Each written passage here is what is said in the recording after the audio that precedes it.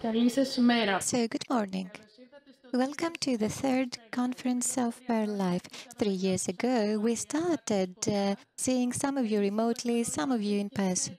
Last year, we were all together in the same room. This year marks the first time that FairLife chooses to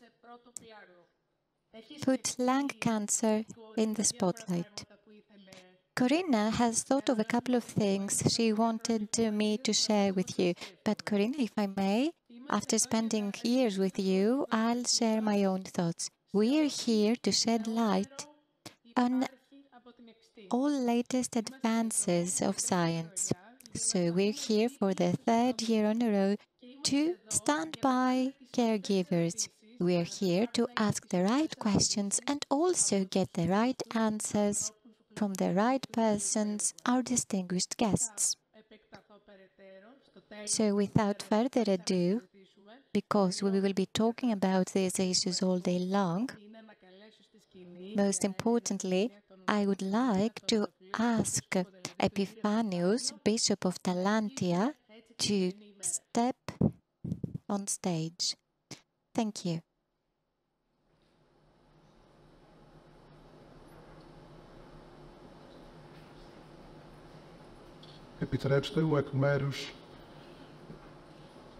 Please allow me, on behalf of His Beatitude, the Archbishop of Athens and all Greece, whom I represent here today, to extend his greetings to the third FairLife Conference. I welcome the third annual conference hosted by the social organization FairLife Lung Cancer Care, titled Lung Cancer in the Spotlight, Everyday Practice to Optimal Treatment. The ongoing training of scientists and above all doctors is self-understood in our era. We must serve humans with knowledge and science, and surely in the case of medicine, ensuring knowledge, or rather mastering knowledge, is achieved through the ongoing updates, feedback, and scientific review at global level. After all, cancer, and particularly lung cancer, is a particular scientific challenge that requires early diagnosis and early and effective treatment. In addition to the purely medical parameters, one objective goal is to raise awareness among the public and also stand by the patient with empathy and love. I congratulate the social organization FairLife Lung Cancer Care on the organization of this conference and their multifaceted engagement in the field of lung cancer. I wish our Lord Jesus Christ blesses the works of this conference. Best wishes, the Archbishop of Athens and all Greece, Hieronymus II.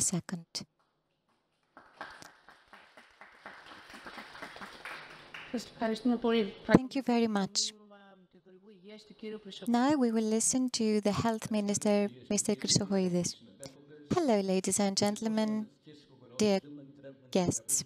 Unfortunately, previous engagements prevent me from being there with you today. However, it is with great pleasure and honor that I extend my greetings to the third FairLife Conference on lung cancer. This is also an opportunity to state that I support and stand by the actions and initiatives taken by you. November is the Lung Cancer Month, and it is well known that this is the deadliest cancer globally. Initiatives such as the one of today are an excellent opportunity for raising awareness among the public through the showcasing of specific aspects of lung cancer spanning from prevention and early diagnosis to effective treatment, recovery, and rehabilitation.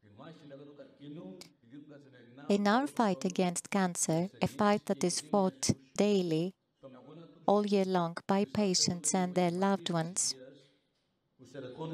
scientists, and particularly the scientists of the National Health System, are there to help them in an effort to make sure that patients have the breath and life they need. The Ministry of Health has the duty to take all necessary measures and implement the strategies and policies required to holistically treat cancer. In this direction, and with this commitment, we work meticulously every day so as to inform our strategies. Our goal is to make sure that there is health and prosperity among all of our fellow citizens and also unimpeded access to quality health services. Thank you very much for inviting me. I am here at your disposal, ready to listen to you, take note of all of your proposals and suggestions so that we plan and implement policies that will promote health in the future. We're all together in this effort. I wish you the best of success.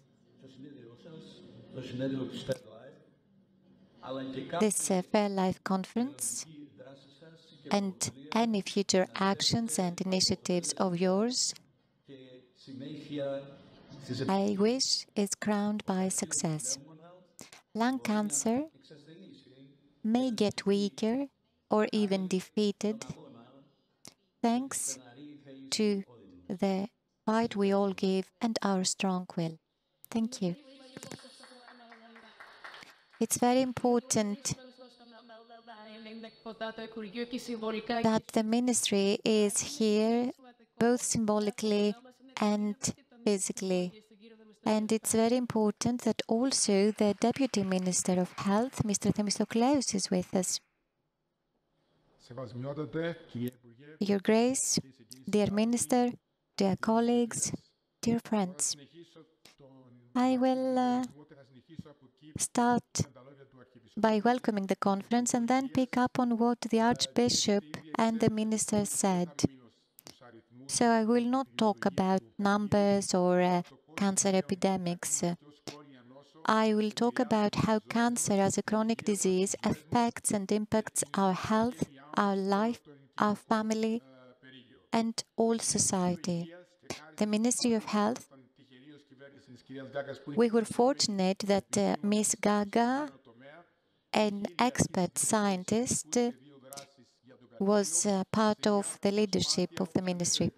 And this marked the initiation of efforts to holistically address cancer, like the minister said. And this holistic approach involves awareness, because we've seen that citizens are not well informed. And I think that this will also be addressed in this conference. So citizens are not well informed, and this may prevent early diagnosis. And early diagnosis is equivalent to better treatment and why not recovery. And the other axis has to do with the recovery fund. Currently, the government is preparing the greatest prevention and treatment and recovery plan under the Spiros Doxiades program, and it is worth 450 million euros. And more screening activities will follow soon. As to the diagnosis and treatment, because this is also one of our targets, there are two specific components. First, higher quality health services and easier access to patients, two initiatives innovative, rather, treatments and the national health systems. In this direction, we make use of digital tools. The integrated patient record is a project amounting to 30 million euros, and it will be finalized in 2025. This will help the ministry provide better services to all patients. Just think of this. Currently, it's up to us to help patients cope with the difficulties along their journey in the national health system. So we will help them through this journey as they navigate the system. And secondly, through clawback, we incentivize the pharma industry so that they develop clinical trials making use of clawback. And this ensures that patients have access to innovative treatments and also platforms that will help better inform scientists and citizens alike as to recent developments. So all of these things are part of the National Cancer Plan, and our ultimate goal is to make sure that there is early diagnosis, better treatment and higher quality services for cancer patients. I wish you the best of success to your conference, and I congratulate FairLife not only for hosting this conference but also for taking up a series of activities. So I wish you the best of success. Thank you. Thank you, Dr. Themistokleous. Dr. Tsiodras, I can see is on his way here. So, he is a professor of medicine and infectious diseases. Oh, you don't want me to say a couple of words about you? No, please do not. So I'm very happy to be here. I've written some notes. So I was asked to symbolically address this conference. I would like to say that as a director of a ward in Attikon Hospital, 1/3 of our patients have malignancy and 85% of them have metastatic disease. So this is something we see in our daily clinical practice. I would like to extend my warmest thanks to all of you during this third conference of FairLife. FairLife was established in a difficult time. So it is my honor to be here by the side of persons who have devoted themselves to the fight against lung cancer. Clearly, any and all assistance by the political leadership is very important. I would like to emphasize the testimony of your president, her personal struggle and the challenges she encountered when her husband, Simon Bell, was fighting cancer is something that makes us all emotional. Your unwavering commitment to turn your personal trauma into an opportunity for positive change is an excellent role model for all of us. Your husband's tragic story, despite problems, paved the way for this organization to be established, and this organization serves as a beacon of hope for all cancer patients. Also, and myself, I am a member of the Public Health Committee that reports to the Ministry of Health. So we value the support you provide to your patients, to all patients. And this is why, like the minister said, you enjoy the full support of both science and the state. In closing, I would like to underline the importance of primary prevention, smoking above all, but also there is a lot of literature on radon. I'm sure you've seen that. Also, there is a dedicated plan that has been submitted by a panel expert, by an expert panel, to the ministry. And we expect that treatment outcomes will improve following its adoption. 1.8 million deaths annually are attributed to lung cancer according to WHO data. This is the latest data of October 2023, and unfortunately there is an increase among women, young women aged 35 to 54, and we do not know the reason behind this. So we will talk more about this during the conference. Using molecular diagnosis and other state-of-the-art modalities means that patients are given the best diagnosis, and we need to make sure that they have access to clinical trials, because clinical trials have been proven to change the clinical course of disease.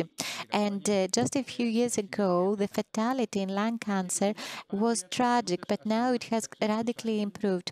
In closing, I would like to mention Simon.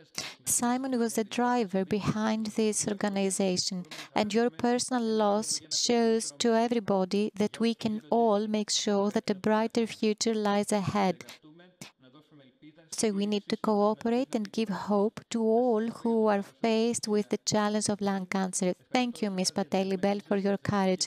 Thank you for your dedication and commitment. Let's continue standing shoulder to shoulder in this fight against cancer so that we can introduce change. Thank you. I wish you the best of success.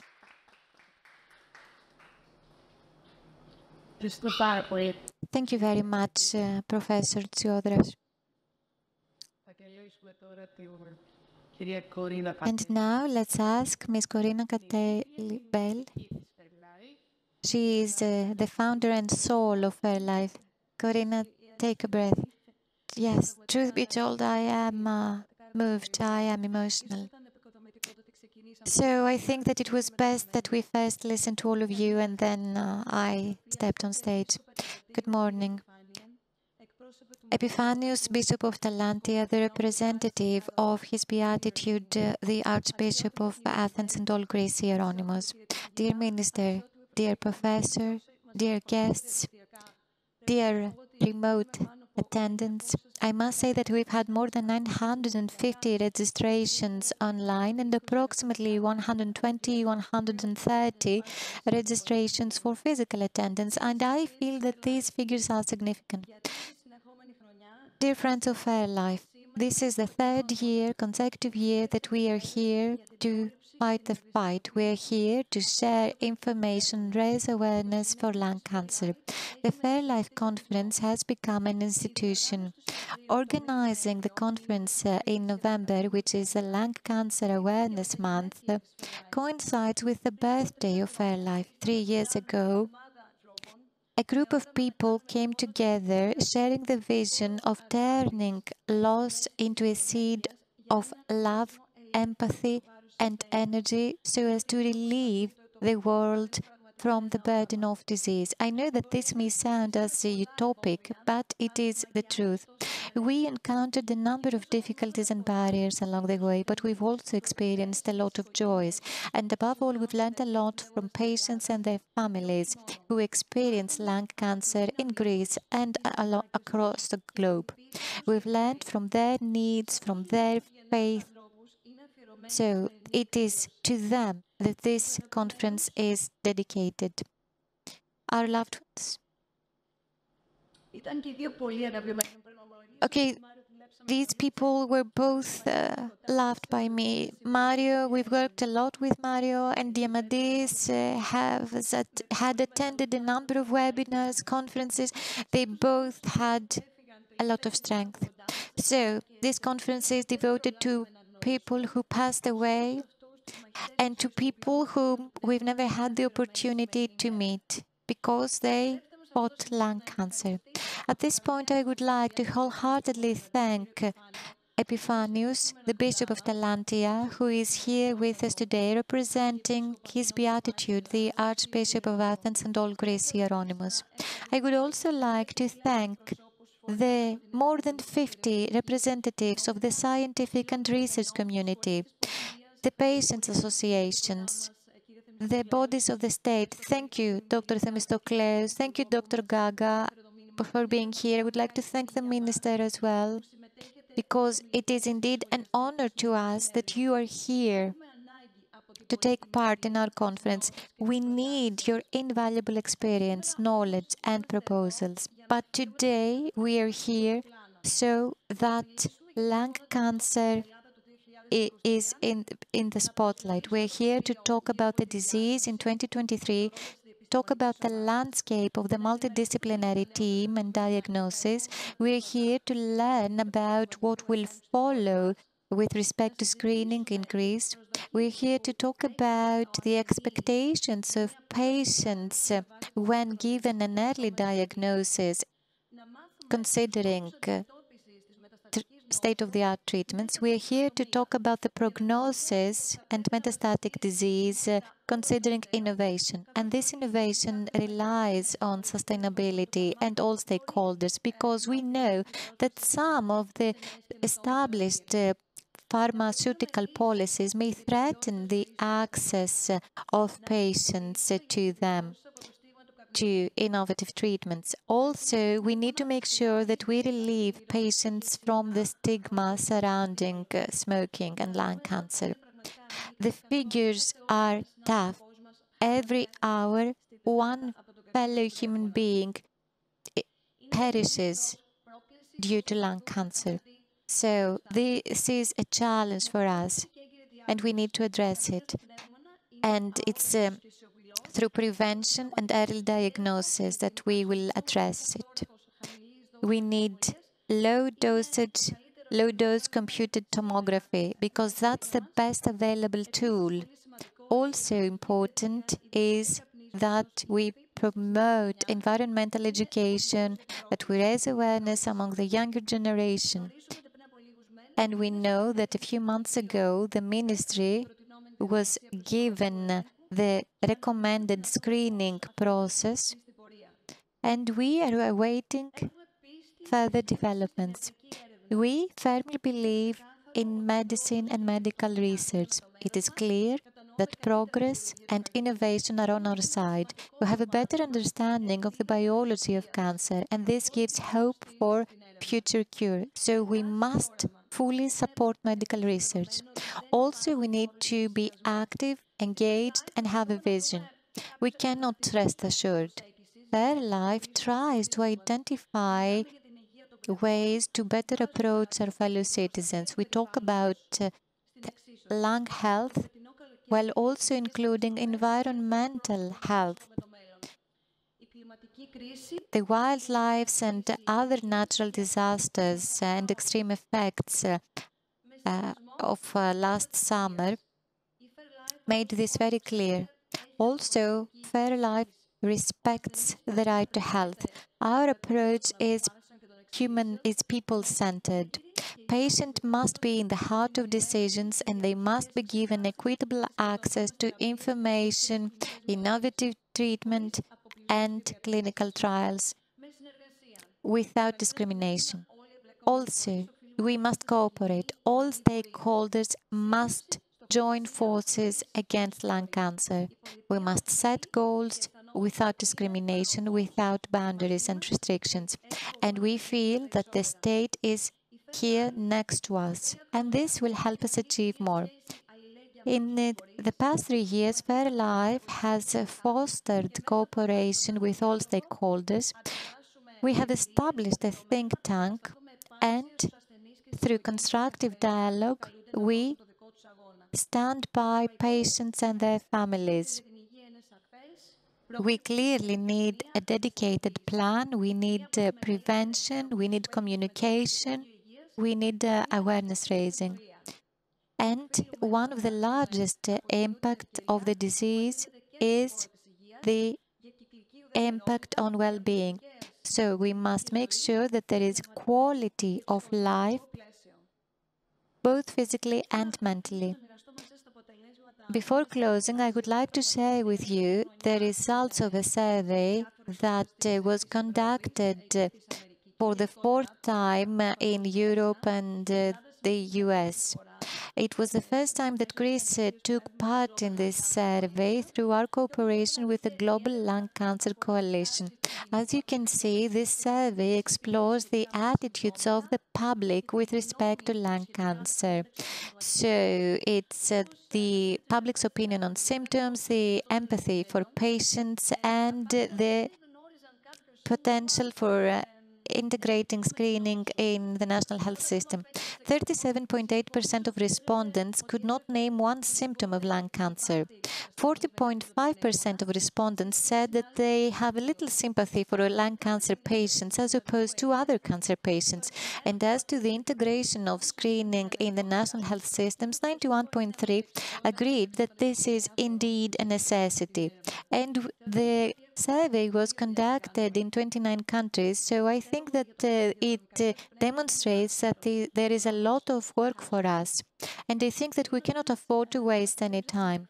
In closing, I would like to express my gratitude to the Board of Directors of FairLife, to our multidisciplinary team of experts, to our ambassadors, to our supporters, to the representatives of media who have been with us in this fight throughout. We need persistence to carry on. And you know, I feel that it's not only a matter of justice, it's not only about paying tribute to people we miss. It's a matter of helping current and future patients, and it's also a matter of us, of our legacy, rather, for future generations. I would like to thank the volunteers and the team who organized today's conference.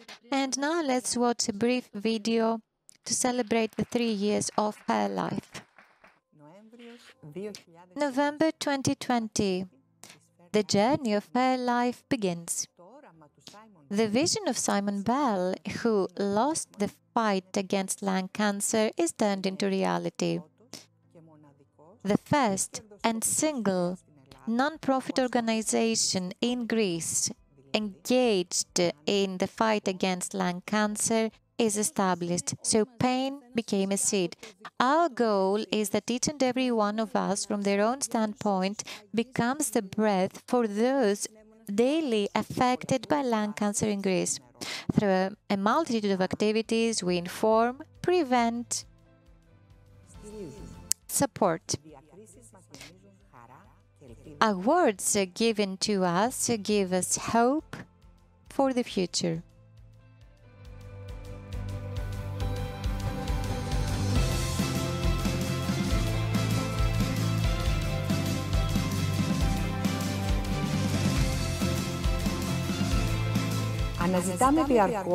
We always seek new ways so that patients get a better life. We provide evidence-based knowledge as a result of our cooperation with scientific societies and distinguished scientists from both Greece and abroad. Our fellow travelers are our volunteers and ambassadors. Clean environment, healthy lungs, free life. We talk about early diagnosis, screening,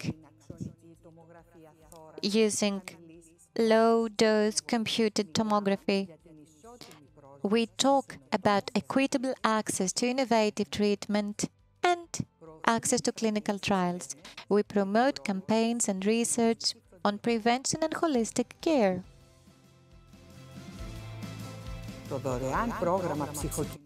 Our free psychosocial support program called Breath becomes a breath for all patients. The campaign Ask the Right Question gives voice to patients and caregivers, thus marking a first in Europe. It's the first time the debate opens. And every time someone asks you, do you smoke? Well, this implies that non-smokers are not well treated. And truth be told, anybody with lungs can, unfortunately, get cancer. It is an awareness-raising campaign. It's a campaign saying, don't be scared, speak up. We meet youth through a number of activities to promote well-being. We talk about lung health, we awaken environmental awareness. So youth is by our side with passion and vision, because it's let life take your breath away. And our end beneficiary is the patient, and the greatest strength comes from their thank you to us. And we treat this thank you being humble. And now we would also like to thank all of you who take part in this journey, the journey of FairLife. With vision and persistence in FairLife, we strengthen, take care of persons, and we treat them beyond disease. Let life take your breath away, not lung cancer.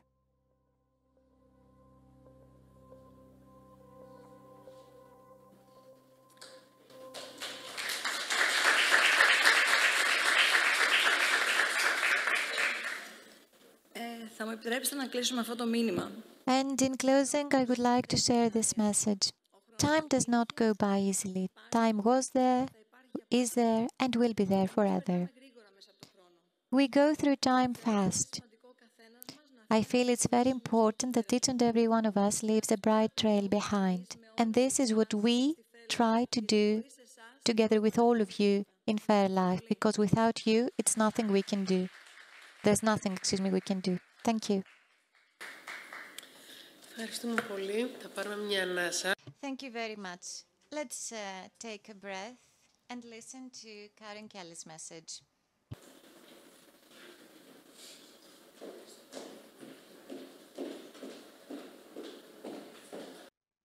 Good morning. For those of you who don't know me, I'm Karen Kelly. I'm a thoracic medical oncologist and the CEO of the IASLC. I'm very delighted to welcome you all to the third annual FairLife Lung Cancer Conference entitled Lung Cancer in the Spotlight. We are certainly in the spotlight in 2023 with significant advances in therapies for early stage disease. I do want to remind everyone that while significant advances in the science is pivotal, it's the dissemination of this knowledge and its implementation that really is essential for reducing the mortality from lung cancer. This conference, which has an opportunity to disseminate this knowledge, to have this interactive dialogue, is critical for our shared missions. Your voice is potent, it's influential, not only in speaking about the issues, but also in driving action. We need to understand the challenges and create solutions so that every patient can be guaranteed access to effective therapies. But efficacy is only one component. It is central to the discussions we have, but we must remember that we need to be talking about side effects, personal barriers, and financial stability. The journey ahead around treatment is wonderful, and we're very excited about all the new therapies. But ideally, what we want is to prevent this disease, and at least we want to be able to detect it earlier. I am thrilled that FairLife had the honor to co-sign the charter of the social initiative Breath of Life, implemented by the Hellenic Thoracic Society. It is through these types of partnerships that we will accelerate our progress in conquering thoracic cancers in the 21st century. As I announced in Singapore at the World Conference 2023, the ISLC is embarking on a very bold new roadmap for the future. But we understand that we cannot accomplish this alone, and we need your help. We need the FairLife community, and we need you. We need to learn from one another, inspire one another as we go forward. I hope you enjoy the conference, and I'm looking forward to seeing all of you in San Diego for WCLC 2024, which is our 50th anniversary. I'd love to celebrate with you the accomplishments that we have achieved together and embrace all of the accomplishments that we're going to achieve in the future. Thank you. I would like to ask Mr. Kodopeidis to take the floor.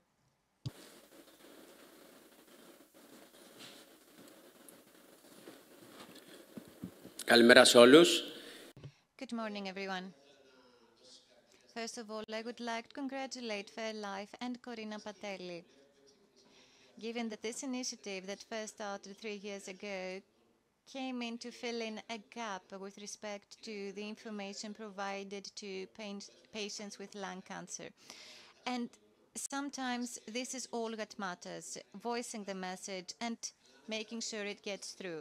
Because unless a message gets through to patients, they are not able to make use of it. I am here wearing 2 hats. The first hat I have on is that of the president of the European Lung Foundation. It's been a few months now that I've taken office. European Lung Foundation was set up in 2000. It is based in Brussels and in the UK. It is closely cooperates with the European Respiratory Society, means scientists across Europe on respiratory diseases. Our goal is to do whatever possible so as to make sure that lung health is maintained among all citizens, particularly in Europe. Lung cancer is one of the key pillars, both as a disease and treatment. We focus on patients who have respiratory failure. Sometimes these diseases are hereditary. It's due to our genes. Other times, these diseases are acquired through life. Therefore, it is very important that we gather knowledge, that we have partnerships at European level, and that individual countries get to coordinate their efforts. Therefore, as the president of the European Lung Foundation, I would like to welcome this effort. FairLife has been an active member of ours, and I think that very soon we will be able to make more announcements. More good news is coming, excuse me. And we will make more changes at national level as well, given that Professor Loukidis and the Hellenic Lung Society is also on board. Now I would like to share some thoughts, because I am a patient with lung failure, respiratory failure. I'm not a cancer patient. I was rather fortunate. I remember when I was an adolescent, I was afraid I was about to die, because back then patients with respiratory failure provided for low life expectancy. So back then my treating physician had said, Dimitris, well, the statistics don't look good for you. But you know what? Data keep changing, conditions and circumstances keep changing, so every one of us need to be cautious whenever we read statistics. So he tried to instill courage in me, and he said, let's say things go bad and you actually make it. Why not take the university entry test? And you know what? I'm one of the lucky ones, because things actually went the other way. And I'm here with you. So I actually turned things around. You know, back then there were no dedicated expert healthcare facilities. And it was a 10-year life expectancy for cystic fibrosis and respiratory failure due to the lack of such facilities and also the lack of treatment. So little by little, we've built the resources needed to help us be here today. And also we've made things happen for reimbursement for treatment as well. And this is similar among lung cancer patients. There are new treatments every day. So we want to make sure that we have free access, that we have access not only for patients with lung cancer, but also with patients for cystic fibrosis. We need to have access to treatment and reimbursement. Also, what can we do today? You are here, and we invite scientists to talk about the next steps forward. At the same time, patients must have an active role themselves. That's my second hat, given that I am the founder of Patient Hub. What is it that this hub does? We try to make sure that patients are able to self-manage their own health. They need to be able to understand what it is that adversely impacts them, what it is that will help them get stronger, and thus get an active and engaged role in decisions affecting their health. And I would like you to remember this. As a patient, It's not like every treatment fits all. And in fact, we talk about customized treatment that will also increase compliance and adherence. We need patients to be part of their treatment plan. So that's all I had to convey. So I, myself, am a patient with respiratory failure. What every patient is missing is interest in lung-related problems. Also, my father died at the age of 41. I'm 41 today. My father died from lung cancer. What I'm trying to say is that treatment is advancing. The more access we get to treatment, the more breaths we'll be able to get. Our breath will be unlimited, and our breath will not be taken away by difficulties. Thank you very much. We're all here together.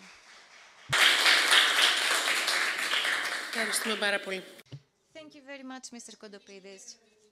Now we will continue with a message by Ms. Smitke. Hello everyone, my name is Elena Papadimitriou and I'm the Vice President of Lung Cancer Europe, a European-level umbrella organization being the voice of people impacted by lung cancer in Europe. It's a great pleasure to again support FairLife in organizing this annual conference in lung cancer in Greece because we believe that this is a great opportunity to raise awareness about the new phase of lung cancer and how it has changed over the years. It's also a great opportunity to share good quality information on the existing guidelines of treatment in lung cancer, but also to discuss the barriers that exist in the healthcare in Greece and the possible solutions.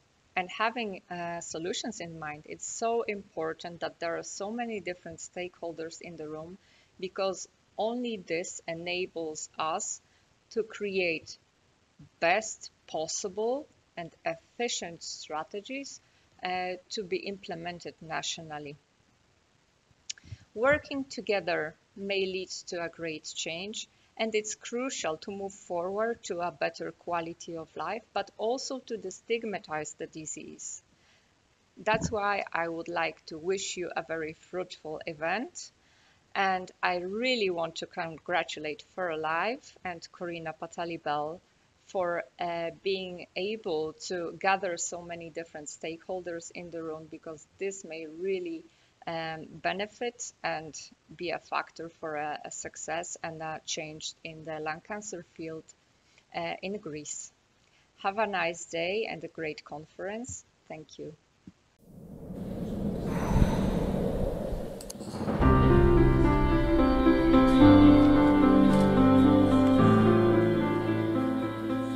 Μιλάμε για το πιο συχνό και θανάσιμο καρκίνο στην Ελλάδα και στον κόσμο. Το ξέρετε. Ο Νοέμβριος είναι μήνας ευαισθητοποίησης για τον καρκίνο του πνεύμου. Είναι αόρατος αυτός ο καρκίνος. Στην αρχή δεν εμφανίζει συμπτώματα. Το ήξερες? Κάθε ώρα ένας συνάνθρωπός μας χάνει τη ζωή του από καρκίνο του πνεύμου. Και σε εμάς τις γυναίκες είναι η πρώτη αιτία θανάτου μετά τα 50. Μην αμελείς τον προληπτικό σου έλεγχο. Εσύ ανήκεις στις ομάδες υψηλού κινδύνου. Είσαι άνω των 50 με ιστορικό καπνίσματος. Ψάξου. Ο Νοέμβριος είναι ο μήνας ενημέρωσης και ευαισθητοποίησης για τον καρκίνο του πνεύμονα, ο οποίος είναι ο πιο συχνός καρκίνος και η νούμερο 1 αιτία θανάτου από καρκίνο στην Ελλάδα. Επένδυσε στην υγεία σου. Κάνε μια αξονική τομογραφία θώρακος χαμηλής ακτινοβολίας. Και να θυμάσαι, οι προληπτικές εξετάσεις και η έγκυρη διάγνωση σώζουν ζωές. Η υγεία των πνευμόνων μας αφορά όλους. Η ρύπανση του περιβάλλοντος, η έκθεση σε χημικές ουσίες και η κληρονομικότητα θα πρέπει επίσης να μας ανησυχούν. Η γνώση είναι δύναμη. Μίλα με τον γιατρό σου, κάνε τις κατάλληλες ερωτήσεις. Ένωσε τη φωνή σου με τη δική μας. Εγώ πρόλαβα. Εσύ?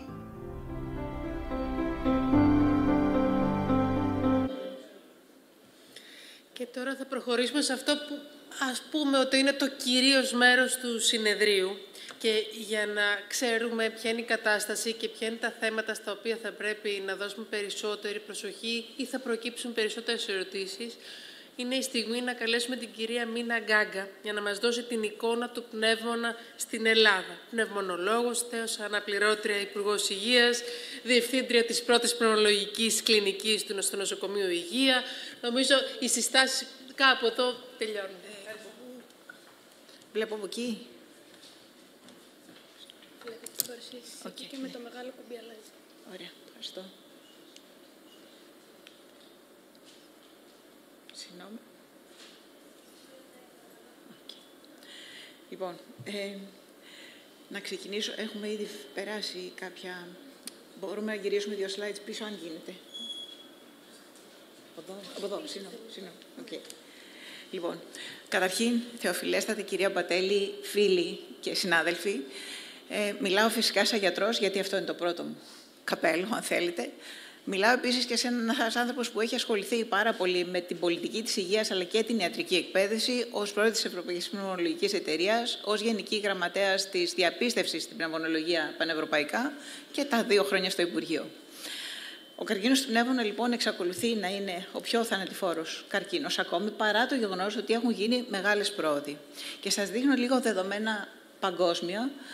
Αυτό είναι από το WHO, από το Global Cancer Observatory. 2,21 εκατομμύρια ασθενείς με καρκίνο πνεύμονα το 2020 και υπολογίζεται ότι θα είναι 3,63 εκατομμύρια ασθενείς με καρκίνο πνεύμονα νέες περιπτώσεις ετησίως το 2040.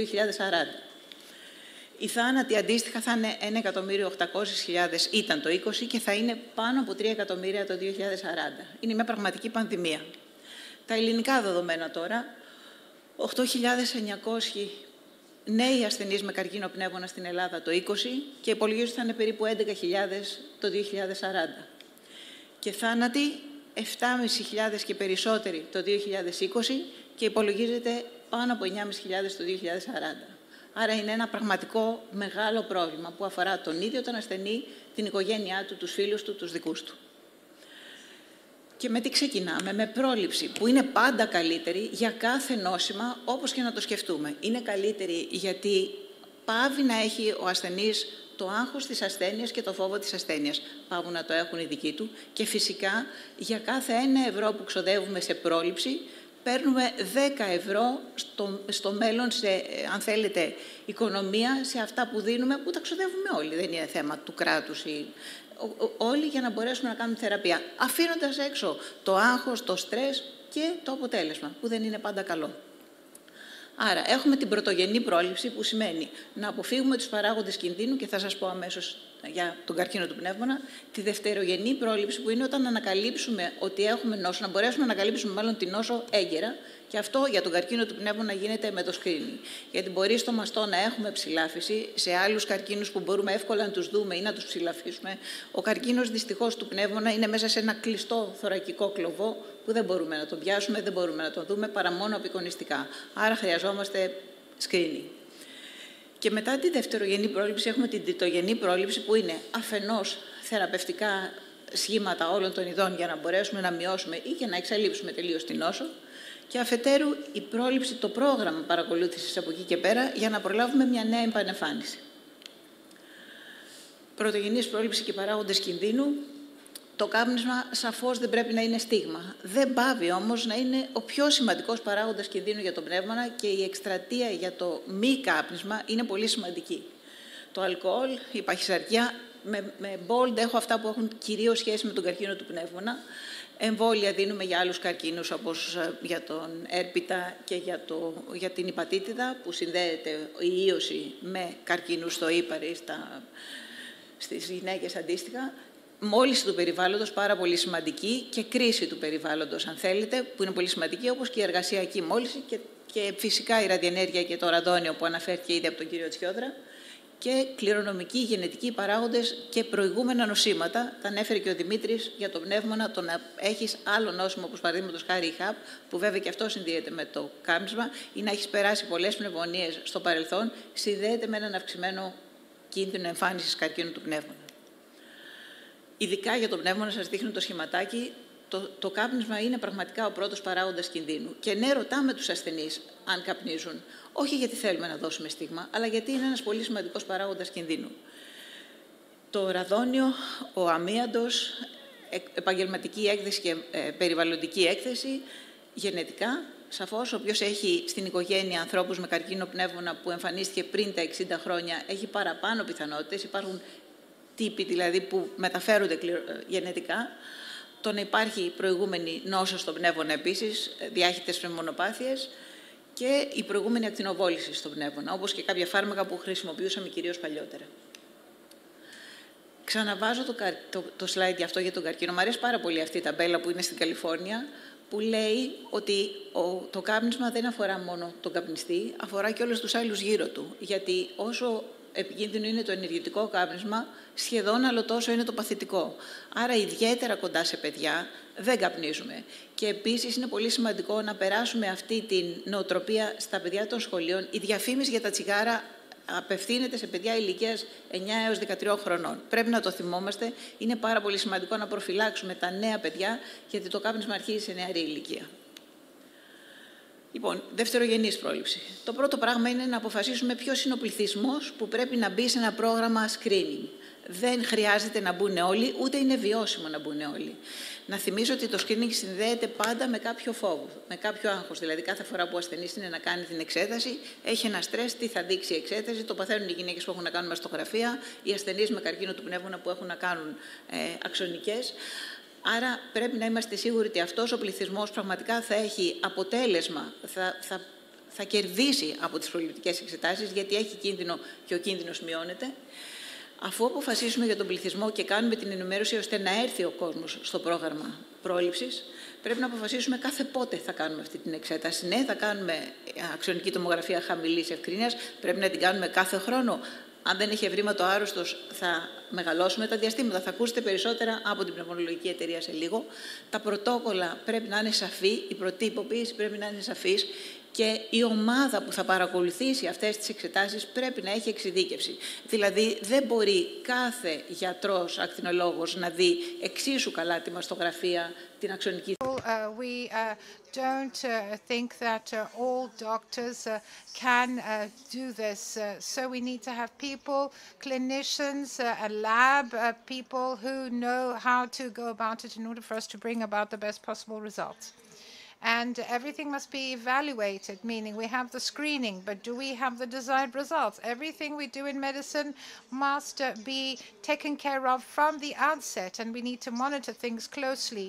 So just quickly, so that you get an idea what screening programs exist in certain countries in Europe. Hungary, for example, has a breast cancer program covering 38% of women. In the Netherlands, 77.5% of women are covered. Those included in the program are monitored. Let's see the percentages. In Hungary, 91.9%. In the Netherlands, 98.6%. So how you run the program and how it is accepted by the population is also very important. Romania, no program. In Greece, we have started the program for breast screening. Now, let me tell you a little bit about the lung cancer program. You'll hear the protocols from the Pulmonology Society, Mr. Chardavelas, and so on and so forth. In Greece, we have limited, if you like, screening programs in Greece and in Europe, and the resolution that was adopted is not the one we would have liked. It doesn't have sufficient recommendations when it comes to screening. There's a good program in the UK. People didn't go. And what did they do? They have these big mobile units. They place them outside supermarkets, outside malls, so that people could go for screening and learn about screening and enter into screening programs together with a smoking cessation program, because many of these people are smokers. So in Greece, we will begin the national screening program between the Ministry of Health and the Hellenic Thoracic Society, and we have a program called SOLAS. It's under the auspices of the European Union. It concerns women and men, or people rather, who are difficult to access. For example, people living in mountainous areas on the island of Crete, 1.5 hours away by car from the hospital, and people who don't easily go to doctors, or special populations like Roma. So as we stand today, unfortunately, just these are statistics from Canada, but this is stage 1. Stage 1, this can be cured. It's 20% in the best possible conditions. Stage 2 and 3, low percentages. Stage 4, almost half. Stage 4, well, we can keep it for years at that stage, but a cure is regarding stage 4, well, that's difficult, very difficult. So let's begin in the lung, because we can't palpitate the lung, we can't feel it, and when there are symptoms, well, it's probably late, doesn't give early symptoms. So we begin with imaging techniques. This can be done via screening, or it can be by chance. And I show you here a case. A woman, for example, had some pain on her shoulder, so she went for imaging. And look, here you can see a shadow. It could have not been picked up, but the doctor was very good. So then there was a CT, and we see that there's this mass to the right. There was a PET CT, and it came out positive. So let's begin. We begin with imaging and imaging techniques. Well, there are many ways to go about it. We have simple, if you like, X-rays. This is not the right, if you like, imaging technique. We have CT scans. We can have virtual bronchoscopy, even though we prepare the normal one, and PET CT, which shows us not only if there are actual nodes, but what the size, for example, is of the tumor. So after this, we do the staging, and we also do histology. So PET CT, at the top, you see the mass and how it lights up in PET. At the bottom, when you don't expect it, you see a lymph node lighting up. This wouldn't have been noticed unless we did PET CT. And here we see where the disease is and where healthy tissue is. And then on, we can do the bronchoscopy. And now we have other ways. So for example, EBUS, TBNA, and so on and so forth. So we see that most diagnoses are through bronchoscopy, and mainly EBUS bronchoscopy, which shows two things: diagnosis and staging of the mediastinum. So the way in which we deal with the patient changes. If they don't have any lymph nodes, if they have a hilar, if you like, or portal lymph nodes, or lymph nodes in the mediastinum. Then after the biopsy, and we need tissue samples in order for us to provide a customized approach. So we have see whether it's an adenocarcinoma, squamous cell carcinoma, and also molecular diagnosis. You see the staining for TBL1, and underneath targeted treatments for a small number of patients, but very good results and less adverse effects or side effects. So when we have all this, we start dealing with a patient, and of course it starts from the mere suspicion of a disease, and this has to do with breaking the news. We can talk about suspicion of disease or the final diagnosis, the confirmation of the diagnosis. And this is why it's very important to have an interdisciplinary group, people who monitor the patient from day one, meaning they're a GP, but also the pulmonologist, the radiologist, the pathologist, everybody together with a psychologist and the social worker. So patients have many problems that need to be taken care of. So how do we break the news to the patient and his family without making them fall apart? So the second thing that is very important is to know the patient. And what does this mean? If they have other underlying diseases, that must make me think of a different treatment, like diabetes or other problems. But what are her problems, his preferences, and so on and so forth? Because treatment is customized personalized, and this doesn't only mean giving TKIs or something else. It's what the patient wants and what is medically correct for the patient to receive, of course, according to preference. So we need to see whether we will have definitive treatment, palliative care. We always offer supportive care. From day one, when we suspect something, we follow them up closely, and we also think of tertiary prevention, which means that we want to reduce the disease and prevent it from appearing again.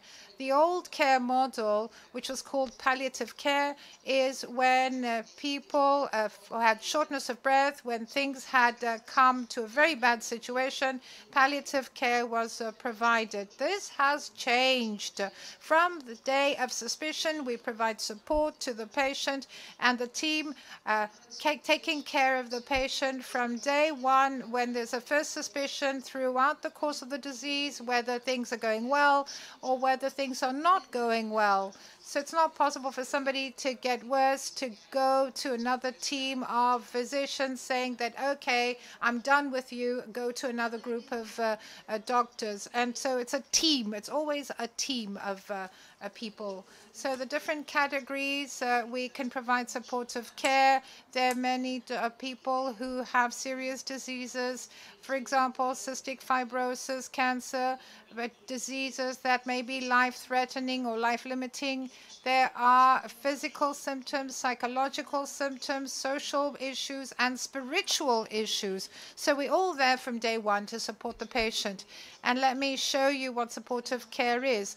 When we're well, we're carefree, we sit, and we feel we're on solid ground. But when we've been diagnosed with lung cancer, we feel that we're losing control and that nothing is solid anymore. But with the help we get from our team, things are propped up again and we feel better.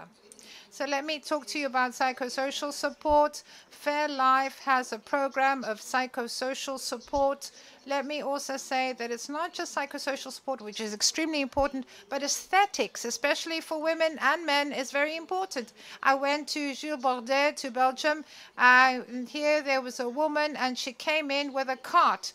And I thought that she is going to the doctors, and she saw there were wigs, there were fake eyelashes, there were different types of makeup, and this is provided to people with cancer. This is a facility provided by the cancer hospital. Oh, let me also say one more thing. Another thing that is very important is the voice of the patient, not only of the patient himself, but of the patient advocate. Somebody who comes and talks about the problem, somebody who makes us see the cancer through the patient's eyes. This is Mary Henning. She spoke to us at the summit of ERS.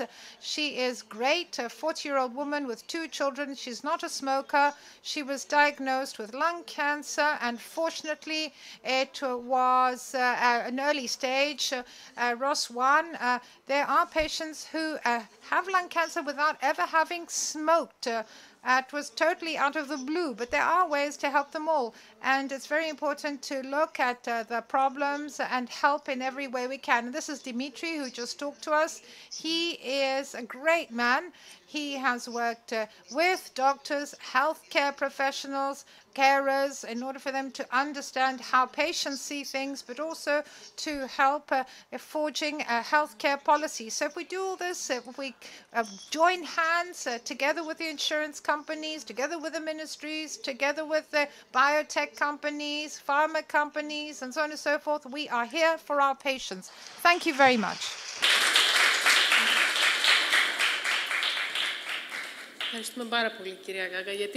Thank you very much, Dr. Gaga, because on the one hand, you showed us what the current situation is, and on the other hand, you gave us room for positive thinking, for optimist thinking.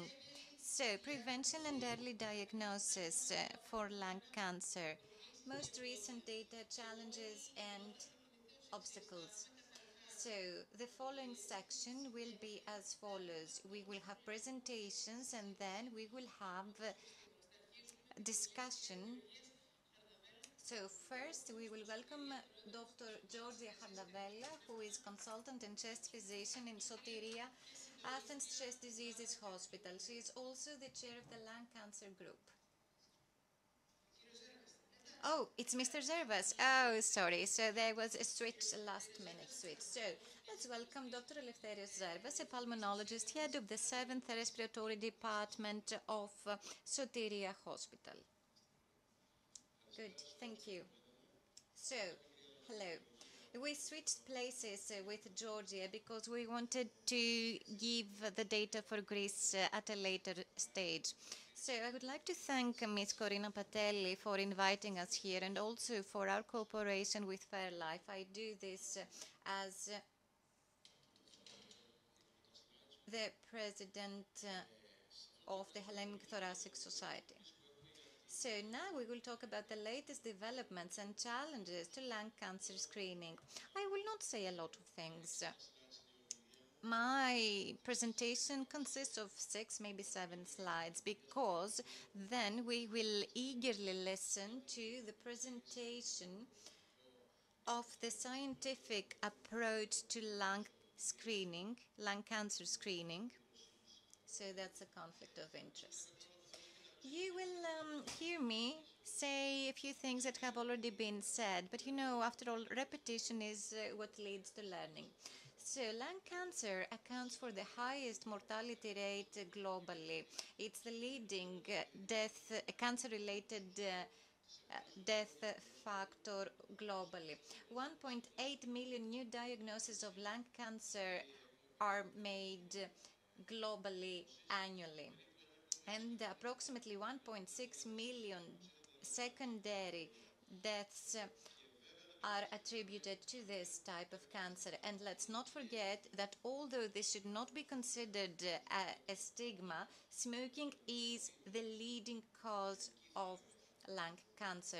And although the anti-smoking law has been partially implemented in Greece and universally implemented in recent years, even today, 1 out of 4 Greeks is a smoker, and this is among the highest rates in Europe. And let's keep one more thing in mind. There is a concerning use of alternative smoking types such as vaping, heated not burned products, and so on, particularly among adolescents. So studies have shown that 1 out of 2 adolescents in Greece have either tried or practiced this quote alternative unquote tobacco products. And one more thing that is equally important is environmental pollution.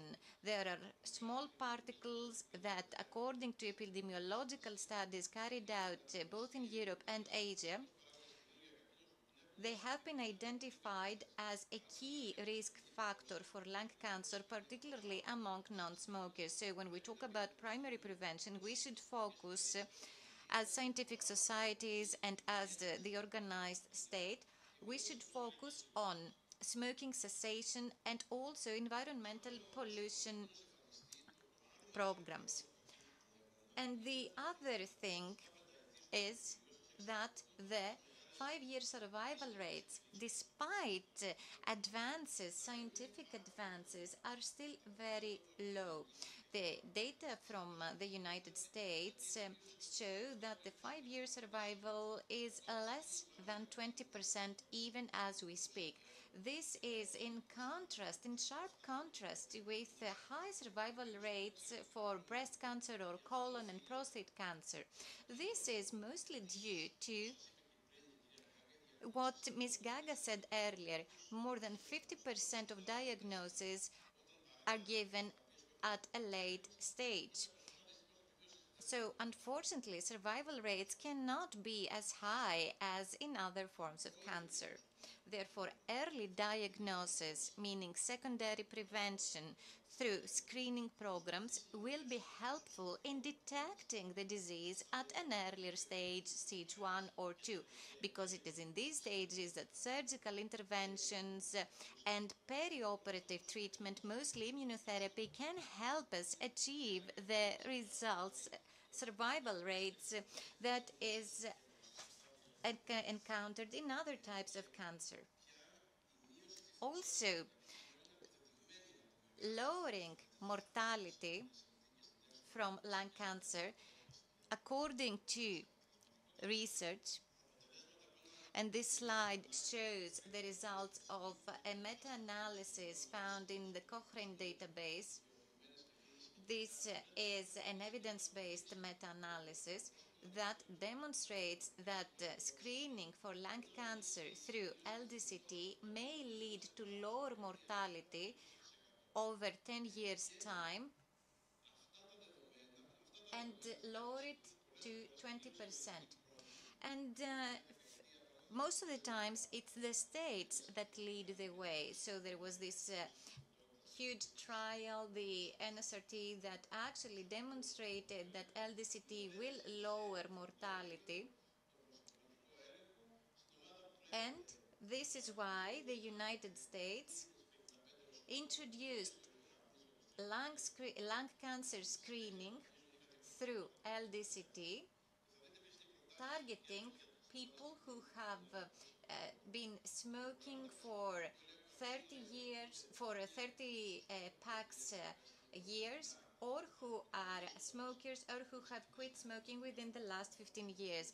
There are, I think, few countries that have actually introduced the same. However, there is a huge debate in Europe as well. And there are some countries in North America, Asia, South Africa, Australia, for example, the UK, they have introduced similar screening programs. Also, the tools available to us come with positive screening findings. And lung cancer is detected, but we have a large number of false positives. However, now the AI will improve this. And another barrier, another challenge was exposure to radiation. But LDCT, that stands for low dose, and with the entry of the ultra dose CT, and Mr. Vernaraki will talk about this further afterwards. So these two methods, modalities, will address these problems, but the state must establish such a screening program at national level. This slide shows a list of the key decisions factors for approval in 10 different countries. So this is something that is available to policymakers, and you're able to tell that we do have these things. So clinical evidence to support mortality reduction benefits of lung cancer screening, we do have this. We need to raise awareness. We need to have infrastructure,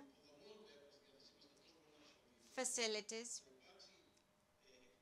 We need to have training and quality assurance, and Georgia will talk about this because this is part of the program we have proposed, and the state must be willing to invest in such a program because the outcomes of this program will not be visible here or in 1 year's time, but they will be visible in the long run. So we need to invest in screening, interventions, and lung cancer screening. In closing, just to give you an understanding of how things are internationally, this is a paper authored by the IASLC, and it shows what things will look like in 5 years' time. We are currently taking our baby steps, but I am here to talk to you about how we will detect the disease and how we will also have non-smokers screened, and how we will also make use of AI in order to lower false positives and improve the true positives. And there is a path taken by international community that I feel should be our path as well. Let's start walking along this path in order to achieve better results. And in closing, I would like to ask my colleague, Ms. Hardavella, to take the floor. She will talk to you about what's going on in Greece at the moment, because great efforts are underway, and Ms. Hardavella is a key contributor. Thank you.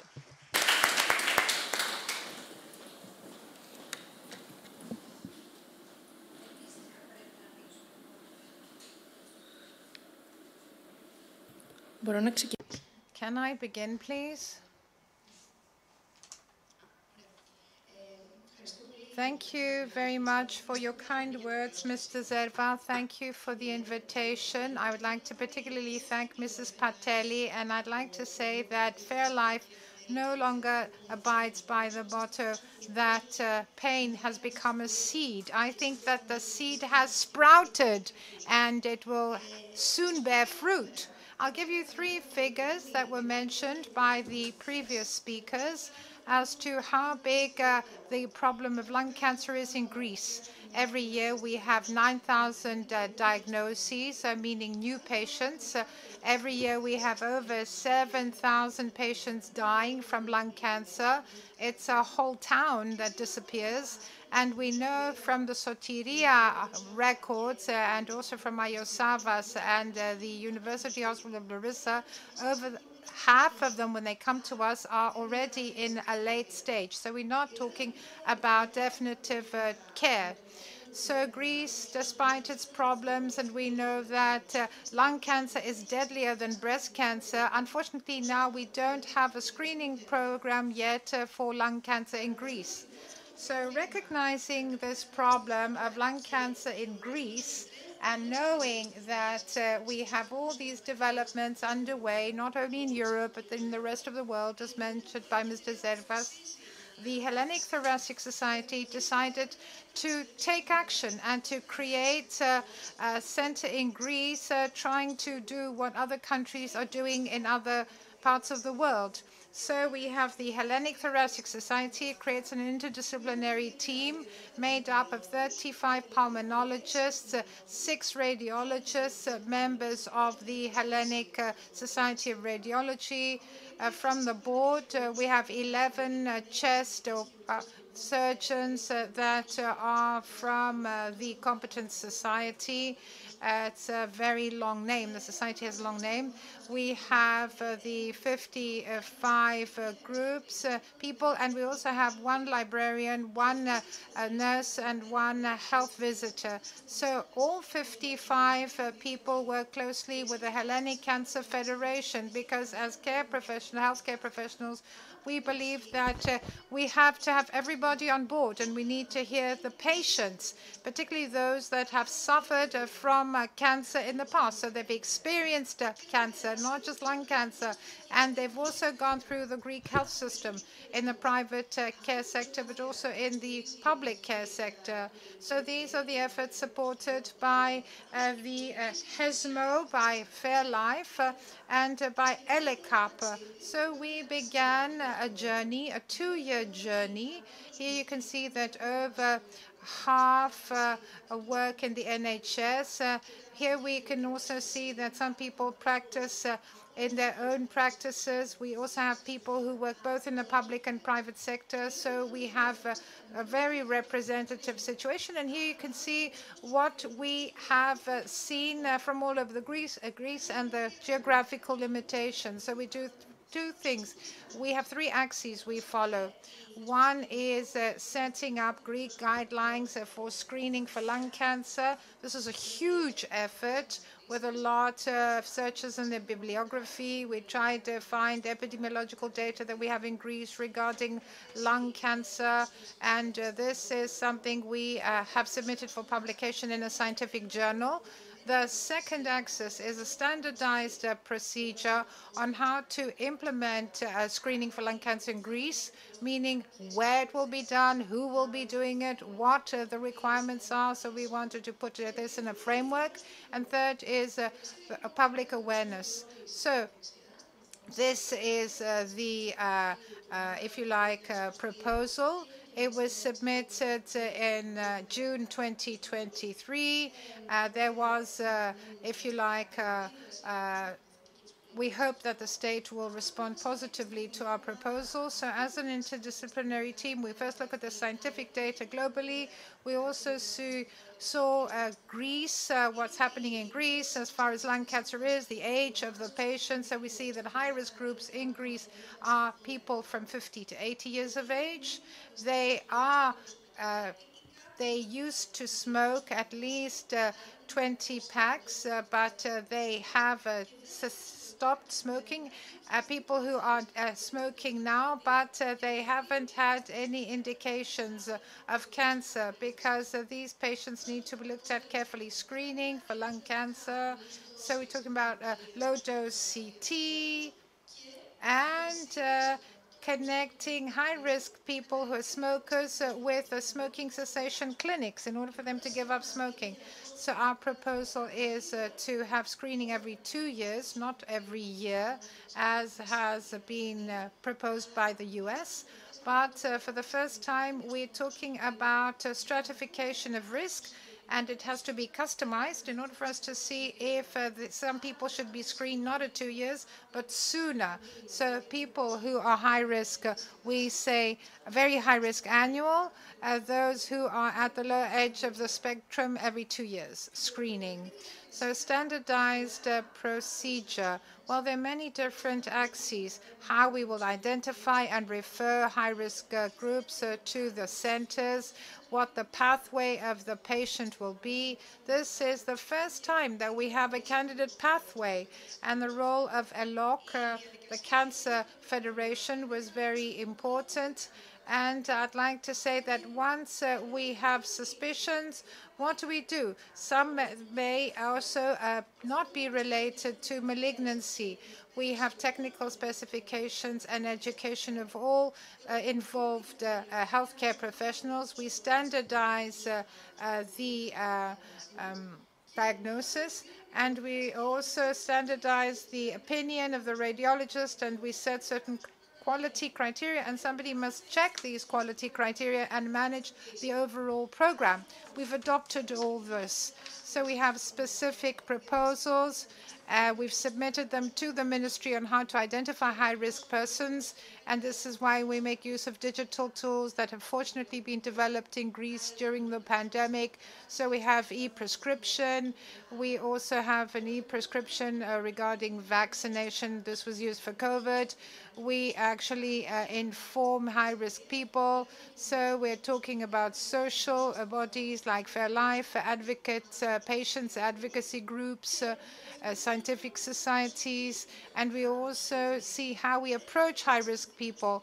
And this is linked to the stigma of smoking, and this was mentioned in the beginning. So we standardize the way. It's not just come by the practice so that you can go do a low-dose CT. That's not the logic.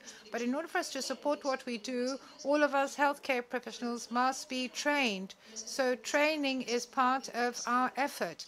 It's part of what we propose. 2 training programs, first level and second level. First level is where all professionals participate, healthcare professionals, without us looking into specialties, meaning screening only pulmonologists or GPs. And after a lengthy consultation, we thought that this should be open to all doctors because this means the greater the success of the program. And now we are trying to define the first training level. Now, the second thing I'd like to talk about is the people at these centers. So after an informed decision by a trained healthcare professional, we have e-prescription, and we send all the information of the person to the center, the screening center. This, it only takes a minute to fill in this form.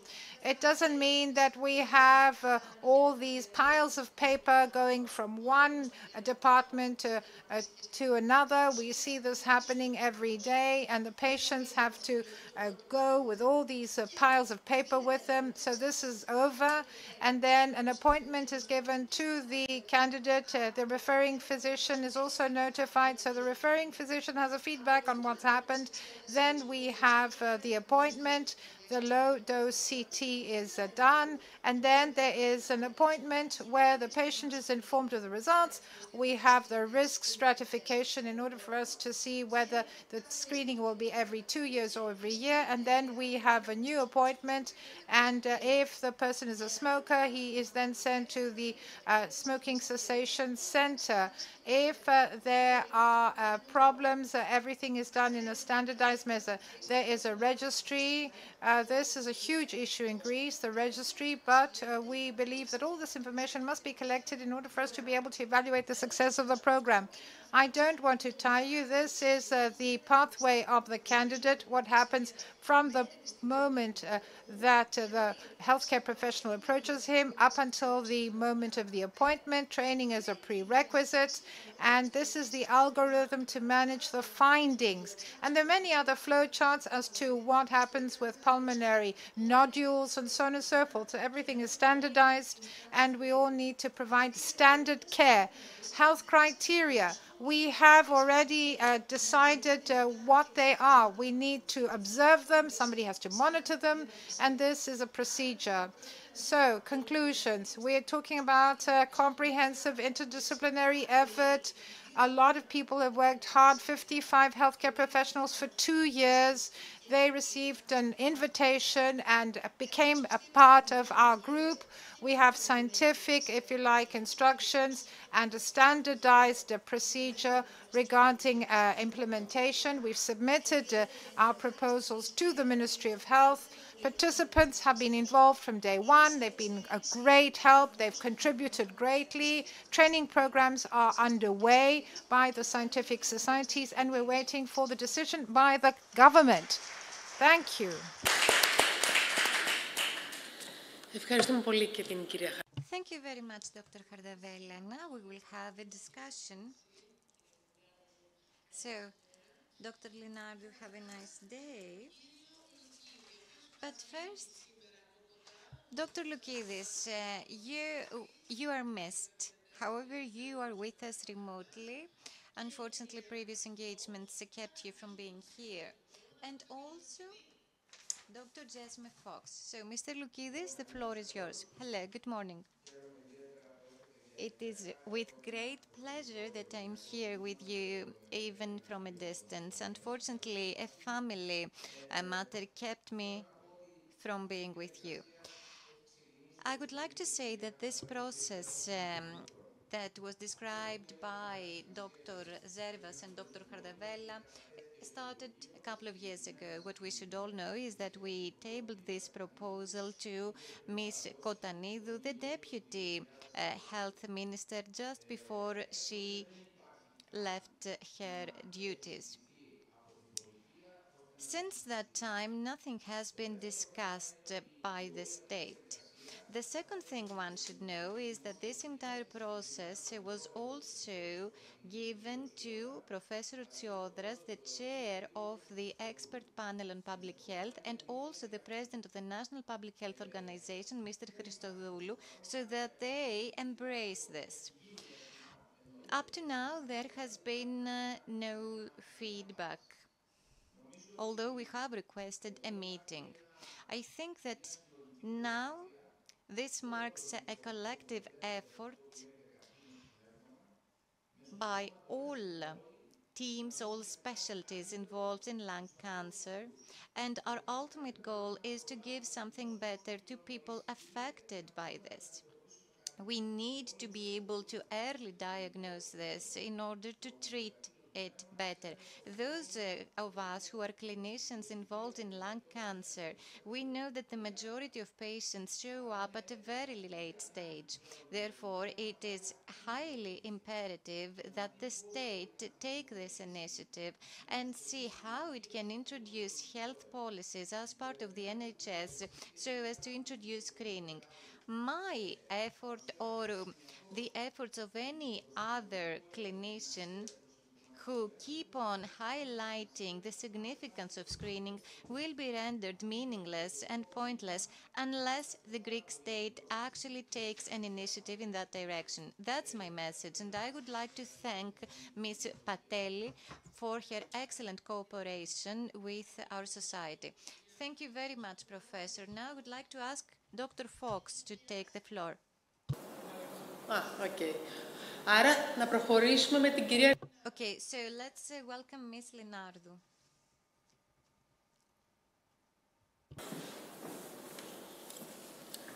Καλημέρα και από μένα σε όλους. So, good morning. I do have some slides, a few of them, because I wanted to also comment on the initiatives taken by the FairLife team in the past 2 years. So I also wanted to bring this into the spotlight, although they have been talked about in the past as well. So in practical terms, I think that we will all now agree that the third annual FairLife conference is not to talk about how we will screen, but about something that is common knowledge among experts, how we in Greece, we will at least in a pilot stage implement screening effectively. So I think a lot has already been said. Unfortunately, although figures have been improving in recent years, Greece is still one of the smoking hotspots across Europe. Also, regrettably, we are among the worst performers with respect to non-smokers.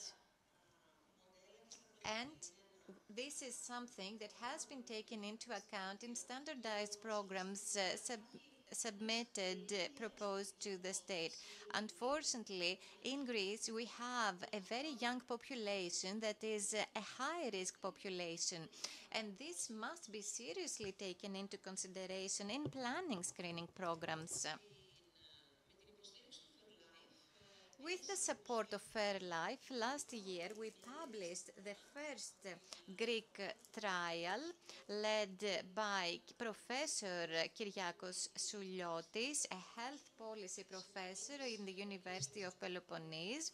Also, a co-author was Evi Hadjiandreou, who is a member of FairLife, who has contributed a lot to health policy making.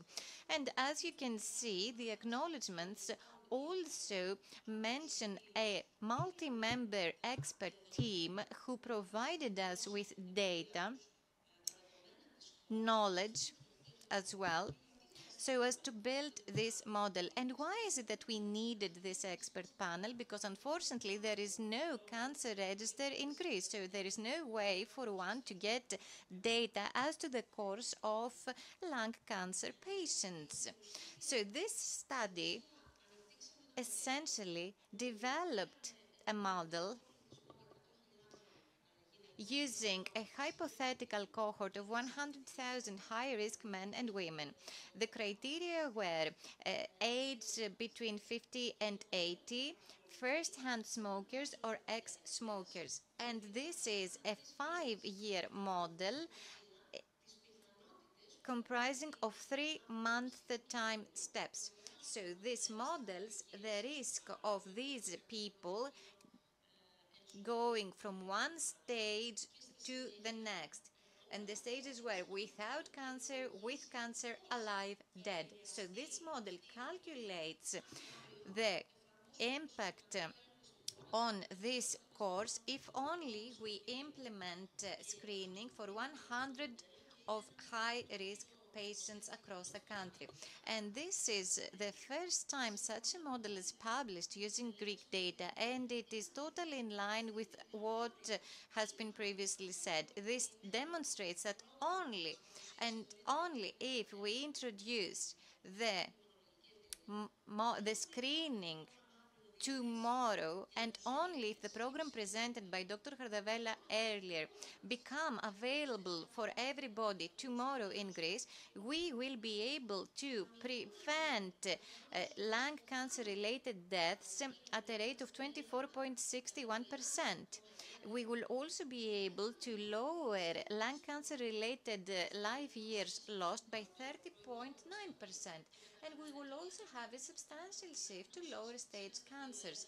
And you can all tell that if we have stage 1 or stage 2 lung cancer, you can operate and you can have more effective treatment. So this is another huge benefit of screening.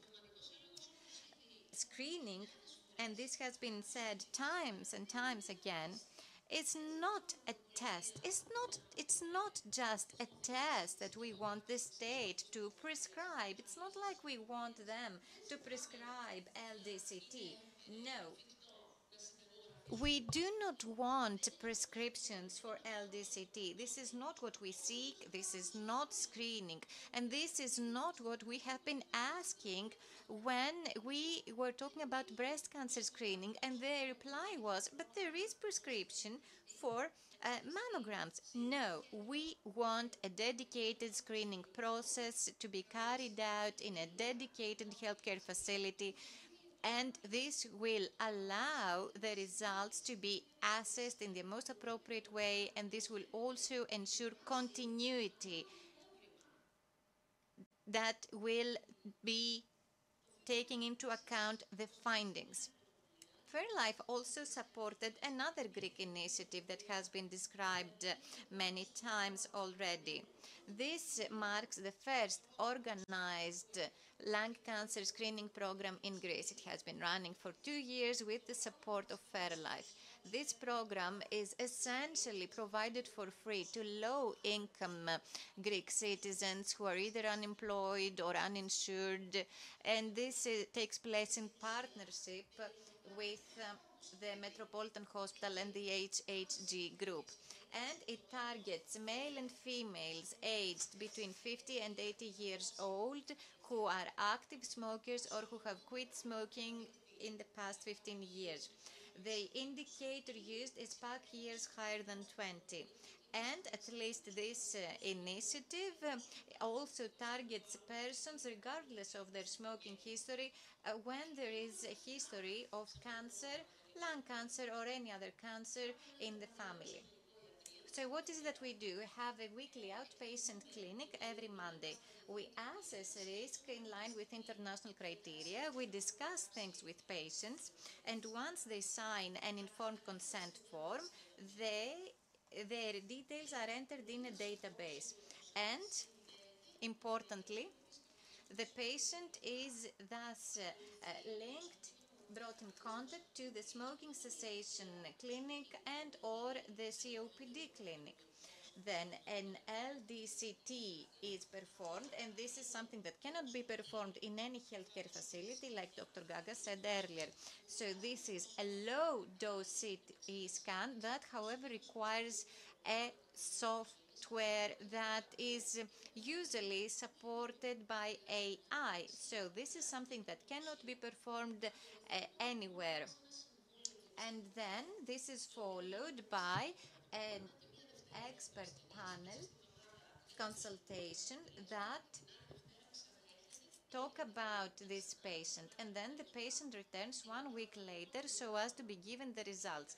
When there are abnormal findings detected, a treatment plan is prepared. There may be follow-up imaging, there may be referrals for tests. Also, there is not only the treatment plan given to patients, but also the conclusions. And if the CT scan is normal, the next year's appointment is scheduled. This is the volunteer team of this screening program called Lung Health.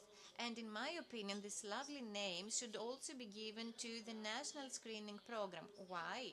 Because it is in line with a UK standard whereby screening is not there to yell at people to get tested for cancer, but it is there to encourage people to talk about their lung health. So it's an awareness raising program.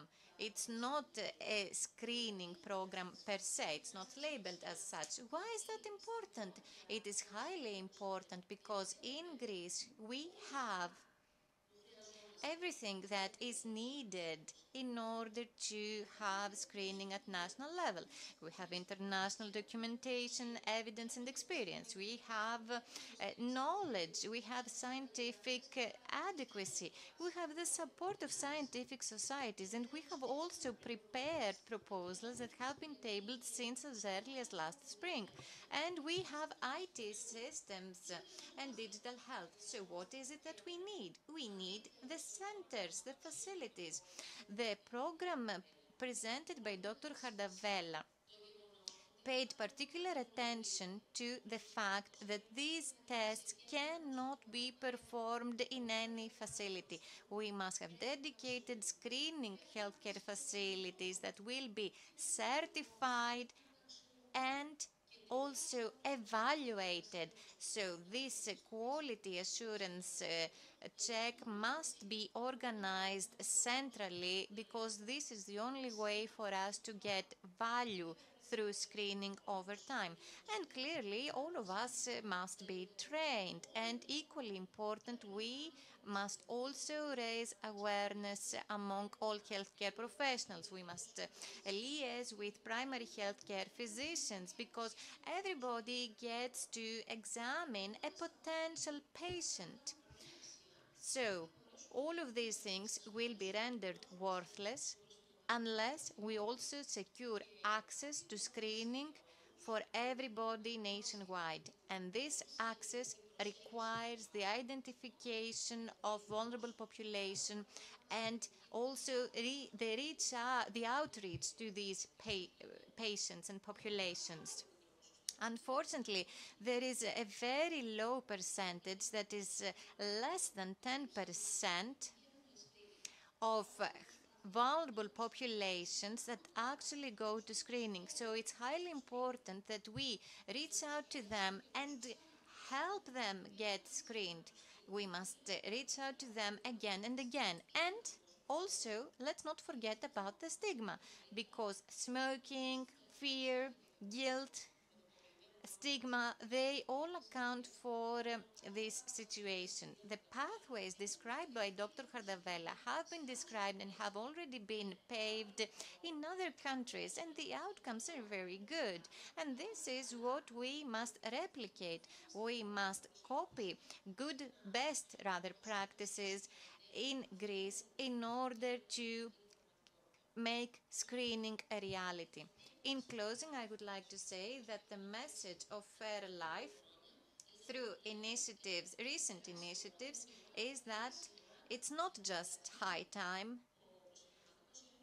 It's not just time, it's high time that we introduce screening as part of the national healthcare program. I would like to believe that all of us will join our efforts to actually get this going and prioritize lung cancer screening. Thank you. Γίνεται κατευθείαν η γέφυρα, γιατί και εσείς, κυρία Λινάρδου. And both you, Ms. Linardu, and Dr. Gaga earlier talked about the UK example, and we could actually replicate this example, these practices in Greece. Among the countries that has implemented the early screening. So what is your experience? I have my slides. Can you hear me? Yes, of course, we can hear you. Thank you. Well, firstly, thank you to Karina and to FairLife for this opportunity to present. Next slide. I'm going to say a little bit about our UK experience. And we've been undertaking research for a number of years now, and we still have two very big lung cancer screening trials in Yorkshire and in London that are still ongoing. We have had a number of pilots, and I think the one that most people know most about is the Manchester pilot in lung cancer screening, which was so successful that it led on to, can you still see my slides? That it led on to something called the Targeted Lung Health Check programme, which is actually lung cancer screening in a pilot.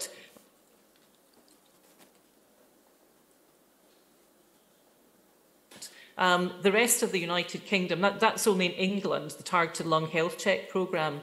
The rest of the United Kingdom is some way behind.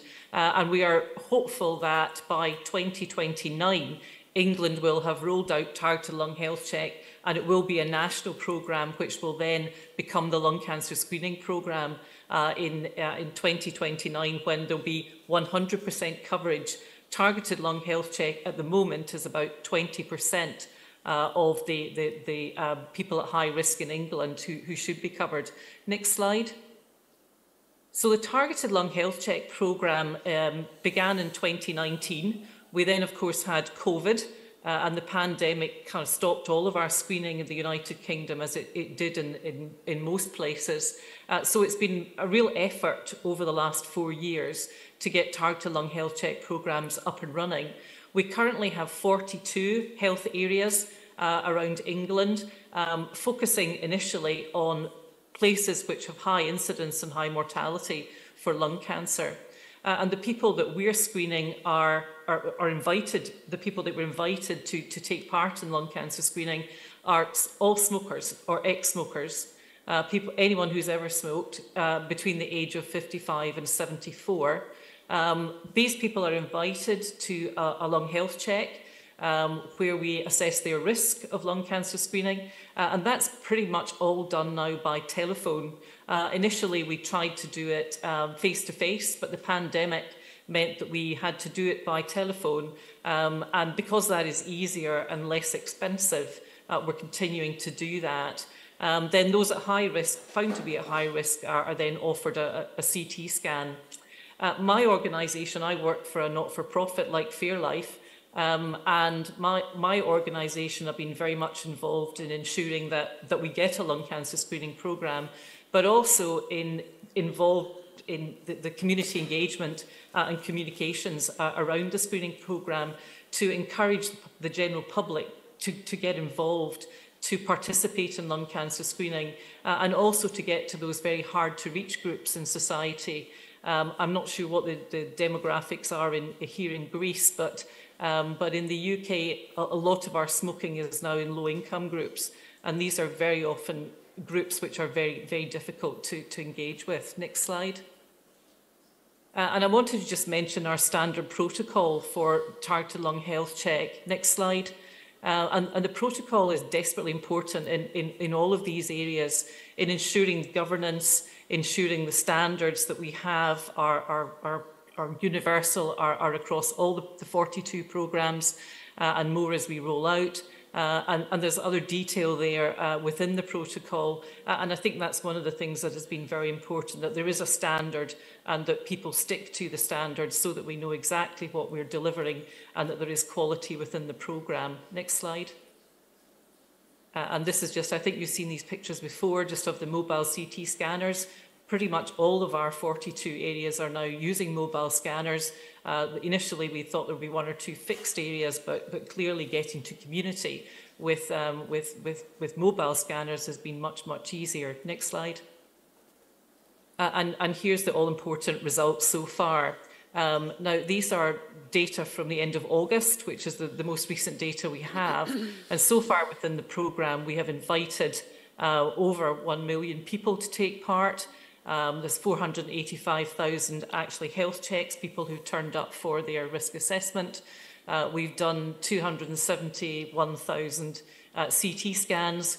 And the all-important, we've found 2,705 lung cancers, of which 74% were stage 1 and 2, which is hugely important. These people now are being offered, clearly have been offered potentially curative therapy.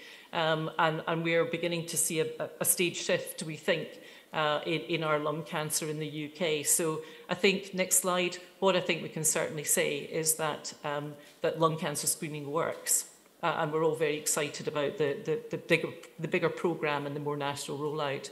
And here are just a few observations that I would kind of make as in my involvement with the programme, that clearly it's important to learn from experience of others. And I would draw your attention to the Lung Cancer Policy Network website, which is a huge amount of information created by people who are actually doing lung cancer screening and in support of others who are embarking on it. I think you've already found here, lung cancer screening champions are desperately important to make all this work. I think it's important that you start small and expand and start in areas of high mortality, so that you will know that you will pick up lung cancers which are asymptomatic. The standard protocol, as I've said, I think is very important to get to those hard to reach groups. And I think one of the big differences between the lung cancer screening programme and other cancer screening programmes is that it's that targeted nature of it. It's the fact that we will have to go out and find smokers and ex-smokers within our communities to ensure that we're picking up the right people and picking up people early. And that community engagement piece, I think, is very, very important. I think another thing we found is that those patients who've been picked up early are extremely inspiring, and they are the people who are encouraging others to attend lung cancer screening and so have the chance of being picked up early. Smoking cessation services are desperately important, not just for the greater good, but also because it does make your screening programme much more cost effective. And clearly issues around quality assurance and ensuring that you've got high standards are also important. And I think the one thing we always forget to do in healthcare is actually celebrate success when we have some. Next slide. And this is just a picture of Bill, who is someone who was picked up very early in the Targeted Lung Health Check programme, and he has been a tremendous advocate at encouraging other people to take part. Final slide. And just to say, I think the bottom line is that lung cancer screening works, and I think it's a very exciting time in lung cancer, ensuring that we are catching people when the disease is in its early stage and when curative therapy is a potential. Thank you. Thank you very much, Mrs. Fox. Εδώ ολοκληρώνεται αυτή. So this is the end of this section. We will take a short break and we will stick to the agenda because we must end this conference by 7 p.m. Thank you.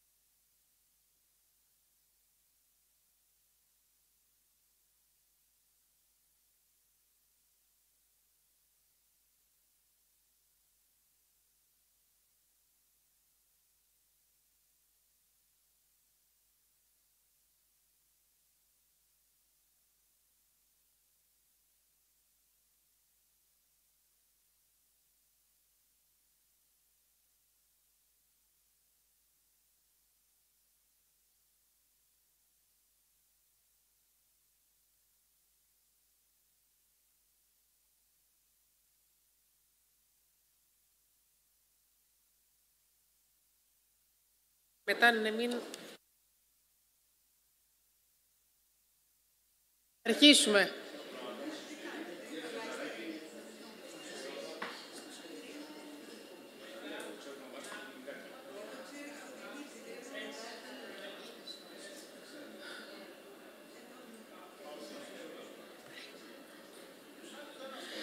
Εμείς επιστρέψαμε, σιγά σιγά φαντάζομαι... We have returned. I think that pretty soon everybody will return to the room. So, Dr. Tsoukalas, I do apologize because I can see that your company is lovely, but please resume your discussions in the next break. So, now it's time for our next session on lung cancer diagnosis. First, Dr. Tsoukalas, a medical oncologist, at the oncology department of the General Military Hospital, and will take the floor. So, the structure is as follows. First, there will be presentations, and then a discussion will follow. Thank you. Good morning, or rather good afternoon. Please tell me how I can change my slides. Thank you very much.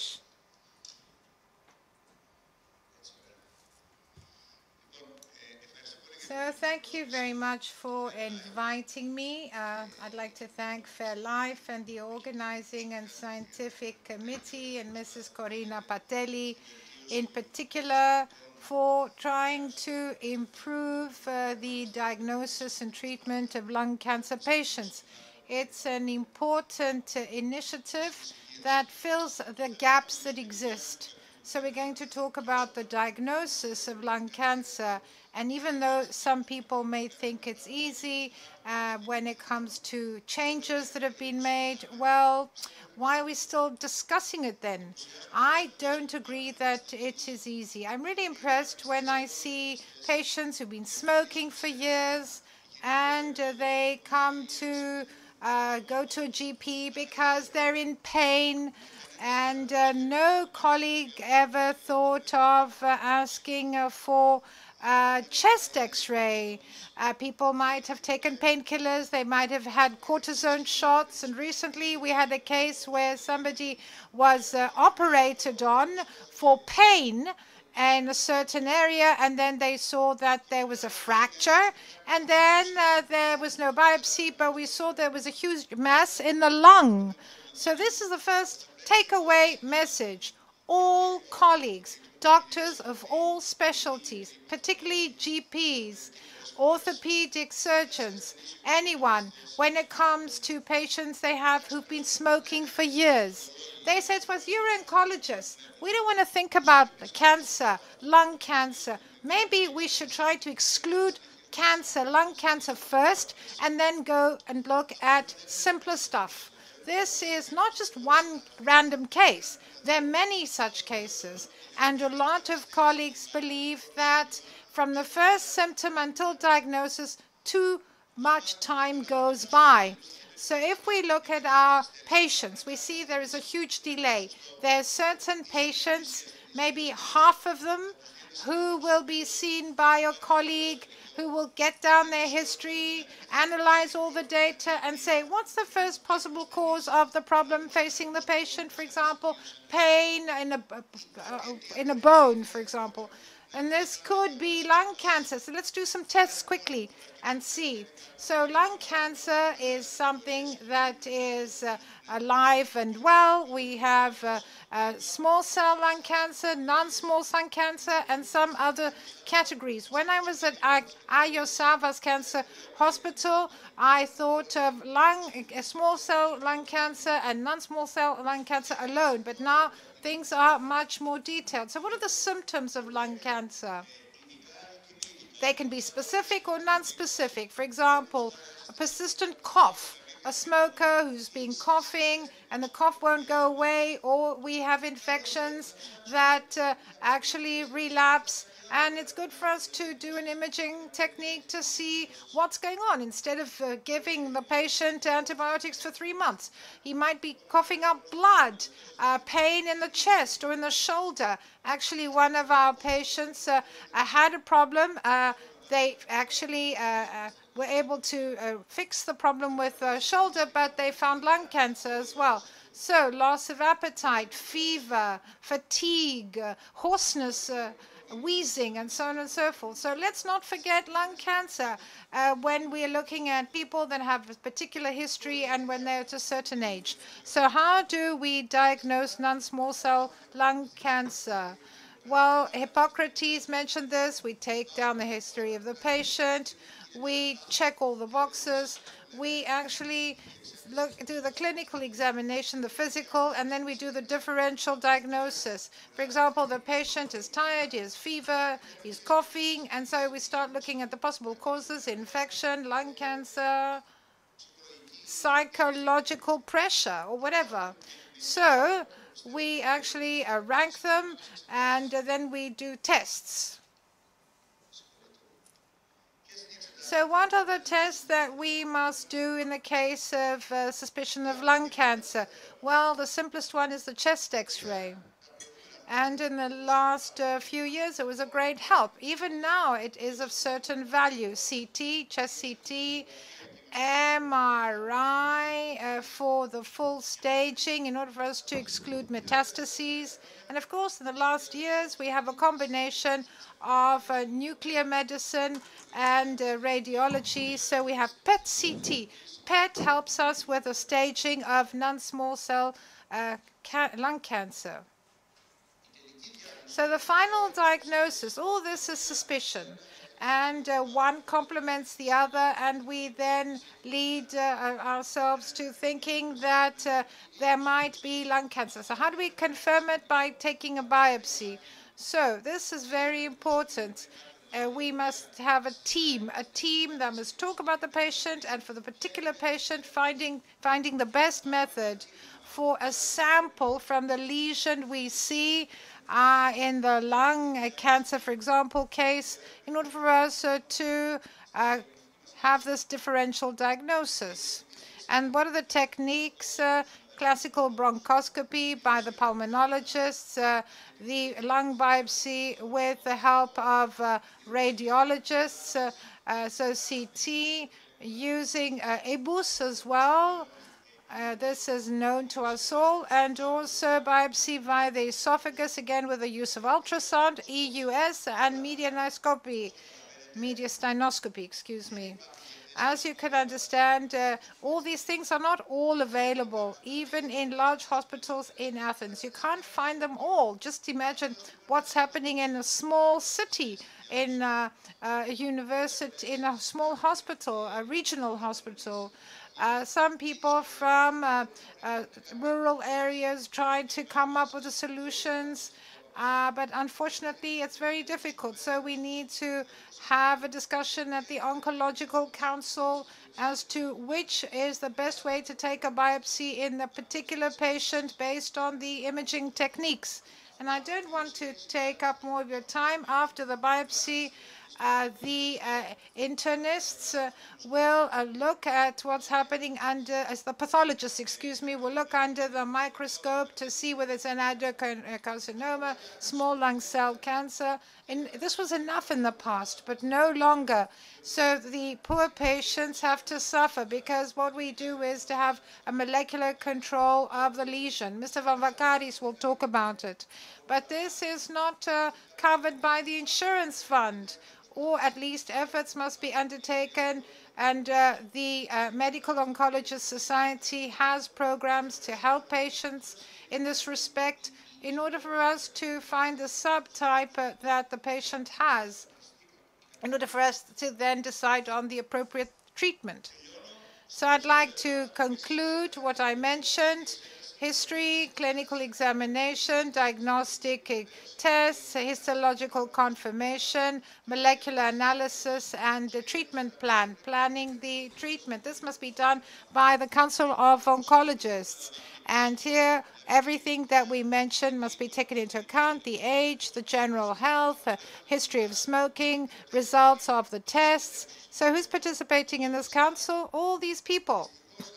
Unfortunately, even these oncology councils are not a daily routine in Greece, as is the case elsewhere. In some hospitals, this is not the case, unfortunately, which is another problem we need to deal with. Thank you very much. Thank you very much. Now we will continue with a presentation by Mr. Stratakos. Mr. Stratakos is with us remotely. Then we will listen to Dr. Vamvakaris. So, Dr. Stratakos, are you with us? Good, thank you. Hello, I hope you can hear me. Yes, loud and clear, thank you. Okay, so I do apologize for not being there with you. Unfortunately, today's agenda kept me from being with you. I've had some patients with lung cancer, sadly. So it is a pleasure to be with you from a distance. I would like to congratulate Ms. Papadimitriou and all of her associates for taking this initiative. I think Dr. Tsoukalas said quite a lot of things. So I will talk from another viewpoint so as not to repeat what has already been said. My presentation is about 2 visits. I thought that I have 2 meetings with my patients. Visit 1 is for diagnosis. Visit 2 is for further planning. So people present themselves with some symptoms. Dr. Tsoukalas was right to say that we need to take the medical history. And obviously, we cannot but prescribe imaging. There can be no patient without a CT. I will not actually accept people unless they have a CT performed. Just think of the following. We prescribe imaging to asymptomatic patients. We cannot have people coming to us with hoarseness, chest pain, and spitting out blood and not have CT prescribed. We cannot just tell these patients, come back for follow-up in 2 months' time. That is of essence. So visit 1, when patients describe these symptoms over the phone, must include the prescription of a CT or a prior CT. So we must be doing this. And if we suspect the presence of lung lesion, and we have reasons to think that this is indicative of malignancy, we should prescribe PET-CT, not for diagnosing, not for staging, but in order to see whether or not there are remote lesions, whether the bones, the adrenal glands, the skin also has lesions. This will help us choose the starting point.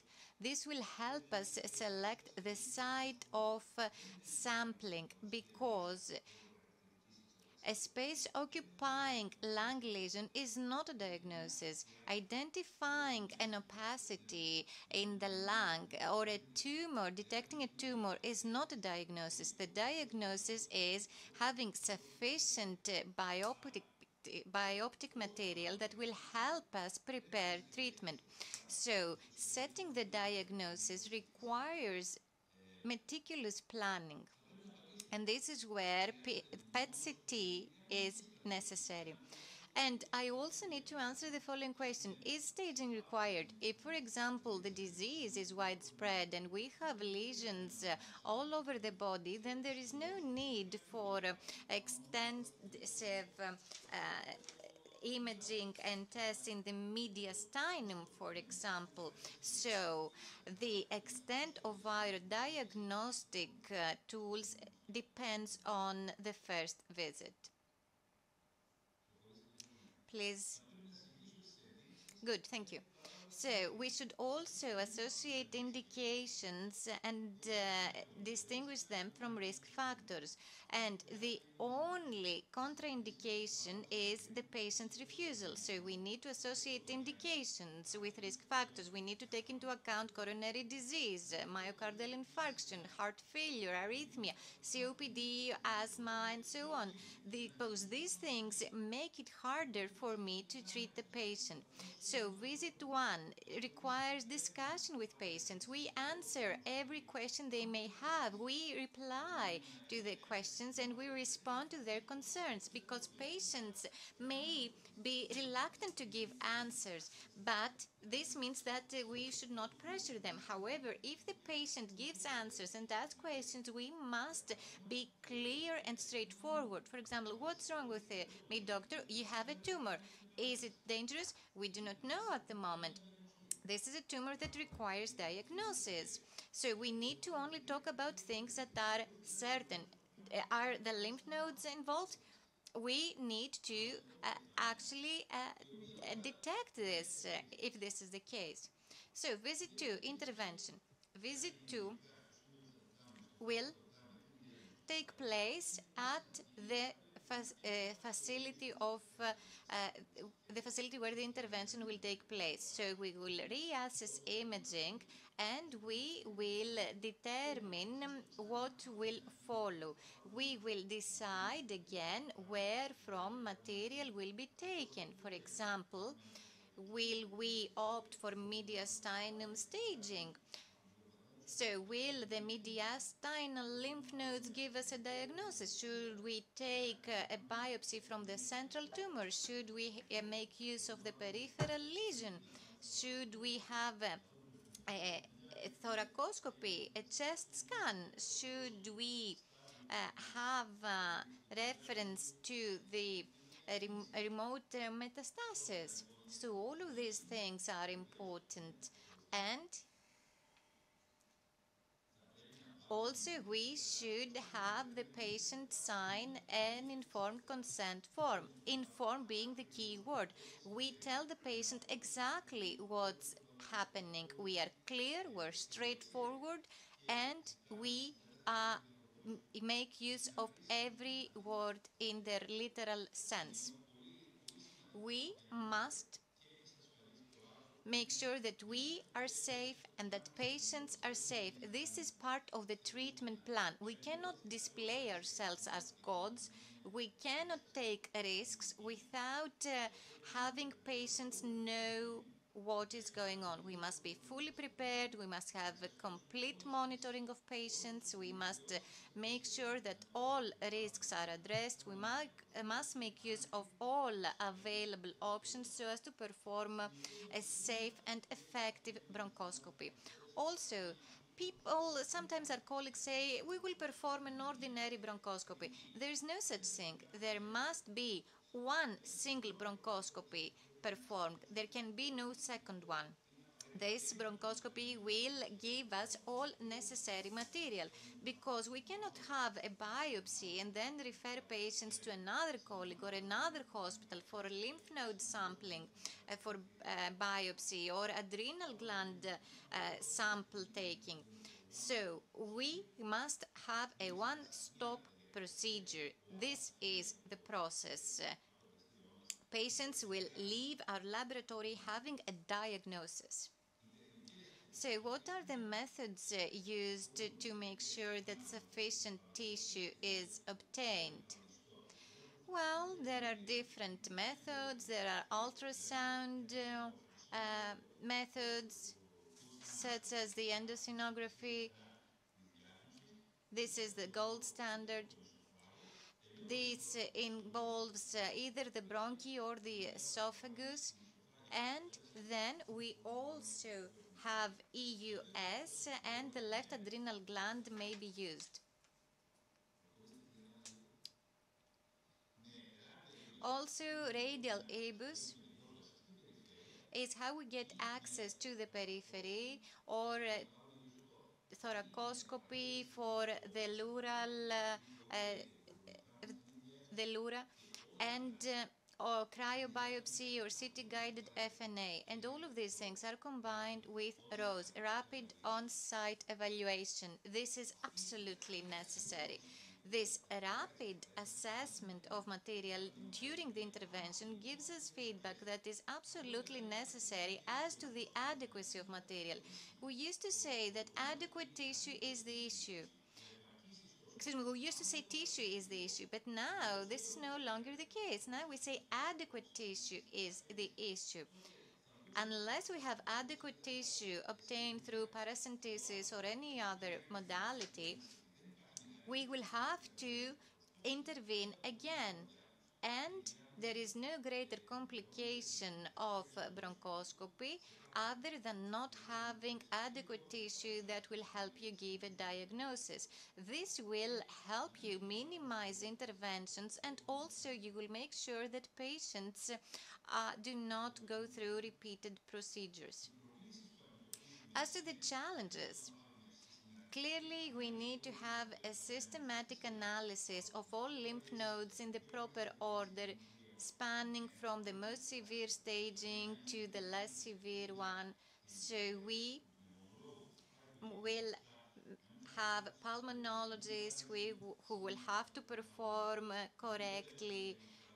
We must also not mess up with samples, and also we need to make sure that the patient does not return for the same procedure again. And one last thing before I pass the ball to Dr. Vamvakaris, the course of the sample is of importance. In Greece, we tend to have cytological laboratories and pathologic laboratories housed in different facilities. So there are many times when these two laboratories are not in contact with one another, and special authorization is required for PD-L1 expression analysis, and then we need referral to a third laboratory. So the time that goes by may imply delays up to 2 or 3 months. And this means that when eventually the diagnostic analysis is available, the staging needs to be repeated from scratch. So all of these things need to be taken into account and remedied so that there are no delays in diagnosis. And please, now we will watch a video. I merely wanted to show you that the end of diagnostics is this one, and then this end to us, this final diagnosis, does not mean that we turn our backs to the patients, because what is the end for us is the beginning of the adventure for the patient, and the patient needs us to stand shoulder to shoulder with them in order to treat them along their journey. Thank you. Thank you very much. The next speaker is Mr. Vamvakaris. Καλησπέρα και από μένα. Hello from me as well. From the discussion you've already heard, the easiest conclusion and the most important conclusion we can draw is that a great effort has been made so that the patient who went to a doctor because he's in pain or because he has a certain symptom now knows that what he has is probably a malignancy. So the approach from now on is not a medical matter, it's also being humane. We have to give the patient what he needs to feel comfortable, to feel that he's in the right hands, and the adventure he's going to go through is something that is manageable and must be managed in the appropriate manner. So here we're talking about the role of the pathologist. It's the specialty that will receive the sample, the histological sample, and then everything will be decided from then on. Let's hope that the results are good, but normally when it comes to lungs, we have a lot of cases where there is lung cancer. So what's state of the art? What do we need to do? And I'm not saying we meaning Greece. I'm talking about we worldwide. And this is why the WHO sets the guidelines so that we can all speak the same language. And regardless of where you are on the globe, you will have the best care as a patient. So, in other words, I'm going to be very brief. These are the 3 stages: pre-analytical phase, analytical, and meta-analytical phase. This is a sine qua non. You must do all this so that the patient can have the optimum treatment. So this means that we won't have 2-speed patients. And this is independent of the social aspect or the financial part. This is our underlying philosophy. And I'm not talking only as a doctor here. So in the case of the lungs, we have the so-called handbooks by WHO. I call them Bibles. This is the Bible for the lung. So on the basis of the WHO, we do the classification. And based on this handbook, which is updated regularly whenever we have important developments, the guidelines are set, which must be followed in order for us to have the best results, the optimum approach. So immunochemistry. We're talking about the technique that uses immunological techniques, either artificial or natural, of the human organism, on the basis of which we can carry out a diagnosis, standardization, but also determine whether it's a primary tumor or metastatic. So in the case of lung, the use of immunochemistry is necessary in diagnosis.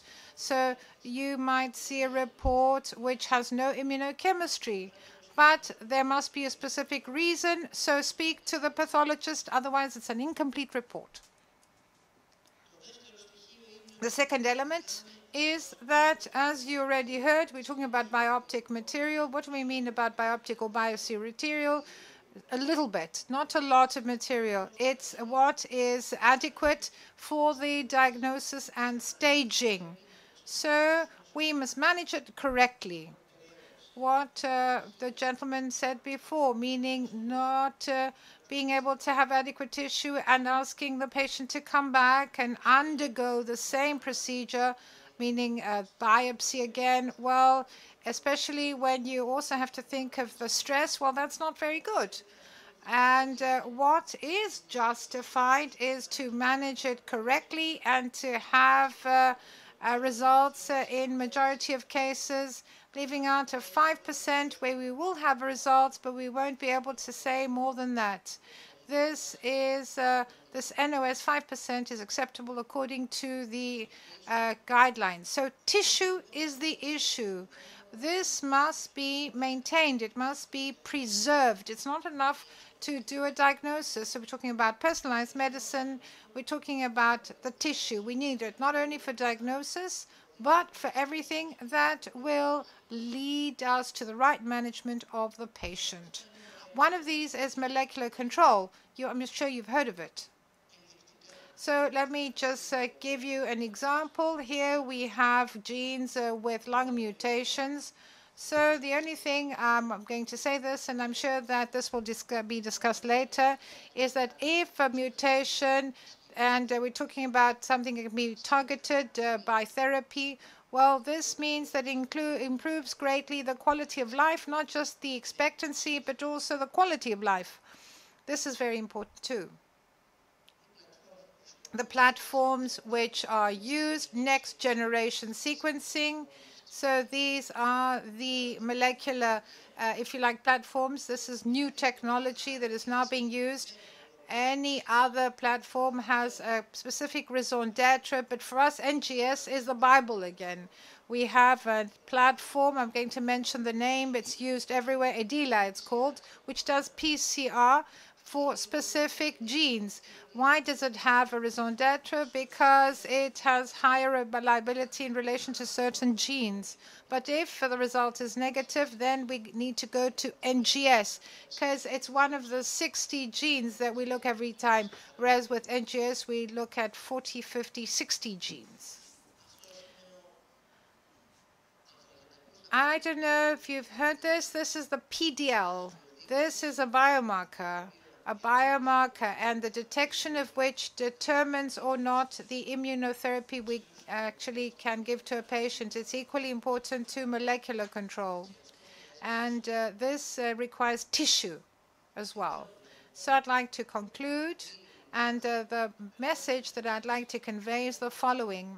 We need pathologists of 2023. We need people who, regardless of whether they're good or bad, that's not the point. They're always good and they're always better scientists. But we want them to follow the guidelines. We want them to be good.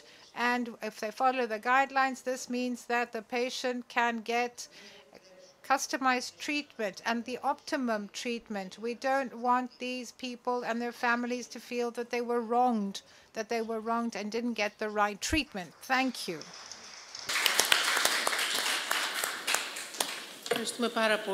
Thank you very much. Dear Dr. Saridakis, we will now start with you. We all understand, particularly after listening to the last three speakers, that the diagnosis part is what you strive for, early diagnosis in particular.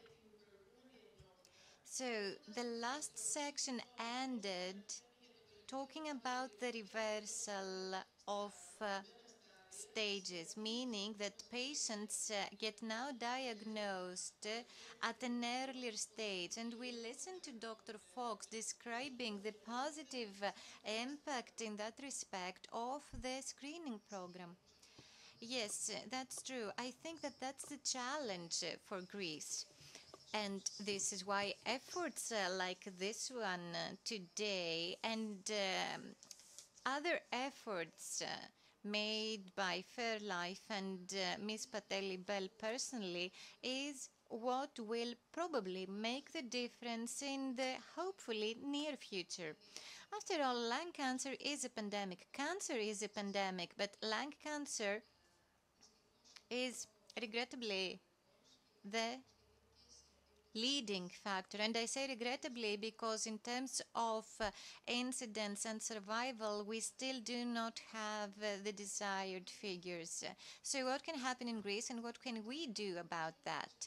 I think that things in Greece are still a bit difficult and we must act collectively and in a coordinated way, spanning from prevention, smoking cessation, or not smoking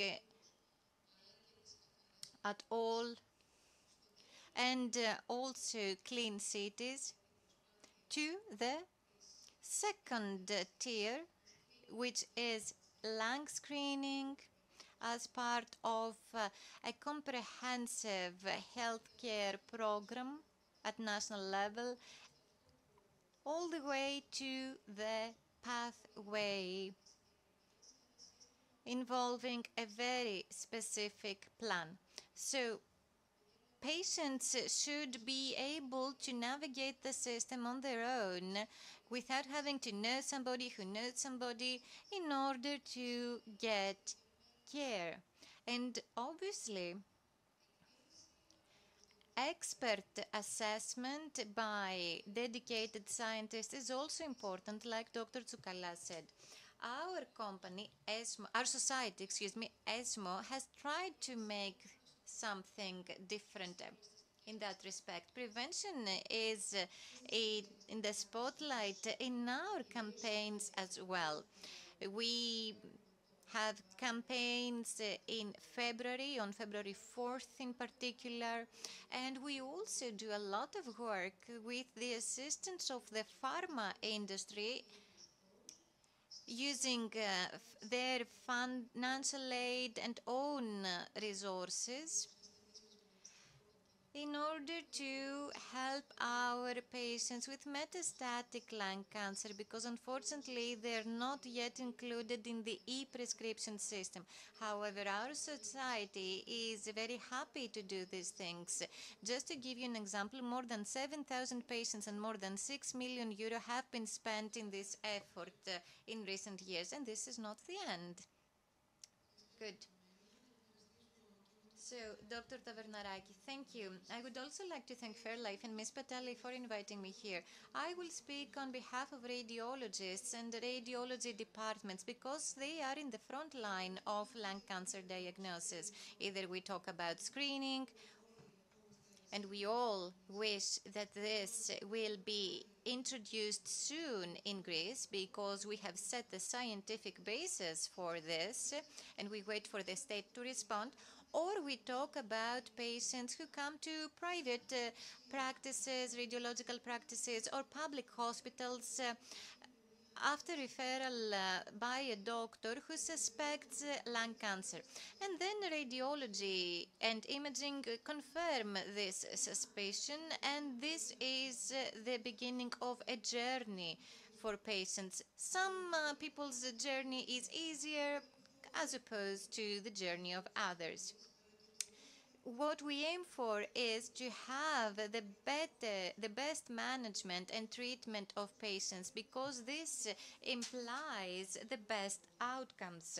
And this is why we need hospitals, Greek hospitals, to be on board, and we need expert staff, radiologists, biopathologists, interventional radiologists, and we need all specialties that are involved in treating these patients. So in these dedicated healthcare facilities, patients will be able to get treatment in the best possible time, because like Dr. Tsukala said earlier, invaluable time is lost for patients when they wait in order to get a CT scan, in order to get the CT scan results. And sometimes CT scans performed are not the most of the best quality. So thus invaluable time is lost. And patients need to know what their path is. They must get an appointment. They must know who will perform the CT scan, who will perform the biopsy. Will it be the interventional radiologist? Will it be the biopathologist? So time is lost. Okay, I need to ask a question to make things clear. What's the average waiting time for these tests and the diagnosis? What's the figure for public hospitals? Well, I will speak about my hospital. It's the Soteria Hospital, and waiting times are short. Either we talk about patients admitted to the hospital after they present themselves in the emergency department. Sometimes the CT scan is performed on the very same day or within the next few days. Now, as to outpatients, we try within 1 or 2 weeks at most to have these people scanned either in the morning or in the evening. So we do respect timelines because there are specific time windows for these cases. Now, these findings are key pillars of the course, and this is why we need two things. First, we need to make sure that appropriate medical equipment is available. This is very important because we see this daily. Patients come to a hospital that has a CT scanner, but they must go to another hospital for having a PET CT performed or an MRI performed. And up until recently, there was only one public hospital having a PET scanner. So patients would have to go to private clinics for this. Things have changed, thankfully. And also, 2023 oncology requires appropriate medical equipment. So, and also we need to have specially trained and experienced radiologists, because it's important that you have been trained in this type of disease. Also, the state and private donations have actually equipped our hospitals with state-of-the-art equipment. Now, secondly, we must have interventional radiologists able to perform lung biopsies as necessary within public hospitals. And then interventional radiologists also have a role to play in treating lung cancer using minimally invasive modalities. One last note is that perhaps both radiologists and radiology departments should be prepared for what will come in the future challenges. And to us, there are two challenges. First, AI. It seems that it will become integrated, embedded rather, in imaging, so we must make use of this tool. And the second challenge is the digital consolidation of hospitals. So patients who have been scanned in a reference center, let's say based in Athens, should also not be our only patients. We must be able to help patients who live in the province as well. So that's all I had to say about diagnosis. Thank you. Dr. Kosmas. Good morning. Let me thank FairLife for the invitation. I have known Karina for many years. For those of you who don't know, I am the doctor and I'm in the team that diagnosed Simon, and I need to mention his name, Simon Bell. So the great challenge today is the timely and correct diagnosis using adequate tissue sample. But the challenge becomes even greater. If I look around in the room, I am the oldest person here. So when I did my specialty in the 1980s, lung cancer were just central masses in the hilli, in the large bronchi, not the kind of bronchoscopy we did today, and there was a diagnosis. But cancer has made a turnaround these days. I'm not saying exclusively, but almost exclusively, it appears in the form of peripheral nodes that are inaccessible to bronchoscopy without the use of special tools.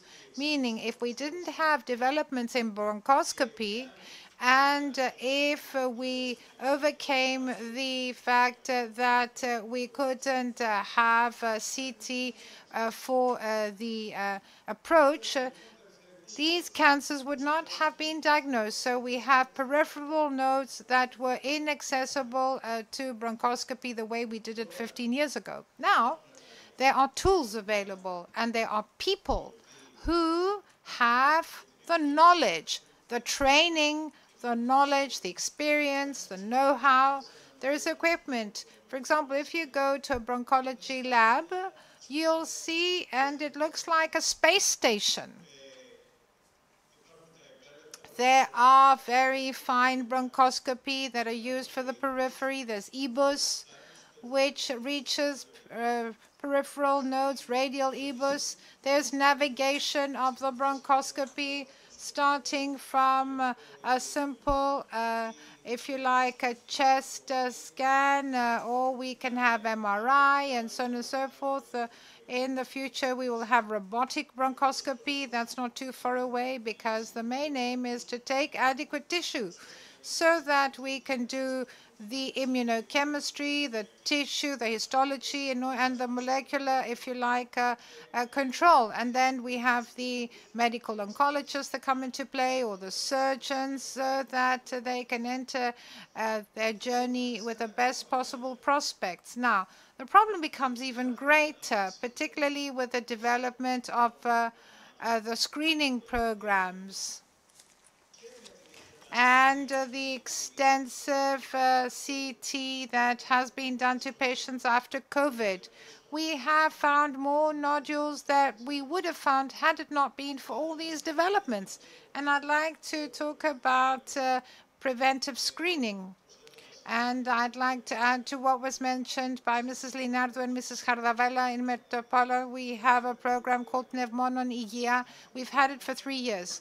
In the beginning, we advertised it amongst ourselves in the hospital and not to people outside. But there were people that react to whatever's new. They ignore it even though they've heard it. In the beginning, we had 1 patient a month.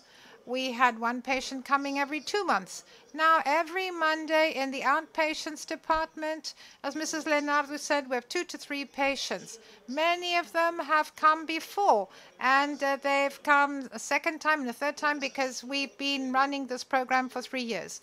And I have some statistics up until 2 months ago. So we see there were 270 people who had undergone the screening, and 5% had a peripheral node that was cancer, and they were operated on. They got their lives back. Their lives were saved. Just imagine. And they were operated on, and what they needed afterwards was just follow-up. So I think there were 14 cases with adenocarcinoma that were identified because of the screening program, and we also had 2 lymphomas. We also had some sarcoidosis. We had people that had COPD, that had bronchiectasia, and these are not neoplastic diseases. We're not talking about lymphomas, but they do need treatment and monitoring. And thanks to this screening program, Pneumonon Υγεία is the name. So I'd like to say that Georgia Hardavelas and Mr. Lefteris Zervas have done a great job, but I hope it won't be put in a drawer of a ministry. I mean, I'm talking about the proposal. So let me say what Jim Morrison once said, and I quote, he says, "No great revolution can happen if it doesn't start from within." And there's a book, I think it's from Diopra Publications, and I recommend it. It's by Michael Neal, who says inside out revolution, meaning revolution begins from within and then it moves outwards, or it's bottom up. We've never had a government carrying out a revolution. It always starts from the bottom, from the grassroots. So we're waiting for the approval by the government of this national screening program. That would be great. Then we'd have the registry of malignancies mentioned with Mrs. Linardo. I'm really happy. I work with her on a daily basis. So since we have the equipment, low-dose CT, and if we have artificial intelligence to characterize with RADS the lesions, possibly malignant, in order for us not to have screening for us to have PET and bronchoscopy for people with nodes, meaning to avoid false positives. So since we have all this, we have a radiologist who knows how to read the tests. We have pulmonologists who know when there are positive findings, how to do the diagnosis.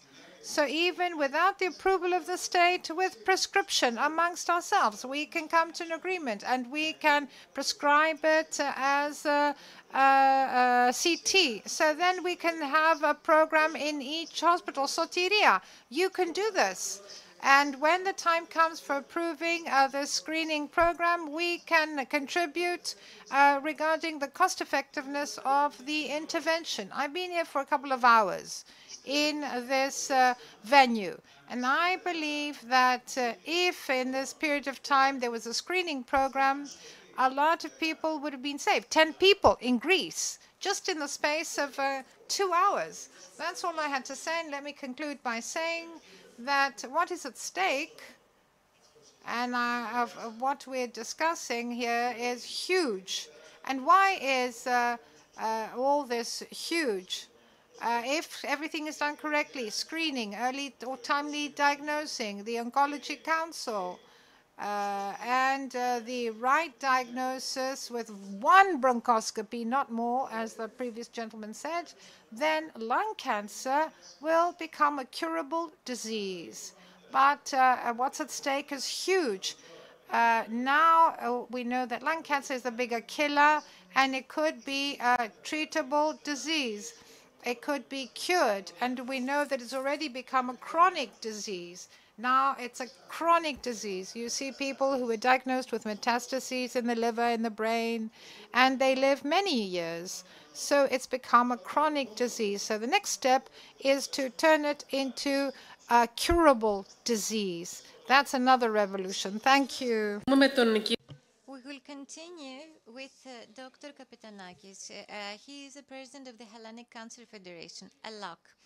He's with us remotely. Hello. The sound is off. Let's wait a few seconds. Can you hear us? Good, good. Δεν σας ακούμε ακόμα, εντάξει. Ορίστε. Έχετε κλειστό το μικρόφωνο σας. Are you perhaps muted?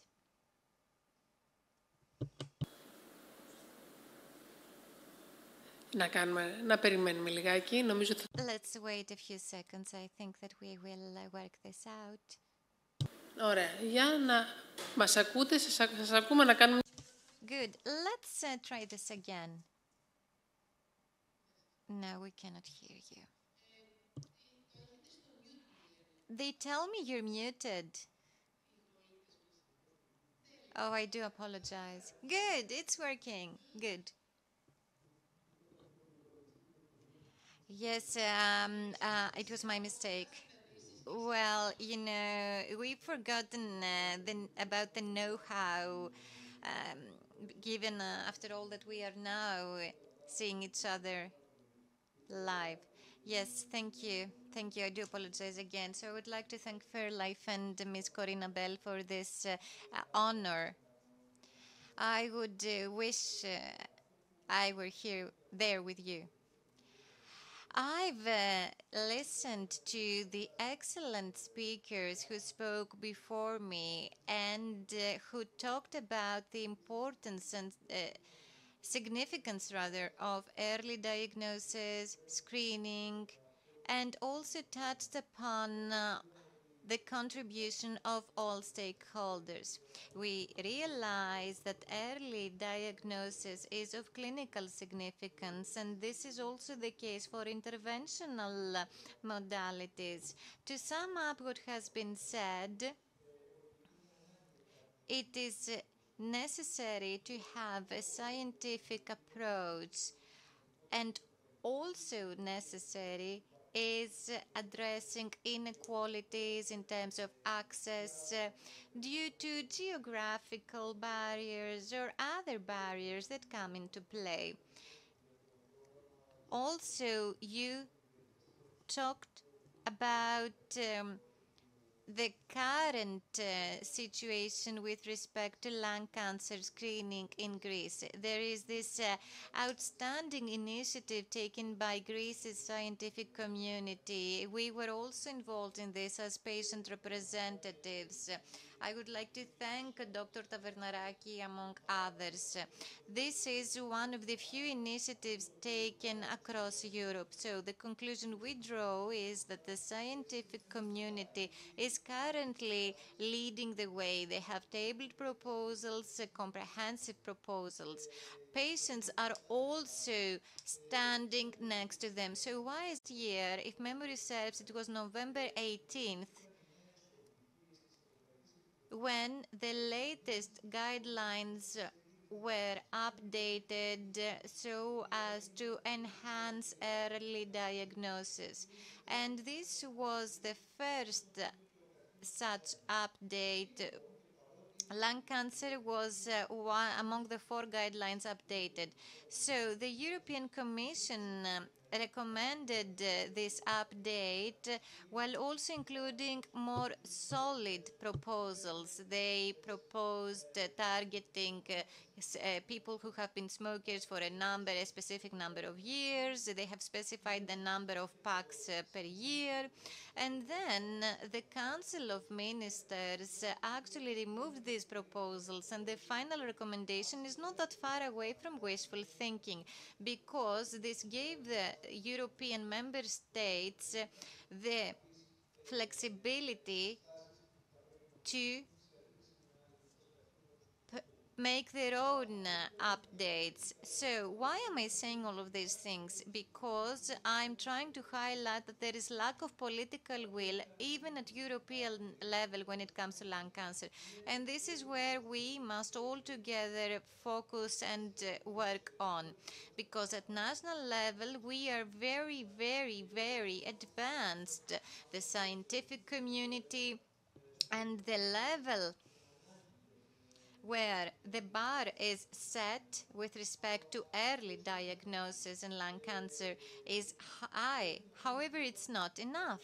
We must see how we will be able as a country to take one more step forward so as to do more things. And I agree with what previous speakers have already said. We need to put pressure on people because revolutions do take place from the bottom up. Thank you. I have nothing further to add. Awareness needs to be raised, particularly in terms of smoking. AI is important. A recent study showed that at least 15% of radiologists would be even better if they were to make use of AI. So they would be better at their job and they would be faster as well. Also, something that has proven helpful has been proven helpful is the pandemic. For lung cancer, the pandemic meant that screening, X-rays increased. And this may have helped in detecting more lung cancers and earlier, for a matter of fact. So this way we can get better results. Thank you. Now let's listen to Ms. Baroufi, who is a patient, survivor, a visual artist. She is the visual artist who has created the two artworks shown on stage. Thank you. I was diagnosed in October 2018 with small cell lung cancer. It was an early stage. I discovered this by chance when my treating physician, after an acute stomach pain, referred me for testing. I had never thought of this before. This disease was not running in my family. We in my family had diabetes. We do have a sweet tooth, and also we have a history of heart disease. So I would hear people, acquaintances, talking about lung cancer, but I had failed to realize the extent of this disease. I would see people talking about lung cancer. I would see people online showing that they have lost their hair, or that people showcasing their scars. You introduced me as a survivor. You know what? This is a word that follows me everywhere, along with fear and insecurity. I am healthy, yes, but am I? What does that mean? What does it mean living with fear?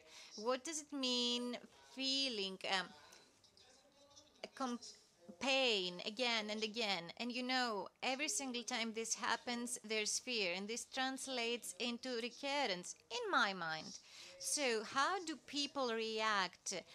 Well, their heart is pacing. And you know what? Even now, I cannot help but wonder, am I healthy, doctor? And during my path, my journey, I got to meet a lot of patients, and we've all been hurt to a smaller, a lesser or greater extent. I've seen people losing this fight, being defeated. I've seen people overcoming this disease. I've seen people restarting. And you know what? We all have a sword hanging above our heads. And this is an ongoing threat. We continue or we give up. But we know what? We all deserve to be better treated. First of all, we need to destigmatize lung cancer. It's necessary to have integrated, comprehensive diagnostics in place. All of you doctors said this. And it's also necessary not to waste time for patients. It's necessary to have biomarker testing. It's necessary to have every innovative, state-of-the-art treatment available to patients. Also, one more thing. I'm fortunate because patients need to be able to understand their own personal cancer. The scientific team must speak in layman's terms when they describe the type of the disease and the molecular testing results. In creating the treatment plan, patients must be involved. After all, the therapeutic interventions are applied to patients. And also, there is a better adherence when patients feel that they have been part of the discussion.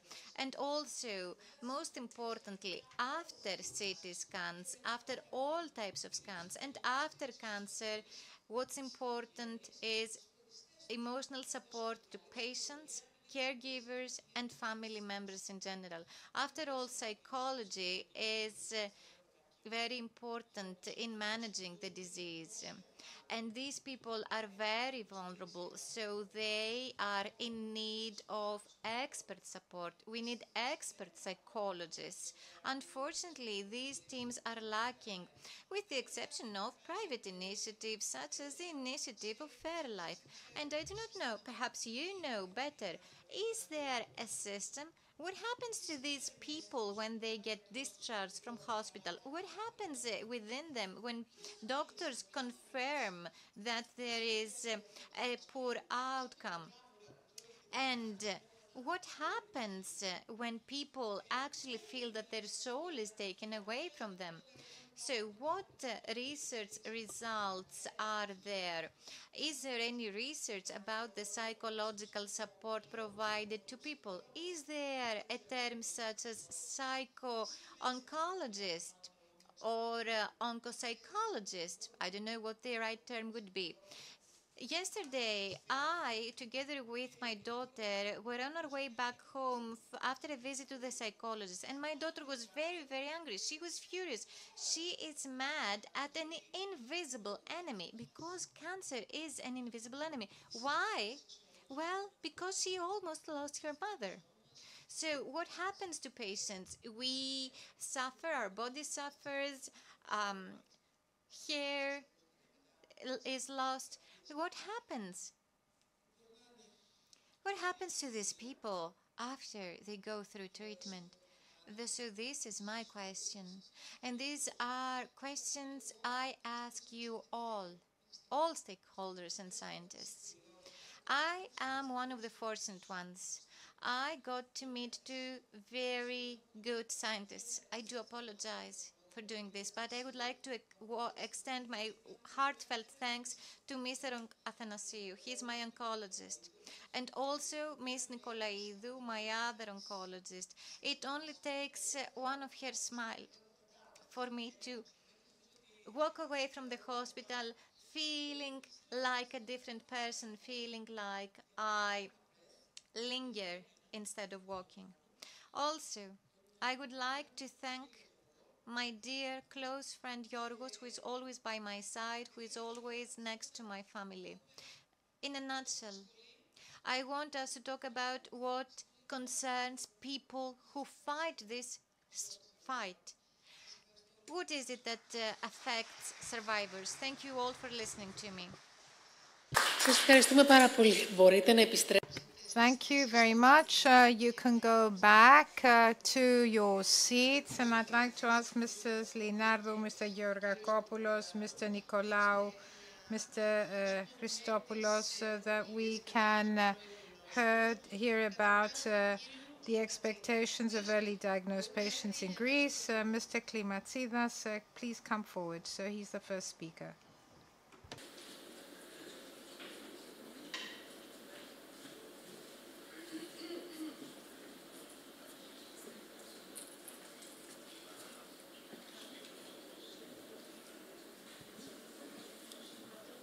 Καλησπέρα και από μένα. So, good afternoon, ladies and gentlemen. It's a great honor for me to be here. We need such conferences, which are not scientific alone. I just heard the survivor speaking, and it was very touching, and now we need to move on. I'm a thoracic surgeon, and I was very happy. I'm very happy that I'm here, and I'd like to thank FairLife for that. I'd like to thank Mrs. Patelli. So I'd like to thank her for many reasons, but my actually presentation mentions and echoes what was mentioned by the other people. This means that we speak the same language. This is now a reality in Greece. The Oncology Council, be it the one that is online or whether it's face-to-face, we all speak the same language, and I feel very happy about that. So I will try to stick to 7 minutes. It's like a sprint. Well, I timed myself. I'm around 7.5, 8 minutes, so please bear with me. So these are the 5 pillars that I chose.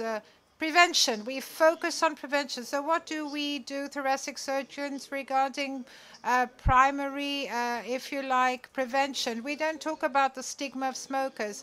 In the past, they were given 2 to 3 weeks to quit smoking. That was a stigma. But when I worked as a consultant in 2011 in the UK, we didn't let them wait. We operated them immediately. We said we're not going to delay them, and we will give them access to treatment immediately. So this is our contribution.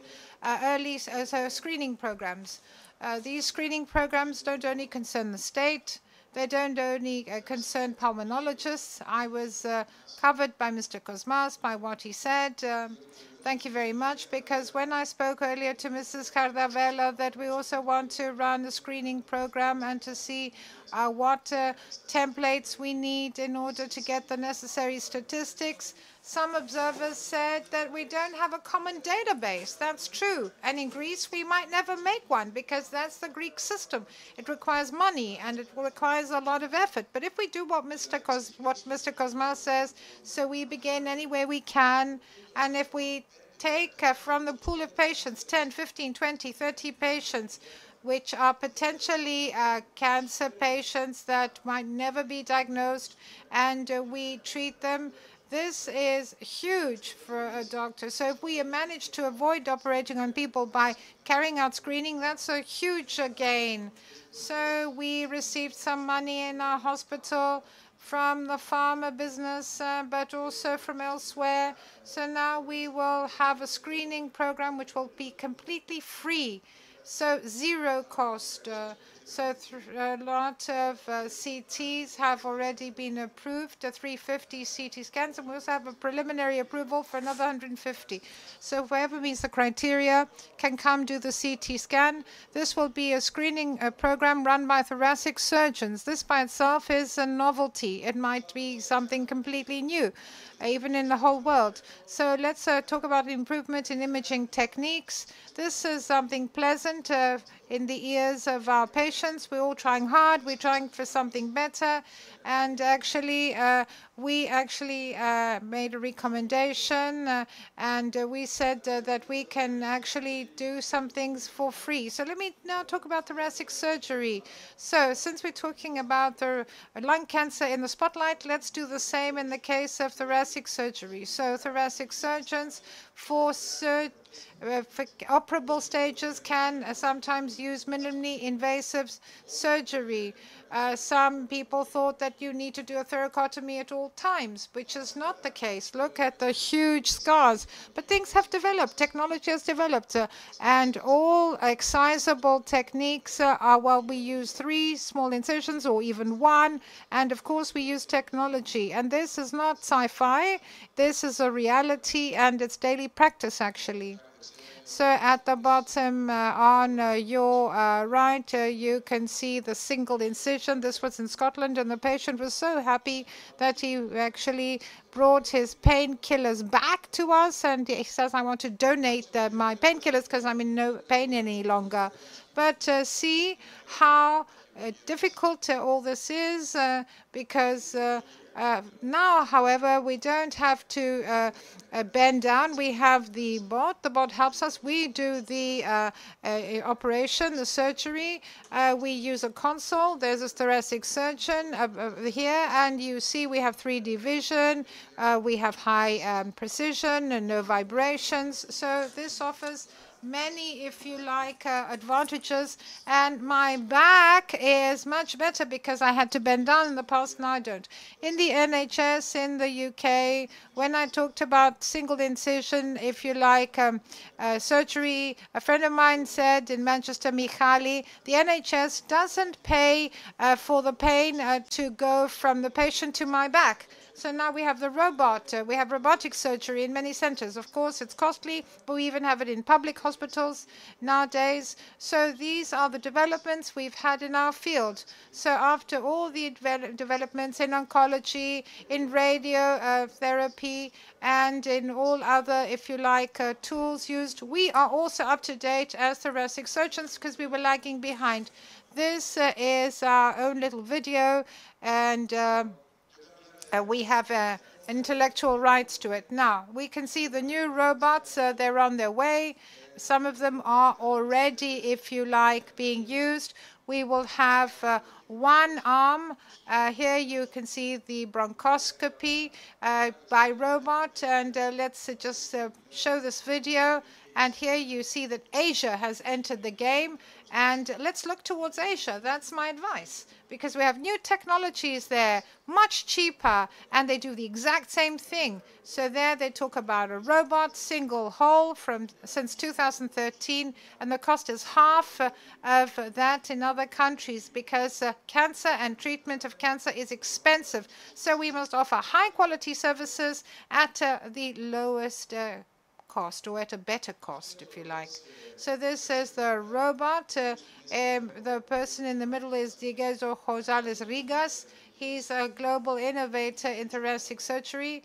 He's everybody's friend. He travels every day, goes to a different country, but he can answer all our questions. I asked him, have you seen this robot? He says, yes, I have. The next day, he sent me an email. He had done 5 surgeries in Shanghai out of the 150 surgeries in that clinic. So this robot exists.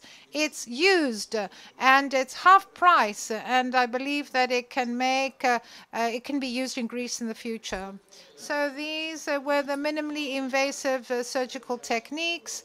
This is, you can see what the robot does. I don't know if you like what you see, but here you can see the technology. The robot can show you in this fluorescent color, which is the ICG.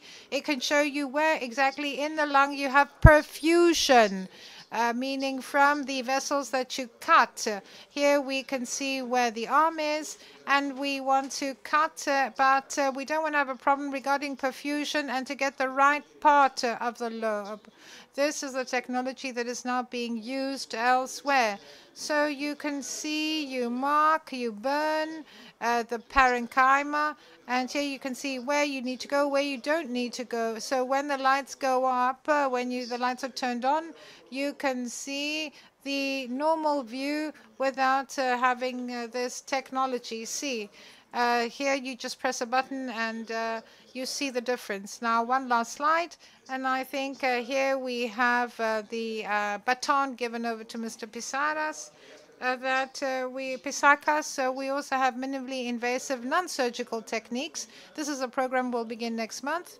It'll be the first such program of ablation of small tumors in Greece. I don't know if you can see it clearly. So with the help of software, we will go exactly to the target. Look at the ball, so it'll be assisted. It'll be Conbin CT and radial EBUS. This took us 3 years to come. These are our tests now, and I believe that next year we'll have a lot to say, new data from the use of this ablation. And I'd like to say one last thing. We're going towards minimally invasive, maybe even not surgical. This will be mentioned later on, maybe by the oncologists later on. Thank you very much as a team. Thank you to the patients who honor us with their trust. Thank you to everyone. Ευχαριστούμε πάρα πολύ. Thank you very much. Dr. Pissakas.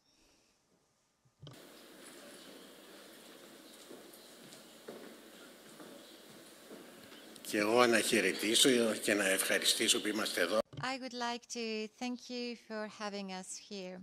Ever since I've heard about FairLife, I was next to it because I think that this is a fight that is worthwhile. Please show the slides. Ένα εύκολο θέμα, ακτινοθεραπεία στην πρώιμη νόσο. Γιατί η ακτινοθεραπεία... So, radiotherapy. Radiotherapy is involved in all stages of cancer, from the very first stage to the metastatic one. Radiotherapy is one of the three key therapeutic pillars in cancer treatment. Roughly, radiotherapy is involved in 40% of cures, and 60% of patients will need radiotherapy at some point in time. So what is the characteristic of radiotherapeutic oncology at the moment? It's that it's high precision and also high protection potential for normal tissues. Now, many people get confused, but radiotherapy is different than radio-oncology. So, first, we must respect all links in this chain. Radiotherapy has benefited from scientific and technological advances. Our objective has become more precise, and you can see how things change on this slide. We can actually understand tumors better. We have fused images now. Also, we have CT, MRI, PET-CT, and cone beam. And the fusion of these modalities allow us to best identify the target. On top of that, we have state-of-the-art radiotherapy modalities that narrow the dose received by surrounding healthy tissues. And now this is a snapshot of the public sector in 2023. Just 5 years ago, this would be a dreamy situation. And there is a similar situation in the private sector. So in terms of quality, Greece is at a high level. And now a couple of words about modalities. You hear people talking about conformal radiotherapy or intensity modulated radiotherapy or volumetric modulated arc therapy, stereotactic radiosurgery, stereotactic radiotherapy, and stereotactic body radiotherapy, 4D radiotherapy. But you know what? All of these are different modalities. However, the radiation is the same. Let's not get confused about this. But what is exceptionally important and what was a game changer is the IGRT, imaging-guided radiotherapy. When a patient is there to get this scan, you can tell that we can make sure that on that very day we will get the exact data needed according to our plan. This is highly important. Just think of bowels, bladders, and other things. We can get clear data now. So, also, the treatment of choice is surgical removal. So, yes, it's what is prioritized. However, there are some inoperable patients, particularly among the elderly. Let's not analyze this further. So, if we only monitor these patients, survival is very poor. If we only opt for standard radiotherapy instead of surgery, we can see that the outcomes are not the same. Just take a look at this slide. So what's the dilemma? What if we increase the dose? Well, this is only applicable in earlier stages because then things get a lot different. Higher dose means more effective dose for the tumor, but also more toxicity for surrounding normal tissues. And this is where technology proved to be very helpful because it changed the game. And this is where SBRT makes the difference, because stereotactic is something that applies across the spectrum.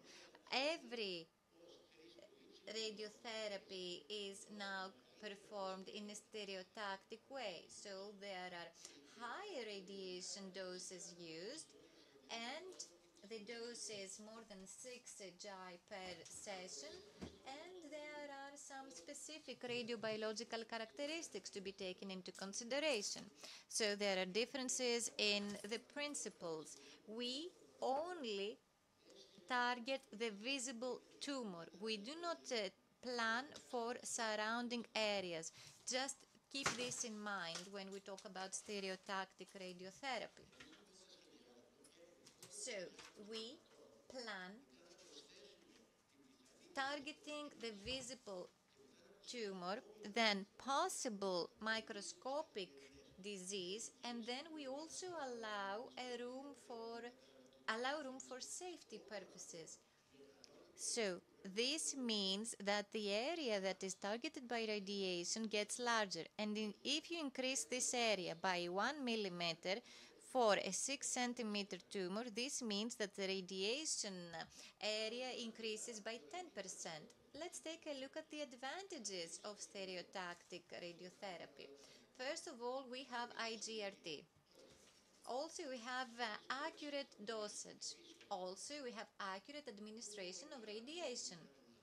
So, all of these things apply to all equipment. What could be different? Well, controlling tumor movement, also administering a very high dose, or having a very abrupt drop in dose outside the tumor. Respiratory movement also affects tumor movement, so we must take this into account. And just take a look at this, exhalation, inhalation. You can see with what goes on without respiratory motion and with respiratory motion. When you administer a very high dose, things can become problematic. So how do you determine the dose? You radiate only after monitoring the tumor's movements. You have gating and you have tracking. Also, you have the biologically effective dose. You only hear people talking about 60 gray, which is the conventional dose rather. But take a look at the difference. This may amount up to 180 gray. So when you hear people talking about dose, you need to see how this dose has been determined. So, all of these things sound lovely in theory, but what does research show? It shows that yes, stereotactic radiotherapy is better than standard radiotherapy. This is a study published in 2010, and there are numerous other studies. I will not walk you through them. So, the standard of care has been radiosurgery for years now. And the question now arises, since things seem to be that good in inoperable patients, shouldn't we act accordingly with respect to operable patients? Well, the JCO thus gathered all of these studies. This is a study published in 2021, followed by another one published in 2022. So the question is, what is best? Should we have surgeries performed? Should we have this type of radiotherapy, the other type of radiotherapy? What are we to do? So there was this study that reviewed other studies on the management of patients with stage 1 NSCLC. And what has been shown is that patients without comorbidities who were recommended surgery but opted for SBRT had equivalent outcomes. But it seems that if we take a look at more research, okay, thoracic surgeons are in the lead, so they prioritize surgery. But, technical problems.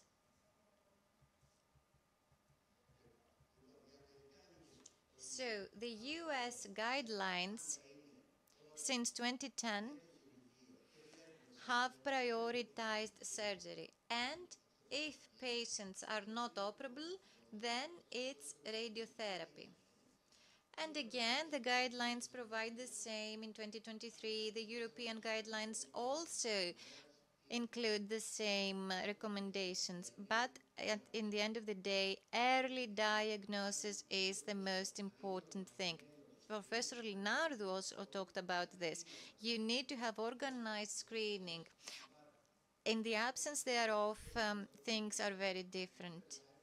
And this is why FairLife's efforts are significant. We must succeed in this. Ms. Linardo talked about this in detail. Necessary steps have not yet been taken. And we must also strictly comply with the words of Hippocrates. Being proactive and preventing something is better than treating it and curing it. Thank you very much. Now, Dr. Christopoulos.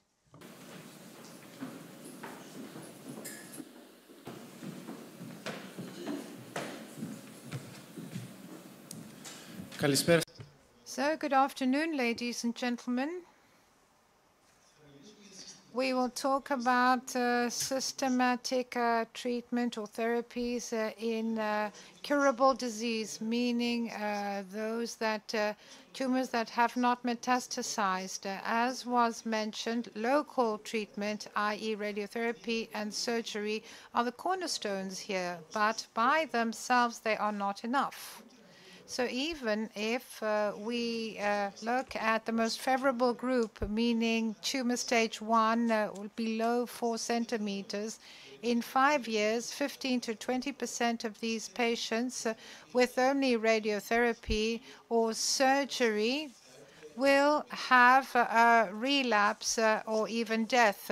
And this percentage becomes 50% or even higher if we look at patients with later stage disease. Together with radiotherapy and surgery, they'll also get chemotherapy. But now all this has changed.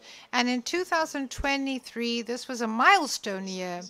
All the innovations that slowly but surely in the past 10, 15 years have increased survival in metastatic disease, i.e. targeted therapies, chemoimmunotherapy, and molecular control, i.e. in the first diagnosis, now all used in early stage disease, and the landscape has changed radically.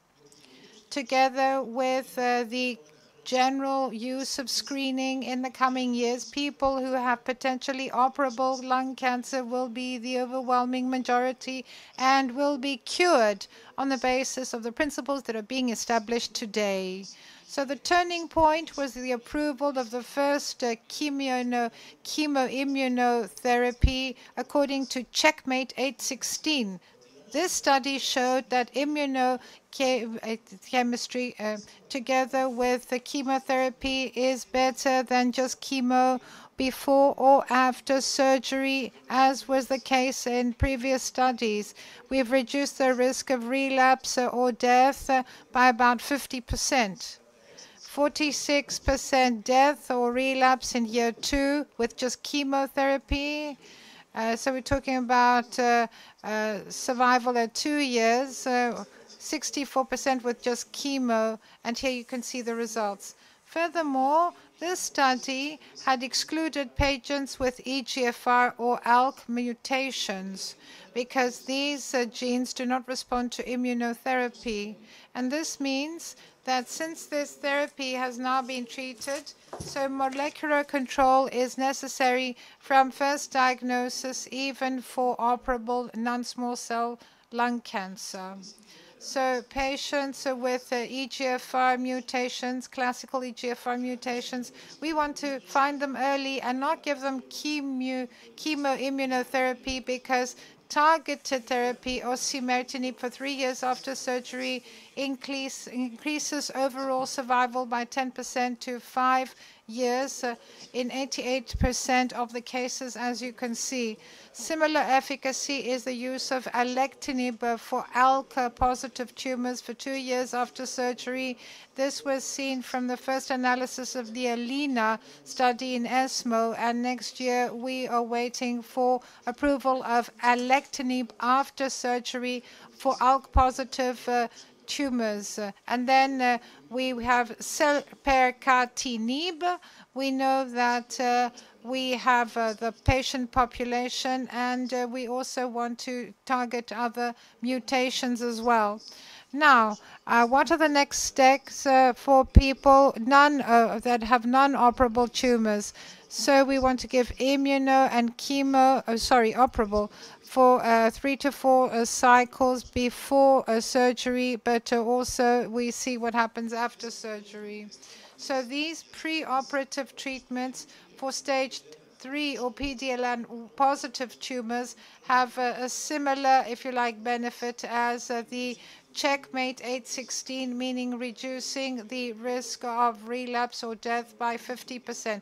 But these, if you like, peri-operative treatments are also very good. There is a clinical benefit and the risk drops to 70%. Furthermore, the post-operative part of peri-operative treatment is also very important for patients who will not have full tumor necrosis with the pre-operative treatment. These are the patients that you see at the bottom. And here we see that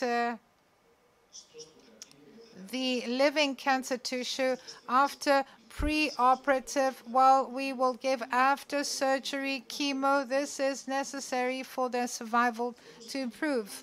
So the first plan that we will have approved next year, and we believe in the first quarter of next year, is the one based on the KEYN 671 with petrolizumab together with chemo.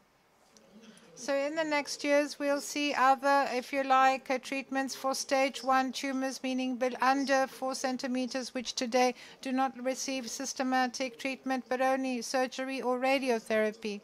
So now we had the first randomized examples, results which showed that even for very small tumors below 3 centimeters, we see that it's not just enough to give radiotherapy, even the stereotactic one that we mentioned. And for very small tumors below 3 centimeters, the ADORA-2 study looks at the supremacy of post-op with osimertinib if we have activating EGFR classic mutations. But we also have the case of stage 3B and C inoperable tumors. There's progress there. Normally, we give immunotherapy after chemotherapy, and this improves overall survival by around 15% for 5 years. So this benefit will be further extended in the coming years based on studies that are now running. So if we don't have activating, if you like, mutations, FERFA, we know that we will give immunotherapy at the same time as chemoradiotherapy. Now, if we have targeted mutations, EGFR and ALK-positive tumors, immunotherapy will be replaced by targeted therapy. There are similar studies, LAURA and Horizon-01. You can see what's happening in the case of EGFR and ALK-positive. So for patients with potentially operable non-small cell carcinomas, stage 2 or under, the molecular control is important from the initial diagnosis. Tumors with classical EGFR mutations or ALK fusions can be treated in a targeted manner after surgery. The other tumors receive chemoimmunotherapy before or after surgery, and there are studies testing new drugs, and they will extend their use to even smaller tumors below 3 centimeters, inoperable tumors, and also RET, if you like. Thank you, Mrs. Pateli-Bell. Thank you for FairLife for this wonderful conference and its great contribution to society.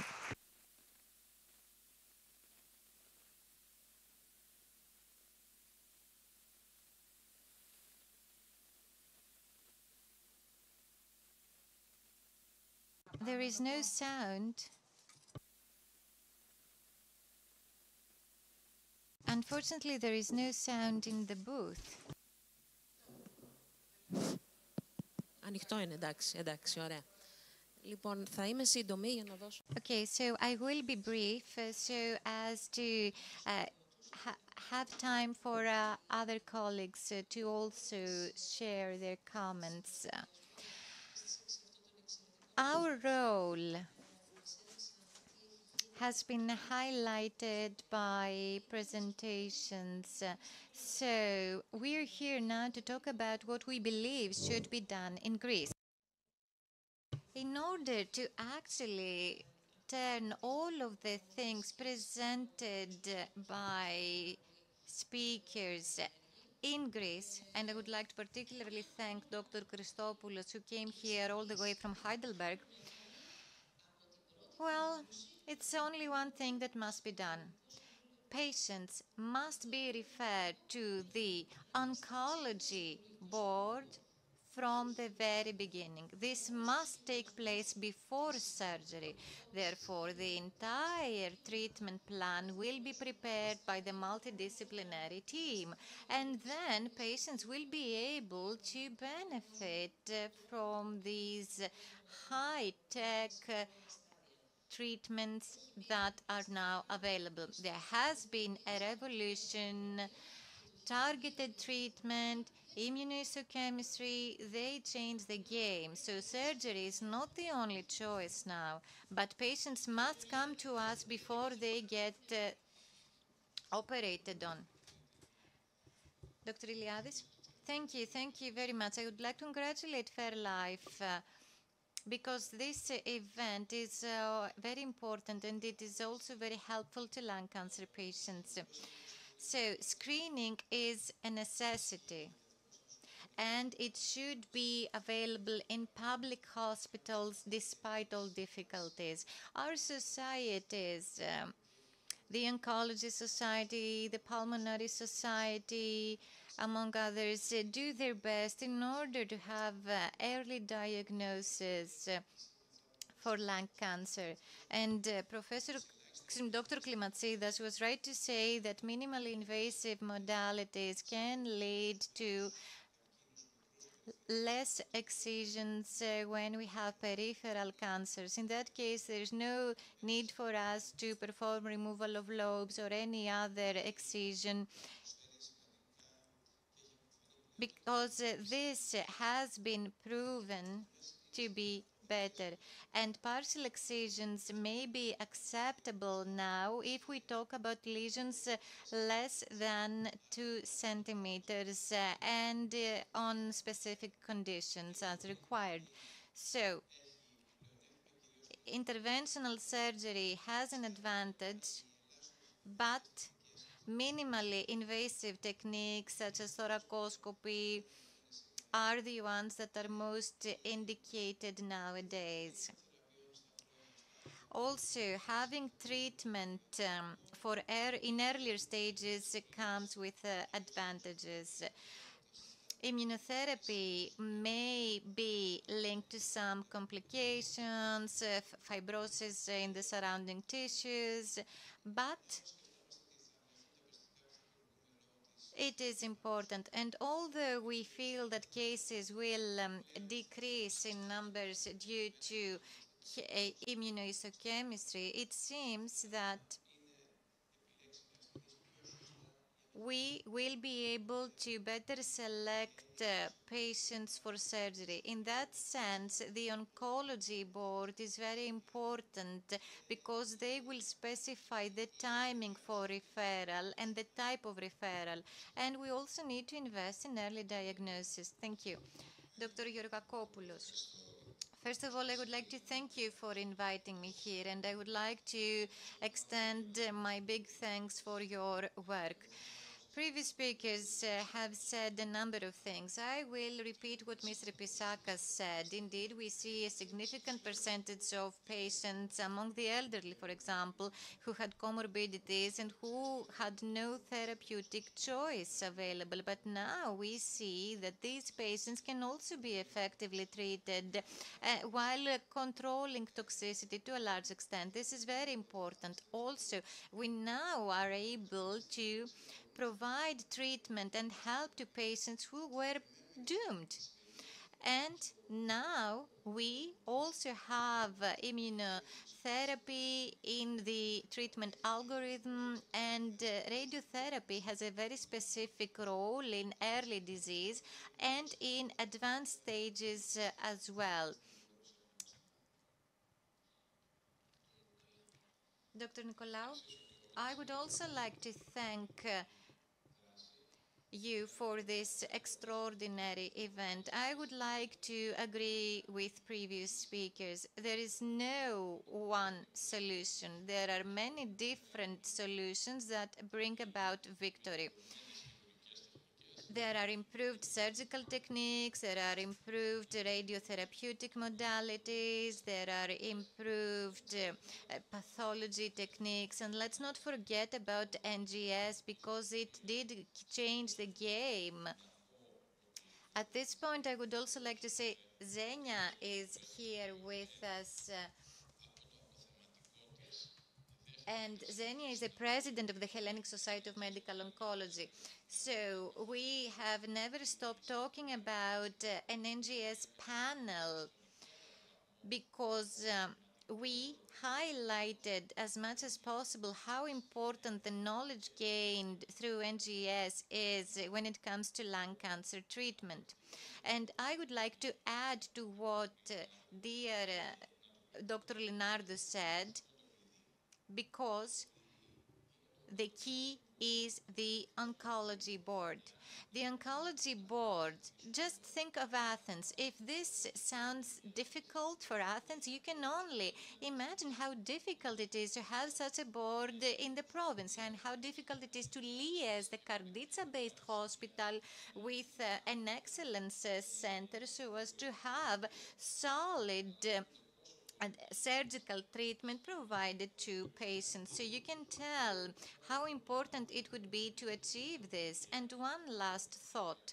If we succeed in quitting smoking overall, if we eliminate smoking, or if we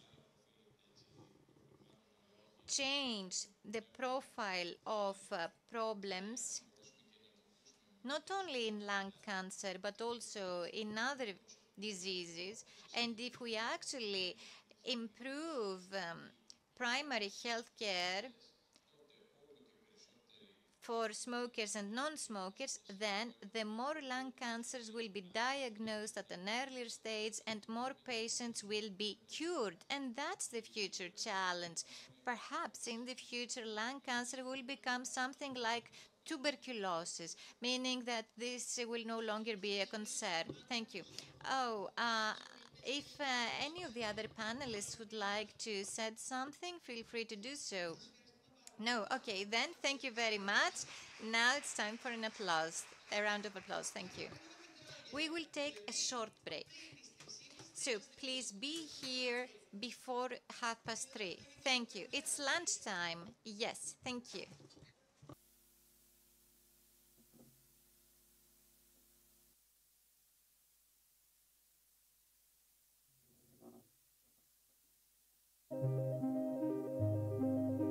The EU is falling behind other regions of the world in getting new treatments to patients, securing R&D investment, and attracting talent. It takes 426 days to approve a new active substance in Europe, compared to 244 days in the US. Expedited pathways exist to accelerate approval of promising treatments, but Europe is not realizing their potential.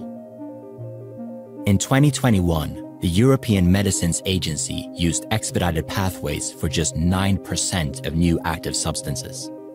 In the US, that figure was 71%. This means slower access to new medicines for European patients. Europe's share of global clinical trials is also in decline. Compared with an average of 25.6% over the last 10 years, Europe accounted for only 19.3% of global clinical trials in 2020. This means that patients in Europe are not able to take part in groundbreaking research being carried out elsewhere. The situation is most acute for the therapies of the future, CAR-T, and advanced therapies medicinal products. Since 2020, CAR-T trials have almost tripled, but only 2 in 10 clinical trials happen in Europe. And during the past decade, Europe consistently hosted the lowest number of ATMP clinical trials compared to the US and China. Aware of the importance of the regulatory framework for its competitiveness, China has hired 1,000 people in 2022 to increase their regulatory workforce. To attract greater research investments and clinical trials in Europe, our regulatory system needs greater capacity, agility, and to be more streamlined. We have put together the Regulatory Road to Innovation, a 12-point action plan to do just this. Don't let Europe fall further behind. Back innovation in the EU pharma legislation.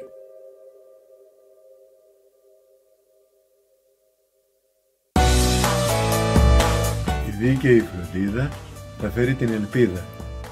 Όλοι ίσοι, όλοι μοναδικοί. Το μέλλον της υγείας βρίσκεται στην ισότιμη φροντίδα. Δίκαιη, με έγκαιρη και καθολική πρόσβαση στην πληροφορία, στην ενημέρωση, στις διαγνωστικές εξετάσεις, αλλά και στις καινοτόμες νέες θεραπείες. Κενά στη φροντίδα δεν χωρούν σε μια δίκαιη κοινωνία. Δίκαιος κόσμος, ελεύθερος από καρκίνο. Η ισότιμη φροντίδα είναι μια κορυφή που πρέπει να κατακτήσουμε. Ο δρόμος του ασθενή έχει ανηφόρες. Δεν αφήνουμε κανέναν πίσω. Χτυπάμε τις ανισότητες. Ξεπερνάμε τα εμπόδια της φροντίδας στον καρκίνο, δίνουμε ελπίδα στους αγαπημένους μας. Η FairLife διεκδικεί ίσες ευκαιρίες για όσους βιώνουν τον καρκίνο του πνεύμονα χωρίς στιγματισμούς.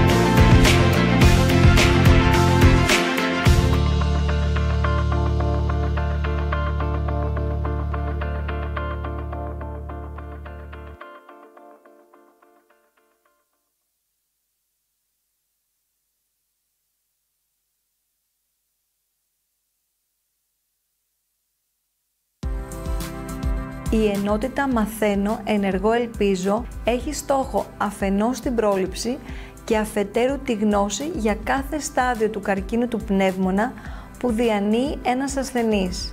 Πάνω από 70 επιστήμονες από την Ελλάδα και το εξωτερικό απαντούν σε όλα εκείνα τα ερωτήματα που απασχολούν τους ασθενείς και τους οικείους τους. Ενημερώνουμε, προλαμβάνουμε, στηρίζουμε. Δημιουργεί μια νέα πηγή έγκυρης και ουσιαστικής ενημέρωσης. Μαθαίνω, ενεργώ, ελπίζω. Η ζωή να κόβει την ανάσα και όχι ο καρκίνος του πνεύμονα. Ενημερώσου τώρα. Η FairLife είναι εδώ για σένα.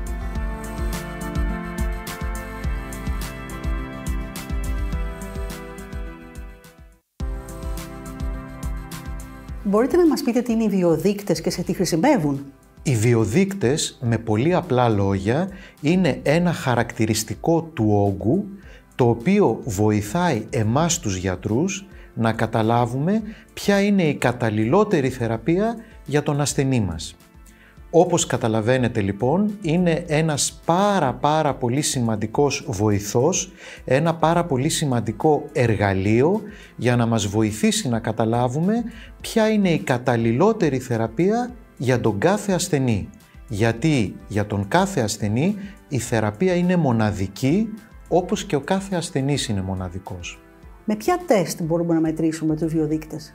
Ένας βιοδείκτης καθορίζει είτε την πρόγνωση μιας κακοήθειας, είτε την πρόβλεψη ανταπόκρισης στη θεραπεία.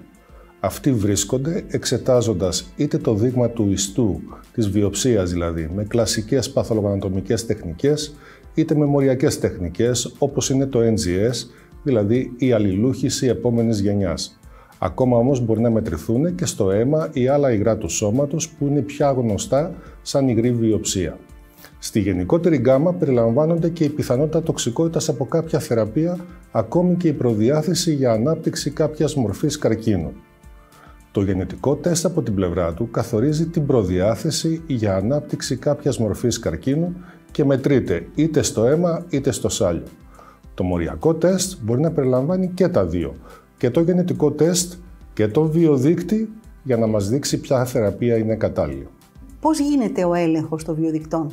Οι μοριακές αυτές αναλύσεις συνήθως εφαρμόζονται σε δείγμα του όγκου που προέρχεται από κλασική ιστική βιοψία, για παράδειγμα μέσω βροχοσκόπησης.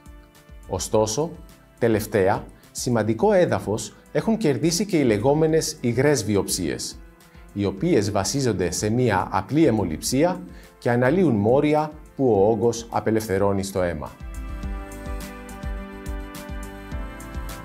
Πρέπει όλοι οι ασθενείς να κάνουν τεστ βιοδεικτών ή μόνο ορισμένοι? Τη σημερινή εποχή πρέπει όλοι οι ασθενείς με καρκίνο του πνεύμονος, μη μικροκυταρικού καρκίνου του πνεύμονος, να κάνουν έλεγχο βιοδεικτών. Όλα αυτά ξεκίνησαν όταν ανεδείχθησαν οι πρώτες στοχευμένες θεραπείες και οι πρώτοι στόχοι. Σήμερα έχουμε πάρα πολλούς στόχους. Χρειάζεται εξατομίκευση για όλους τους ασθενείς και έτσι καταρχήν δεν υπάρχει αμφιβολία ότι σε όλους τους ασθενείς με μεταστατική νόσο πρέπει να ελέγχουμε τους βιοδείκτες. Από εκεί και πέρα τώρα κάποτε οι στόχοι ήταν λίγοι, οπότε κάναμε μικρό αριθμό εξετάσεων, είχαμε μικρά πάνελ με βιοδείκτες. Τώρα όμως πια πρέπει όλο και περισσότερο να κάνουμε μια γενική ανάλυση του γονιδιώματος και είναι κάτι που είναι αποδεκτό και κάτι που το θέλει και η Ευρωπαϊκή Εταιρεία Κλινικής Ογκολογίας. Και αυτό βοηθάει στην εξατομίκευση. Οι βιοδείκτες δείχνουν ποιον διαφορετικό καρκίνο έχει ο καθένας και ποια διαφορετική θεραπεία θα ακολουθήσει. Είναι σαν να έχουμε ένα σύνολο από διαφορετικές αρρώστιες που η κάθε μία θέλει μια διαφορετική προσέγγιση. Τώρα πια ακόμα και σε ασθενείς που χειρουργούνται, που έχουν ένα πρώιμο στάδιο, χρειάζεται να κάνουμε έλεγχο μοριακό. Μπορούμε να χρησιμοποιήσουμε παλαιό δείγμα όγκου που έχει ληφθεί με βιοψία? Βεβαίως, μπορεί να χρησιμοποιηθεί ένα παλαιό δείγμα βιοψίας όγκου, ιστού, μέχρι και 5 έτη παλαιό, διότι όλα τα υλικά βιοψιών παραμένουν στα παθολογοανατομικά εργαστήρια των νοσοκομείων και των κέντρων για πολύ μεγάλο χρονικό διάστημα και μπορεί να χρησιμοποιηθεί αυτό το αρχαιακό υλικό ώστε να πάρουμε τις πληροφορίες για τους βιοδείκτες που θέλουμε.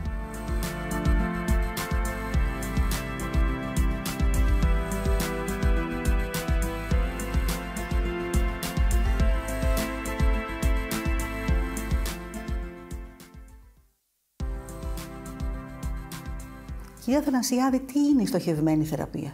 Η στοχευμένη θεραπεία ήταν μια επανάσταση που ήρθε περίπου από την εποχή του 2000. Κάποτε θεωρούσαμε όλους τους καρκίνους περίπου το ίδιο. Αν θέλετε, λέγαμε ότι υπάρχει ο μικροκυταρικός, που είναι τελείως διαφορετικός, και ο μη μικροκυταρικός.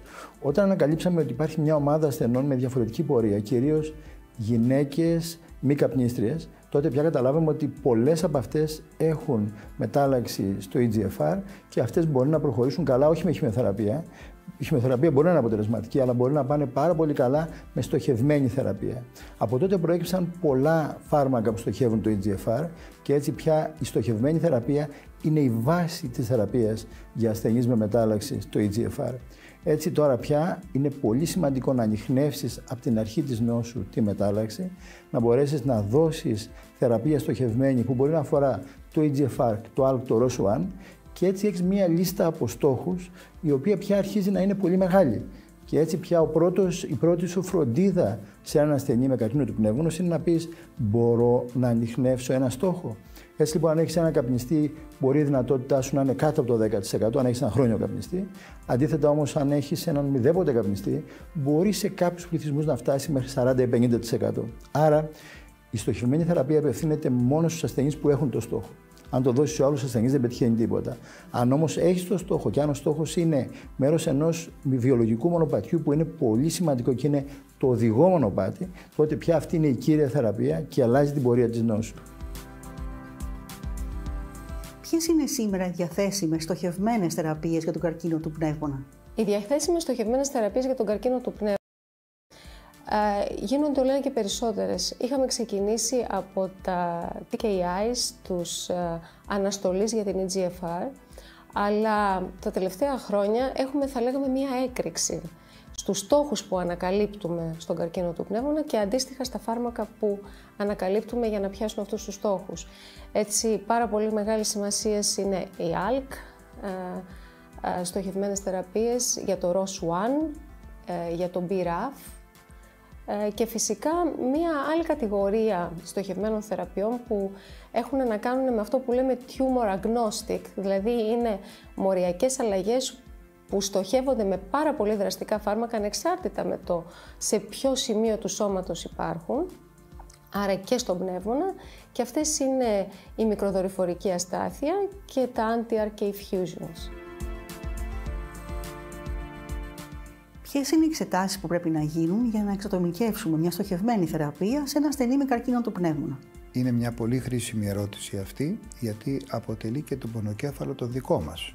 Όταν λοιπόν έρθει στο γραφείο μας ένας ασθενής που έχουμε βάλει τη διάγνωση ότι έχει καρκίνο, ας πούμε καρκίνο του πνεύμονα, δεν αποφασίζουμε για μια θεραπεία που είναι για όλους κοινή, αλλά προσπαθούμε να αναλύσουμε το αποτύπωμα, να ακτινογραφήσουμε, να το πω λαϊκά, το καρκινικό κύτταρο, να δούμε τι έχει μέσα του, τι ανάγκες έχει, ώστε να του χορηγήσουμε το αντίδοτό του. Έτσι λοιπόν στην προσπάθεια αυτή η ανάλυση μέσω μοριακής βιολογίας μας δίνει ποια γονίδια στο καρκινικό κύτταρο εκείνη τη στιγμή είναι μεταλλαγμένα, που ουσιαστικά έχουν συμβάλει στη δημιουργία του καρκίνου, και έχοντας εμείς φάρμακα αντίδοτα στοχευμένα εναντίον του στόχου αυτού του γονιδίου, να κλειδώνουμε το γονίδιο, να κλειδώνουμε την καρκινογένεση και να υποστρέφει ο καρκίνος. Ποια χαρακτηριστικά κάνουν ένα ασθενή υποψήφιο για μια στοχευμένη θεραπεία?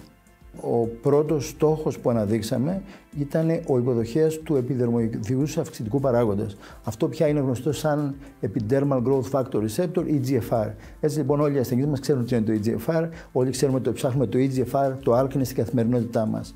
Έτσι λοιπόν αυτοί είναι οι στόχοι τους οποίους ψάχνουμε και όπως σας είπα, οι στόχοι αυτοί αρχικά ήταν ένας μικρός αριθμός, δηλαδή ψάχναμε 2-3 στόχους. Τώρα πια αρχίζουμε να έχουμε ανάγκη για περισσότερους στόχους. Προέκυψε πρόσφατα το KRAS, που ήταν ένας στόχος που θεωρούσαμε ότι είναι μη στοχευόμενος, ότι δεν έχουμε φάρμακα. Και τώρα για το κομμάτι των ασθενών που έχουν το KRAS του LC έχουμε εξαιρετικό φάρμακο. Αντιλαμβάνεστε λοιπόν ότι θα έχουμε όλο και περισσότερα φάρμακα και ξεκινώντας από το EGFR υπάρχει μια λυσίδα από στόχους και πια μέρος της δουλειάς μας σε ένα ασθενή με καρκίνο του πνεύμονος είναι να ανιχνεύσουμε. Αν υπάρχει στόχος, τότε έχει προτεραιότητα η στοχευμένη θεραπεία κατά κανόνα. Σε ποια στάδια καρκίνου του πνεύμονα μπορούμε να εφαρμόσουμε θεραπεία με TKI? Για όγκους με κατάλληλες μεταλλάξεις, οι στοχευμένες θεραπείες είναι πολύ αποτελεσματικές και μάλιστα ανεξαρτήτως σταδίου. Σήμερα, έγκριση υπάρχει μόνο για τους μεταστατικούς και τους τοπικά πολύ προχωρημένους όγκους. Ωστόσο, για πρώιμου σταδίου όγκους που είναι EGFR θετικοί, αναμένεται πολύ σύντομα πρόσθετη έγκριση του τρίτης γενιάς αναστολέα οσιμέρτινιμπ ως συμπληρωματικής θεραπείας μετά το χειρουργείο. Επίσης, για πρώιμους όγκους με άλλες μεταλλάξεις, στοχευμένες θεραπείες είναι σήμερα διαθέσιμες στο πλαίσιο κλινικών μελετών.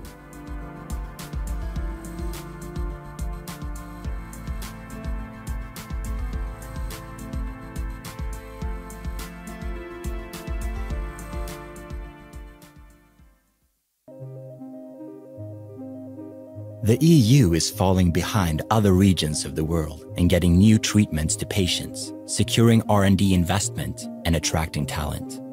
It takes 426 days to approve a new active substance in Europe, compared to 244 days in the US.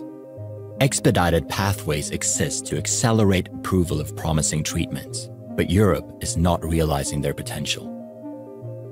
In 2021, the European Medicines Agency used expedited pathways for just 9% of new active substances. In the US, that figure was 71%. This means slower access to new medicines for European patients. Europe's share of global clinical trials is also in decline. Compared with an average of 25.6% over the last 10 years, Europe accounted for only 19.3% of global clinical trials in 2020. This means that patients in Europe are not able to take part in groundbreaking research being carried out elsewhere. The situation is most acute for the therapies of the future, CAR-T and advanced therapies medicinal products. Since 2020, CAR-T trials have almost tripled, but only 2 in 10 clinical trials happen in Europe. And during the past decade, Europe consistently hosted the lowest number of ATMP clinical trials compared to the US and China. Aware of the importance of the regulatory framework for its competitiveness, China has hired 1,000 people in 2022 to increase their regulatory workforce. To attract greater research investments and clinical trials in Europe, our regulatory system needs greater capacity, agility, and to be more streamlined. We have put together the Regulatory Road to Innovation, a 12-point action plan to do just this. Don't let Europe fall further behind. Back innovation in the EU pharma legislation.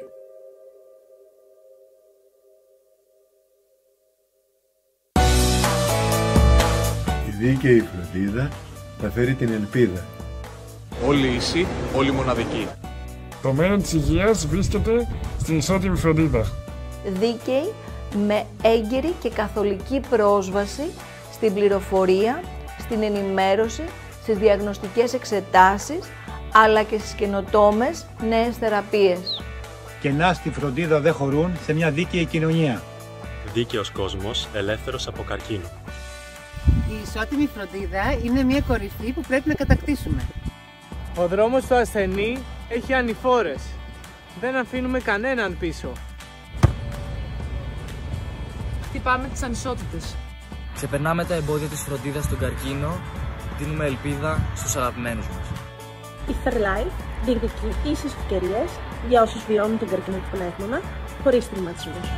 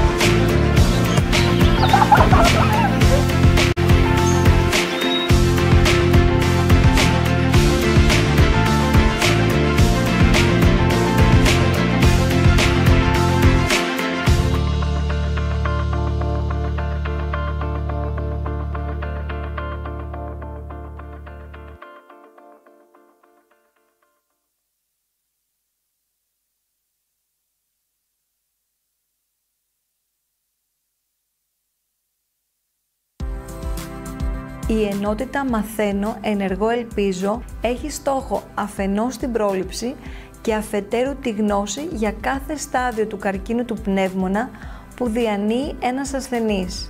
Πάνω από 70 επιστήμονες από την Ελλάδα και το εξωτερικό απαντούν σε όλα εκείνα τα ερωτήματα που απασχολούν τους ασθενείς και τους οικείους τους. Ενημερώνουμε, προλαμβάνουμε, στηρίζουμε. Δημιουργεί μια νέα πηγή έγκυρης και ουσιαστικής ενημέρωσης. Μαθαίνω, ενεργώ, ελπίζω. Η ζωή να κόβει την ανάσα και όχι ο καρκίνος του πνεύμονα. Ενημερώσου τώρα. Η FairLife είναι εδώ για σένα.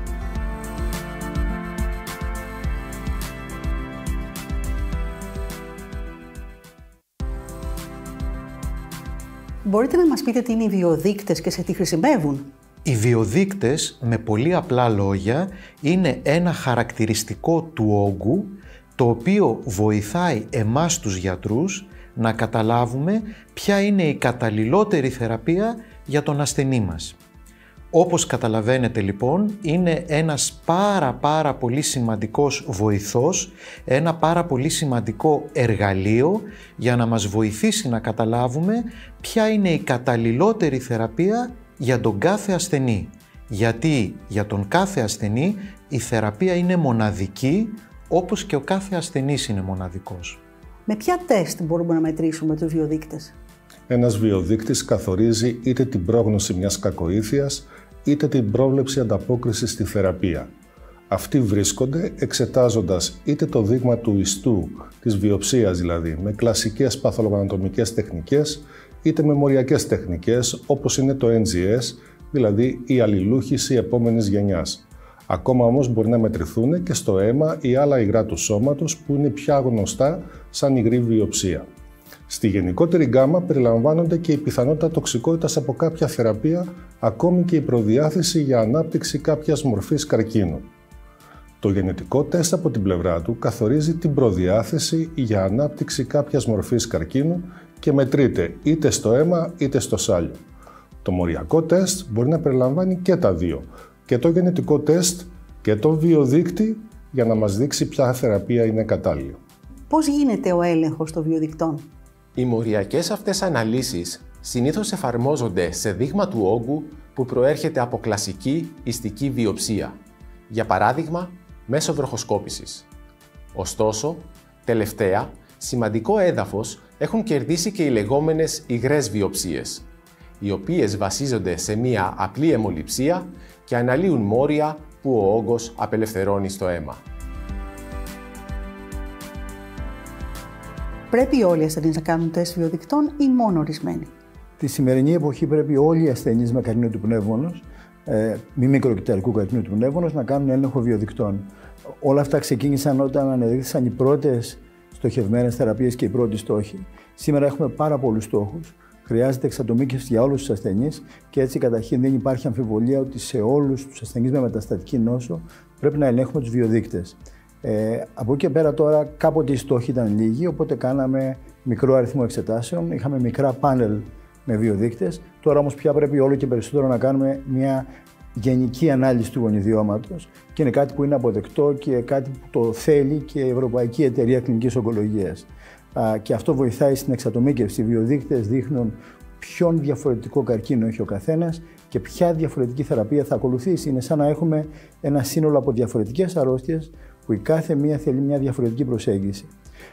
Τώρα πια ακόμα και σε ασθενείς που χειρουργούνται, που έχουν ένα πρώιμο στάδιο, χρειάζεται να κάνουμε έλεγχο μοριακό.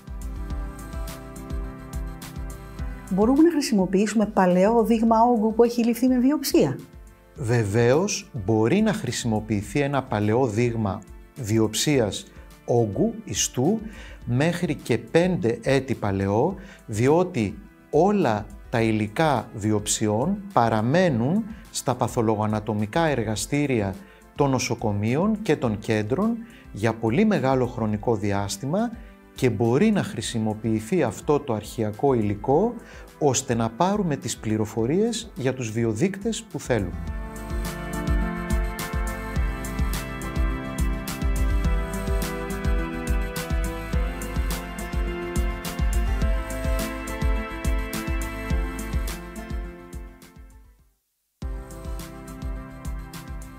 Κύριε Αθανασιάδη, τι είναι η στοχευμένη θεραπεία? Η στοχευμένη θεραπεία ήταν μια επανάσταση που ήρθε περίπου από την εποχή του 2000. Κάποτε θεωρούσαμε όλους τους καρκίνους περίπου το ίδιο. Αν θέλετε, λέγαμε ότι υπάρχει ο μικροκυταρικός που είναι τελείως διαφορετικός και ο μη μικροκυταρικός. Όταν ανακαλύψαμε ότι υπάρχει μια ομάδα ασθενών με διαφορετική πορεία, κυρίως γυναίκες μη καπνίστριες, τότε πια καταλάβαμε ότι πολλές από αυτές έχουν μετάλλαξη στο EGFR και αυτές μπορεί να προχωρήσουν καλά, όχι με χημειοθεραπεία. Η χημειοθεραπεία μπορεί να είναι αποτελεσματική, αλλά μπορεί να πάνε πάρα πολύ καλά με στοχευμένη θεραπεία. Από τότε προέκυψαν πολλά φάρμακα που στοχεύουν το EGFR και έτσι πια η στοχευμένη θεραπεία είναι η βάση της θεραπείας για ασθενείς με μετάλλαξη στο EGFR. Έτσι τώρα πια είναι πολύ σημαντικό να ανιχνεύσεις από την αρχή της νόσου τη μετάλλαξη, να μπορέσεις να δώσεις θεραπεία στοχευμένη που μπορεί να αφορά το EGFR, το ALK, το ROS1 και έτσι έχεις μία λίστα από στόχους η οποία πια αρχίζει να είναι πολύ μεγάλη. Και έτσι πια η πρώτη σου φροντίδα σε έναν ασθενή με καρκίνο του πνεύμονος είναι να πεις μπορώ να ανιχνεύσω ένα στόχο. Έτσι λοιπόν αν έχεις έναν καπνιστή μπορεί η δυνατότητά σου να είναι κάτω από το 10% αν έχεις έναν χρόνιο καπνιστή. Αντίθετα όμως αν έχεις έναν μηδέποτε καπνιστή μπορεί σε κάποιους πληθυσμούς να φτάσει μέχρι 40-50%. Άρα η στοχευμένη θεραπεία απευθύνεται μόνο στους ασθενείς που έχουν το στόχο. Αν το δώσεις σε άλλους ασθενείς δεν πετυχαίνει τίποτα. Αν όμως έχεις το στόχο και αν ο στόχος είναι μέρος ενός βιολογικού μονοπατιού που είναι πολύ σημαντικό και είναι το οδηγό μονοπάτι, τότε πια αυτή είναι η κύρια θεραπεία και αλλάζει την πορεία της νόσου. Ποιες είναι σήμερα οι διαθέσιμες στοχευμένες θεραπείες για τον καρκίνο του πνεύμονα? Οι διαθέσιμες στοχευμένες θεραπείες για τον καρκίνο του πνεύμονα γίνονται όλο και περισσότερες. Είχαμε ξεκινήσει από τα TKIs, τους αναστοχευμένους EGFR, αλλά τα τελευταία χρόνια έχουμε, θα λέγαμε, μία έκρηξη στους στόχους που ανακαλύπτουμε στον καρκίνο του πνεύμονα και αντίστοιχα στα φάρμακα που ανακαλύπτουμε για να πιάσουμε αυτούς τους στόχους. Έτσι, πάρα πολύ μεγάλη σημασία είναι η ALK, στοχευμένες θεραπείες για το ROS1, για το BRAF, και φυσικά μία άλλη κατηγορία στοχευμένων θεραπείων που έχουν να κάνουν με αυτό που λέμε tumor agnostic, δηλαδή είναι μοριακές αλλαγές που στοχεύονται με πάρα πολύ δραστικά φάρμακα ανεξάρτητα με το σε ποιο σημείο του σώματος υπάρχουν, άρα και στον πνεύμονα, και αυτές είναι η μικροδορυφορική αστάθεια και τα anti-RK fusions. Ποιες είναι οι εξετάσεις που πρέπει να γίνουν για να εξατομικεύσουμε μια στοχευμένη θεραπεία σε ένα ασθενή με καρκίνο του πνεύμονα? Είναι μια πολύ χρήσιμη ερώτηση αυτή, γιατί αποτελεί και τον πονοκέφαλο το δικό μας. Όταν λοιπόν έρθει στο γραφείο μας ένας ασθενής που έχουμε βάλει τη διάγνωση ότι έχει καρκίνο, ας πούμε καρκίνο του πνεύμονα, δεν αποφασίζουμε για μια θεραπεία που είναι για όλους κοινή, αλλά προσπαθούμε να αναλύσουμε το αποτύπωμα, να ακτινογραφήσουμε, να το πω λαϊκά, το καρκινικό κύτταρο, να δούμε τι έχει μέσα του, τι ανάγκες έχει, ώστε να του χορηγήσουμε το αντίδοτό του. Έτσι λοιπόν στην προσπάθεια αυτή η ανάλυση μέσω μοριακής βιολογίας μας δίνει ποια γονίδια στο καρκινικό κύτταρο εκείνη τη στιγμή είναι μεταλλαγμένα, που ουσιαστικά έχουν συμβάλει στη δημιουργία του καρκίνου, και έχοντας εμείς φάρμακα αντίδοτα στοχευμένα εναντίον του στόχου αυτού του γονιδίου, να κλειδώνουμε το γονίδιο, να κλειδώνουμε την καρκινογένεση και να υποστρέφει ο καρκίνος. Ποια χαρακτηριστικά κάνουν ένα ασθενή υποψήφιο για μια στοχευμένη θεραπεία? Ο πρώτος στόχος που αναδείξαμε ήταν ο υποδοχέας του επιδερμοειδούς αυξητικού παράγοντας. Αυτό πια είναι γνωστό σαν Epidermal Growth Factor Receptor, EGFR. Έτσι λοιπόν όλοι οι ασθενείς μας ξέρουν τι είναι το EGFR, όλοι ξέρουμε ότι ψάχνουμε το EGFR, το ALK είναι στην καθημερινότητά μας.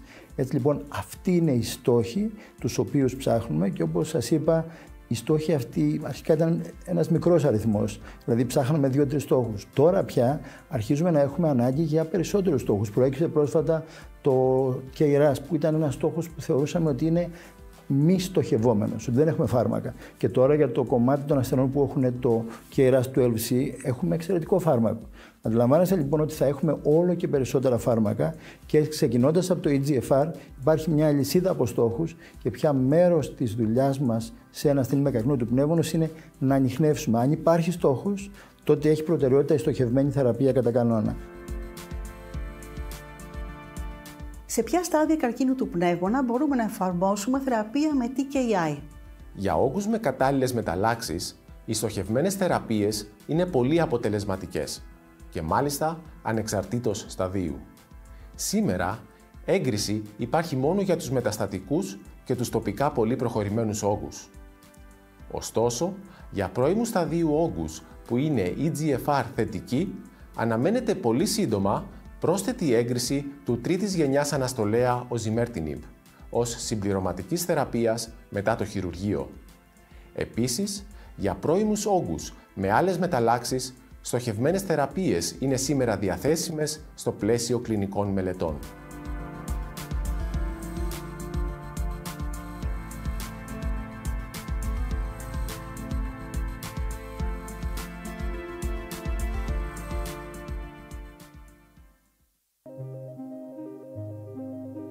The EU is falling behind other regions of the world in getting new treatments to patients, securing R&D investment, and attracting talent. It takes 426 days to approve a new active substance in Europe, compared to 244 days in the US. Expedited pathways exist to accelerate approval of promising treatments, but Europe is not realizing their potential. In 2021, the European Medicines Agency used expedited pathways for just 9% of new active substances. In the US, that figure was 71%. This means slower access to new medicines for European patients. Europe's share of global clinical trials is also in decline.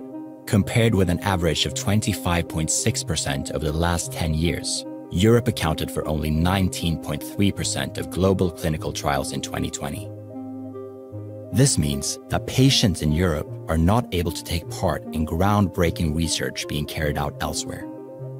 The situation is most acute for the therapies of the future, CAR-T and advanced therapies medicinal products. Since 2020, CAR-T trials have almost tripled.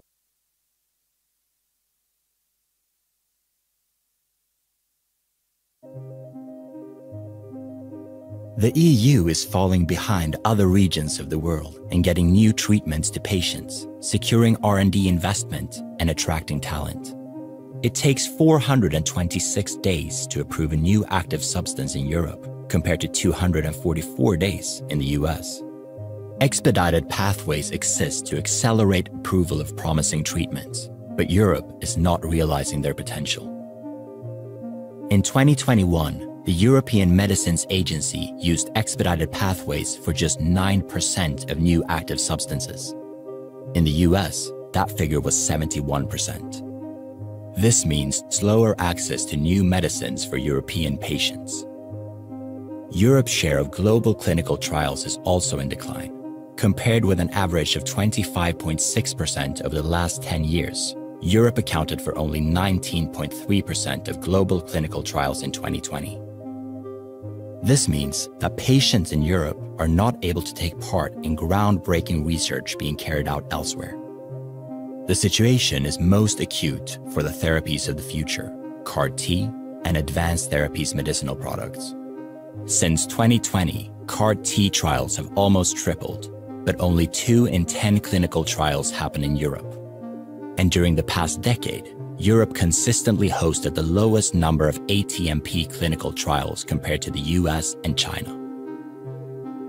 Aware of the importance of the regulatory framework for its competitiveness, China has hired 1,000 people in 2022 to increase their regulatory workforce. To attract greater research investments and clinical trials in Europe, our regulatory system needs greater capacity, agility, and to be more streamlined. We have put together the Regulatory Road to Innovation, a 12-point action plan to do just this. Don't let Europe fall further behind. Back innovation in the EU pharma legislation.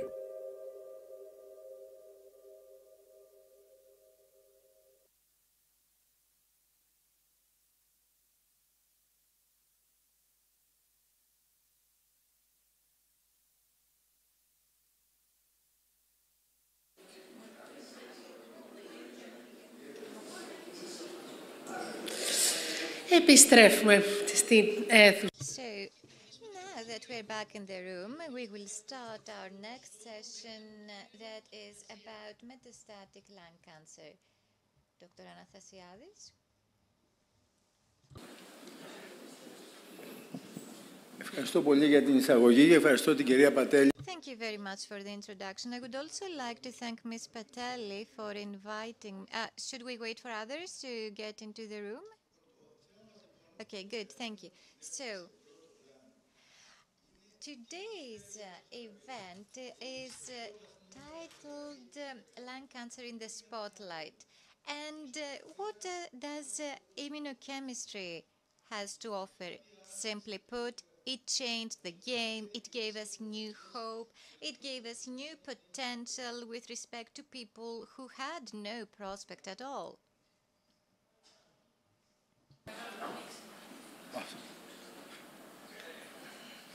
Επομένως, εμείς που είμαστε... So, we who have been born in the 20th century experienced this boom that was unexpected. It was a boom of deaths, and that was the result of the lung cancer pandemic due to smoking. And what we experienced at the time was smoking-related cancers. And we were victims of a propaganda that was indeed very tricky and sneaky because it promoted things as healthy or even lovely, and thus we've had a boom in very aggressive cancers. And to this end, chemotherapy offered practically nothing at all. And this is the time window. It was platinum-based chemo that was available at the time, and after 2 years' time, only 10% of patients or less were survivors.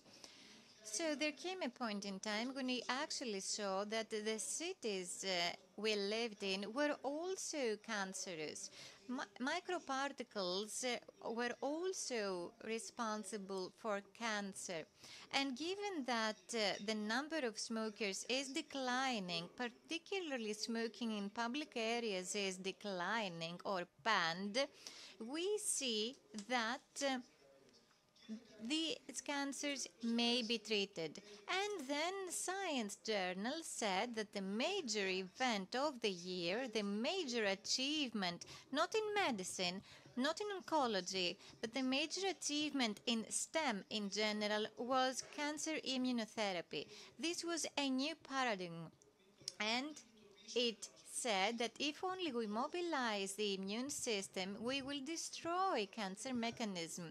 And this proved helpful because there were people who actually dedicated their entire life in the laboratory in order to demonstrate that removing the barrier to immunological response will be helpful. Thus, we acted, and instead of using interleukin and targeting receptors instead, we were able to convey the message, and we thus either initiated or stopped immunotherapy as appropriate.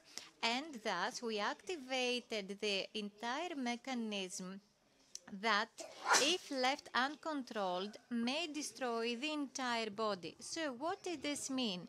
This meant that, well, why is it that immunotherapy is such a hot topic? First of all, because it is omnipotent, it has a memory, and it is adaptable. It is omnipotent because if uncontrolled, it can actually destroy the entire body. Also, it has memory, and this means that you activate memory cells that once activated are there for life. Also, there are checkpoints. So if you lose immune response, if immune response is suppressed, you can actually trigger it again through administration of a different drug. And also, we have effective drugs for lung cancer patients in particular.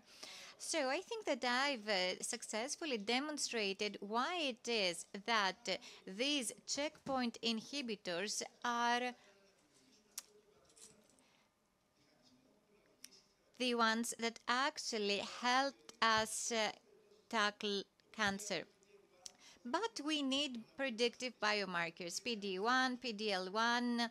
These are indicative of the patients who will better respond to immunotherapy. Also, we need to take into account the TMB and the MSI as well. People who have MSI can actually benefit from immunochemistry if this is prescribed before any other therapy. Also, this is the study that was the first study to say that if cancer patients are prescribed chemotherapy and all other patients are given immunotherapy, things will improve a lot. So this actually showed that the overall survival of these patients was better if prescribed immunotherapy at an earlier point in time. So you can tell how this changed the scenery. And just take a look at this curve. 60 months is 5 years. So in 5 years' time, we had patients with metastatic disease that were actually faring well. And we achieved the same outcome. So we achieved the same outcome through the combination of chemo and immunotherapies. And now all of our patients, regardless of their PD-L1, are given chemoimmunotherapy. So even when there are markers indicating that immunotherapy will do nothing on its own, they may respond. So in the end of the day, this is the first-line treatment for patients who do not have a total contraindication to it. And we said that this has been transferred to an early stage because after radiochemotherapy, there are no more people who just continue to live. These are the cure rates. So 50% of people who have not been surgically operated on actually do better. And this changed the course of cancer also. If we administer this combination of chemoimmunotherapy as early as possible, regardless of any biomarker, what we see is that the tumor after surgery would vanish in a way that this prescription actually made a huge difference. So our target now is to prescribe immunochemotherapy so as to get better outcomes. And immunotherapy changed the world. It gave potential to people who had no prospect at all. It gave hope to people who were hopeless. People who would collapse after surgery would not be doing well. And in fact, the window of opportunity should not be missed. And this is why we also need dedicated healthcare facilities so that everybody is given the best treatment at the best possible moment in time. So we need facilities. We need a way to help people navigate the system. And delays are harmful. So the opportunity is there at the beginning. This also applies to metastatic disease. If people suffer from metastatic disease, the earlier you intervene, the better. You only need to get on board the train of opportunity as soon as possible. But now we want even more things. And we say, how come immunotherapy does not work on this patient as well? So now we have new technologies. We have bispecific drugs. These are the ones that drive immune response because it's the T lymph cell. Also, we have vaccines that identify the antigen and target tumors. So we now have specific medications that target patients. And the question will not longer be, how come immunotherapy does not work, but how can we make it work? So this is a lovely era ahead of us. Thank you. Thank you very much, Mr. Athanasiadis.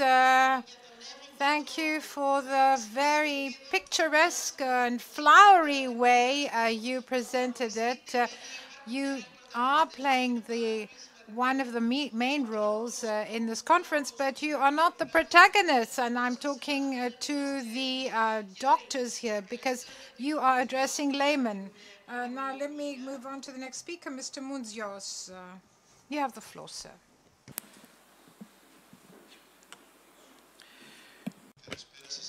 Good afternoon, ladies and gentlemen. Thank you for inviting me. It's a great honor.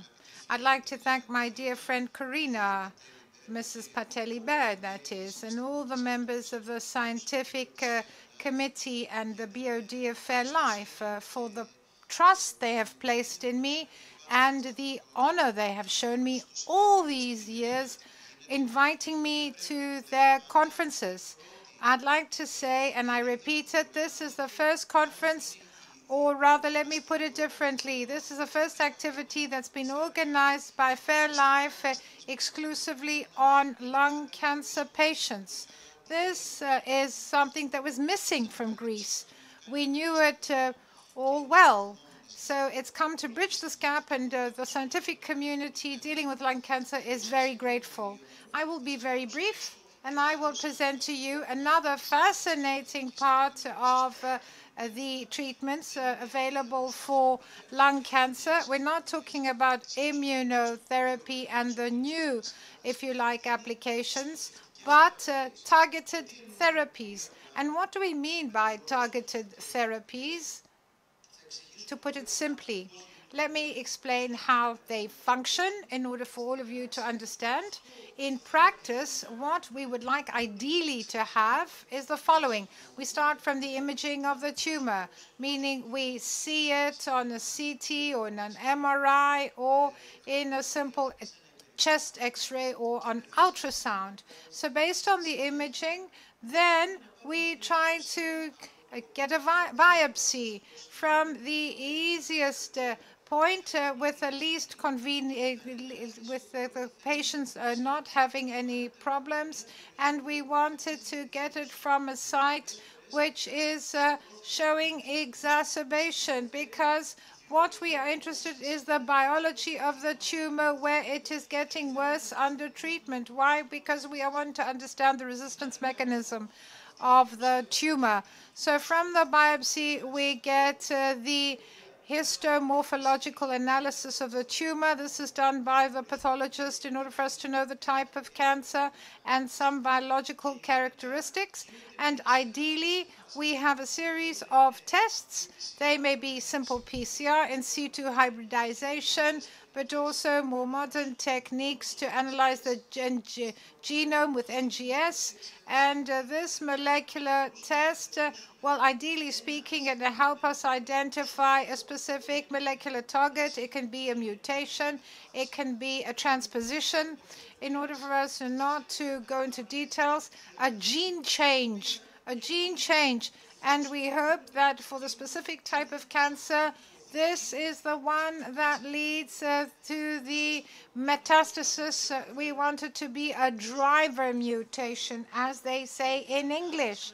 And in an ideal world, we would like to have a targeting factor.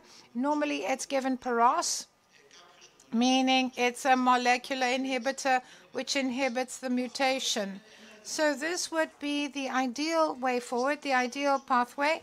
But unfortunately, what happens in practice is that cancer and lung cancer is a moving target.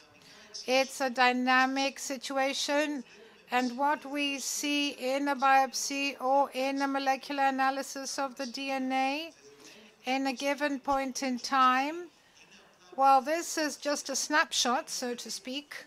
It is the biology of that given moment, and this may change because it's dynamic, particularly under the pressure of the treatment that we apply and what other specialties also do. So let's look at some very easy examples. The first very good example of this molecular, if you like, target is mutations in a protein which is on the surface of many cancer, but also normal cells, which is called EGFR receptor, so epidermal growth factor receptor. And I have the picture of a marathon runner, Kiberassier, from the Marathon of Berlin some years ago. Why? Because the discovery of EGFR and its role as a therapeutic target in lung cancer took 10 years. So this was the molecular target from which we learned a lot of things. And then the molecular targets that followed were made use of much faster. So here we see one of the first studies. This is the FLORA study. So it took patients with inoperable, meaning late-stage non-small cell lung cancer, and the tumors bore this EGFR activating mutation, and they were randomized to either getting the happy, which is called osimertinib, or classical chemotherapy, standard chemotherapy. And what was shown in the study is that by giving a simple pill, osimertinib, and sending the patient home, to put it simply, we had 1.5 years that went by until exacerbation of the disease, progression of the disease. So we're talking about patients with late-stage inoperable cancer actually have 1.5 years without going to hospital, with good quality of life. But this was the median. There are patients who last for many years without going back to hospital. So for after 2 years, we also had the announcement that one such molecular inhibitor, sorry, it was not so many years, but anyway, there was a publication that there is a benefit to overall survival with osimertinib. For example, patients with EGFR mutations starting with this molecular pill will live longer, no matter which treatment they receive afterwards, depending on the judgment of the treating physician. It can be chemo, it can be another combination of therapies, but these patients will live longer. I'm talking about overall survival compared to the case where they would have started with chemo as frontline therapy. Another important example is ALK. And this is a complicated table, not to tire you, but to save time. So let me show you that for this ALK transposition, and we're talking about 2 to 3% of patients. So this may seem like a small percentage, but in small groups of patients that haven't smoked or that stopped smoking many years ago, women or Asians, and we see that the incidence is higher there as well as in EGFR, if you like, mutations. So we are talking about the EGFR and the rearrangement of ALK. We know that even in cases of late-stage disease, we have an ALK inhibitor, and the more advanced form is brigatinib, aletinib, and loratinib. So we know that our patients will have a long time progression-free survival, that is, compared to if they had started with chemo. And in some of the studies that have a long follow-up time, it can go up to 4 years.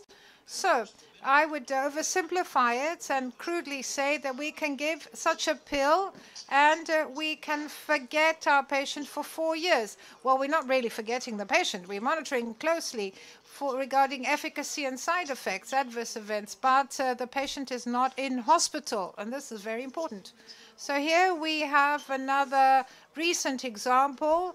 This is from the latest factor or agent, lorlatinib, and we know that younger generation ALK inhibitors compared to the first that had come out, like crizotinib, have much better results, longer progression-free survival, and a better quality of life because they actually manage to suppress the disease for a longer period of time. And here are the sprinters, meaning the rare mutations, which I call them our little diamonds. because they may be rare, quite rare, with the exception of KRAS, but when we find one of these mutations, for the patient we identify him with, it's a jewel, it's salvation. Why? Because we have very good molecular agents for these mutations. Here's an example of the BRAF mutations. We know them, we're talking about metastatic melanoma patients. So in patients who have BRAF mutated lung cancer, we combine two molecular, if you like, factor inhibitors. So we expect a shrinking of the tumor in 2 to 3 patients. So we're talking about dabrafenib and trametinib. And particularly when we have symptomatic patients like coughing up blood and pain and coughing, and we want to have relief of these symptoms. Very recently, you see that this slide is from the recent ESMO in Madrid a couple of weeks ago. I just took a picture of it at the conference. So we saw that in another subgroup of patients that have another rearrangement called RET, so 0.5 to 1% of patients. So even 0.5 or 1% has its own value because lung cancer is quite common. So if we manage to have a special molecular inhibitor of RET called selpercatinib in comparison to starting carboplatin or platin-based, if you like, chemo, well, the progression-free survival is very long. So we managed to have 2 years before progression of the disease with one molecular inhibitor in this very difficult to treat group of patients. And we see that it has protective action on the central nervous system, meaning the property of this inhibitor is to protect because they penetrate the central nervous system, so they protect against relapse to the brain, for example, in the central nervous system. And one last example, second line of treatment, another mutation, KRAS mutation. We know it from intestinal cancer. So there's a G12C. This is very common as a mutation in non-small cell carcinoma, in adenocarcinoma, and in smokers. So we know that if people have already received immunotherapy and chemotherapy, as was described earlier by the previous speaker, so if in that case we give KRAS inhibitor sotorasib, well, compared to classical chemo, standard chemo, second-line chemo, we actually extend the progression-free survival and with better quality of life in patients. This is Codebreak 20 study, and we also have a PAROS agent. So the message, the take-home message from my presentation today, for an important subgroup of patients, we have molecular targets which we can use to effectively target the tumor. These are new treatments, and this makes even greater and more imperative the need to have a very good gene analysis of the tumor from the beginning, especially for people that don't have squamous cell carcinoma. Why? Because all these targets are important, and each of these targets may change the journey of the patient. So it's very important. This is something we shouldn't forget. So individualized or customized approach is something that is required, morally speaking, but also from a scientific point of view. Thank you very much. Professor Christopoulos, please join us again on stage.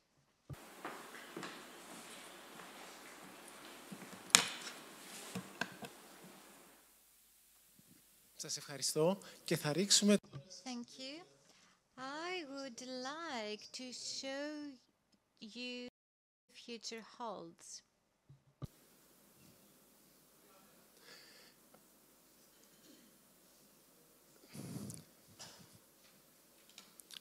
Οι βασικότερες νεότερες θεραπείες... So, the novel treatments we have fall within two categories. On the left-hand side, you see those that inhibit oncoproteins, meaning the proteins that drive tumor growth.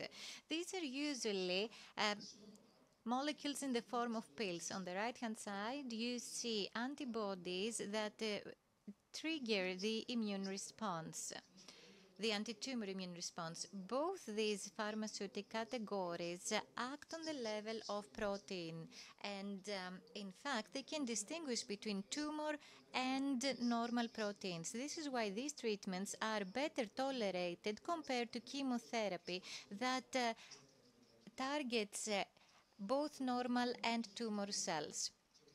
But it gets even better. When it comes to tyrosine kinase inhibitors, the next step is newer generation inhibitors. As you see with ALK inhibitors, these are molecules that have an even more solid structure. They are of an even smaller size, and they are even better affiliated and bound with the protein so that they can penetrate the active center of the enzyme and suppress it even in the presence of resistant mutations to former generation drugs. And this also helps us better penetrate the SNS so that patients with brain metastasis can actually benefit from this treatment and help control metastatic disease better. Also, there are new generation inhibitors targeting many different targets. And I will mention a couple of examples. It's this inhibitor, acyclic 2G, that is good, and also lorlatinib, that is very good, and TPX-0131 is very effective. And just 2 weeks ago, we had the comparisons between different inhibitors. Also, there are advances in the field of antibodies. We have new generation antibodies that may be conjugated with toxins, as shown on the left-hand side. And we can have doxarecan that is known to us since breast cancer. And just last month, it was also approved for HER2 mutated cancer, lung cancer. And this is something very promising for the patients with this very rare mutation. Also, there is a study underway, and this will probably help bring this specific drug in the front line. Another category of new generation antibodies, like Dr. Athanasiadis said, is bispecific antibodies. For example, amivantamab. It binds with the EGFR protein that stimulates EGFR mutated tumors, and also it binds to MET. And this is a key resistance mechanism of these tumors to non-molecular EGFR inhibitors. This antibody, during the last ESMO, had 3 positive phase 3 clinical trials, and it is expected to get in the front line as well, because most patients with EGFR mutated tumors,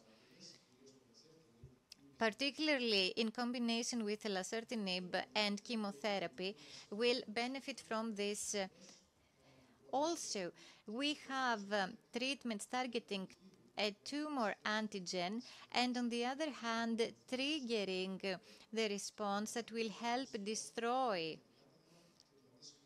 the tumor through immune response. And such an example is tarlatamab, targeting NSCLC. There is a phase 3 study that is underway for tarlatamab in order to get approval for second-line treatment. Another example is that of tumors leading to secondary mutations. And these mutations of the tumor do not only create surface proteins that may be targeted by antibodies, but they lead to intracellular proteins where our antibodies cannot have access. So these intracellular antibodies may be seen as fragments, as new peptides on the surface of the tumor. This is another new development that may be targeted. We have another structure that is similar to this. We have the TCR Ms that are conjugated antibodies, and we have the TCRM bispecific antibodies or the transgene T cells that will help us target cancer cells with specific mutations. This is yet another significant development that is actually in the pilot stage in several research centers, and it will take a few years before this is something available in a broader setting. Thank you very much for your attention.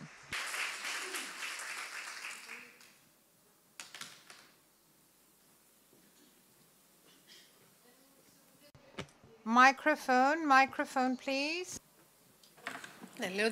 I don't see Mrs. Christopoulou anywhere. She was supposed to be speaking next. Will she connect online? Okay. Will she connect online? Please help me. Please let me know so that I know what to do next. Mrs. Pardalou, please come forward. Mrs. Pardalou is a caregiver.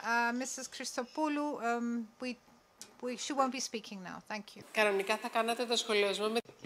You would be holding the discussion with Mrs. Christopoulou, but if you want to make a comment here, and if you're not too scared, I can be next to you. Thank you. Hello. I haven't prepared a text. I wanted to listen to the presentations, and then I would speak off the cuff spontaneously. My name is Niki Pardalou. I was a caregiver together with my mother and sister of my father. My father died of lung cancer in August. Coincidentally, on that same day, 3 years later, compared to Simon Bell. So it was same date, but 3 years later. So this experience made me wanting to find out more about lung cancer and the developments in the fight against lung cancer, either in connection to treatment or how patients are to be supported if they survive, but also support provided to caregivers as well. So even after my father died, I continued looking into the matter, and I heard about the Sotiria screening program. Of course, it's at a pilot level right now. I got to know Mrs. Hardavella, and I went there for psychological reasons. I wanted to see if I had a problem, and maybe I was sick. So I learned a lot. This was my experience, but I spoke to other caregivers and other patients. So the main obstacle we all found on this journey is how doctors of all specialties treated us. And because we said something, and then they actually reacted. They look at the patient, but at a given moment. But we live with a patient every day, and we actually interpret things differently from what a doctor may understand. So when you tell the patient all this, and then the doctor ignores you or looks at you as if you're an alien, this creates great difficulty in treatment. Even the treatment is affected. Let me just give you an example in our particular case. Unfortunately for my father, both my mother and my sister are pharmacists, so they know a lot about dosage, they know a lot about side effects. So in our case, for example, they had administered my dad Peptan for the stomach because he was doing chemo, so it was protective. And my father was in pain, great pain, and this was added to the pain he already had because the cancer had spread to the bones. Fortunately, my mother is a pharmacist.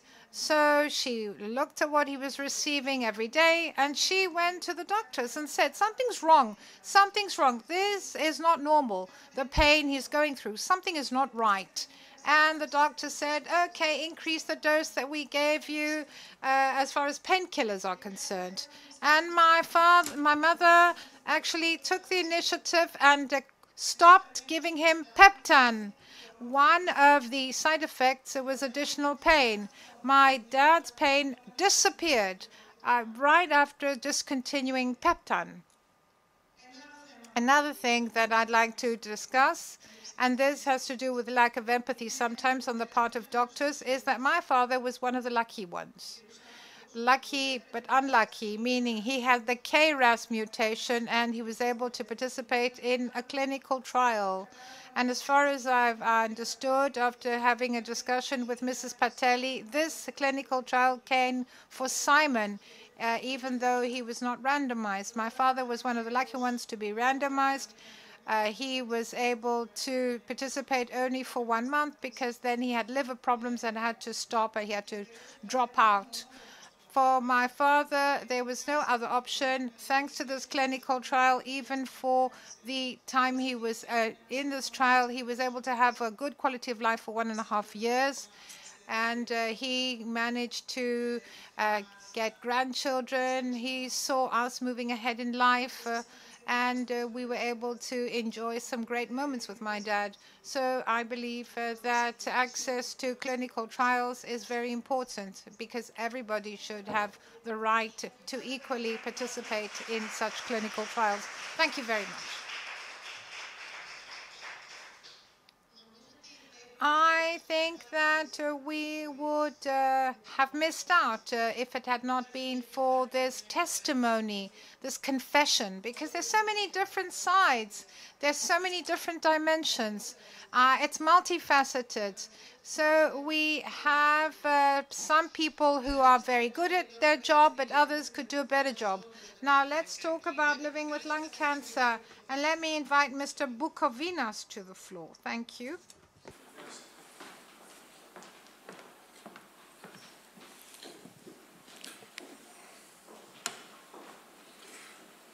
Ευχαριστώ την κυρία Πατέλη. I would like to thank Ms. Patelli. I would like to thank all of you who are here today in order to share experiences, listen to our day-to-day concerns. I think that there are many people who are impacted by lung cancer. And if one is impacted by lung cancer, then holistic care, palliative care are one of the primary things in our mind. But before we get to this point, I would like to make something clear. For every cancer, but for lung cancer in particular, that makes no discrimination, that does not take into account habits, age, gender. What is mostly important is the first consultations. The first visit to the doctor is when the doctor is asked to carry the patient and their family members and help them redefine their own existence. And this is a quote of the now deceased Paul Kalanithi, a well-renowned surgeon who was diagnosed with lung cancer at the age of 35. He is the author of When Breath Becomes Air. GFAR mutation was his disease, and he was given treatment, but the most aspiring surgeon at the time was actually no longer available to hug their child because he passed away following brain metastasis when his son was only 2 years old. So he had an understanding of both the doctors' and patients' sides. Surely,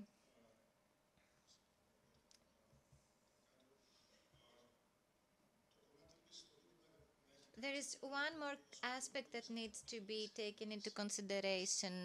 Life expectancies, survival curves, survival ratios. Well, sometimes we pay too much attention to these things and we overlook the patient and the entire picture. So we do not treat holistically the symptom, or we do not view holistically the drug we prescribe. And this is why I want to mention this. The good physician treats the disease. The great physician treats the patient who has the disease.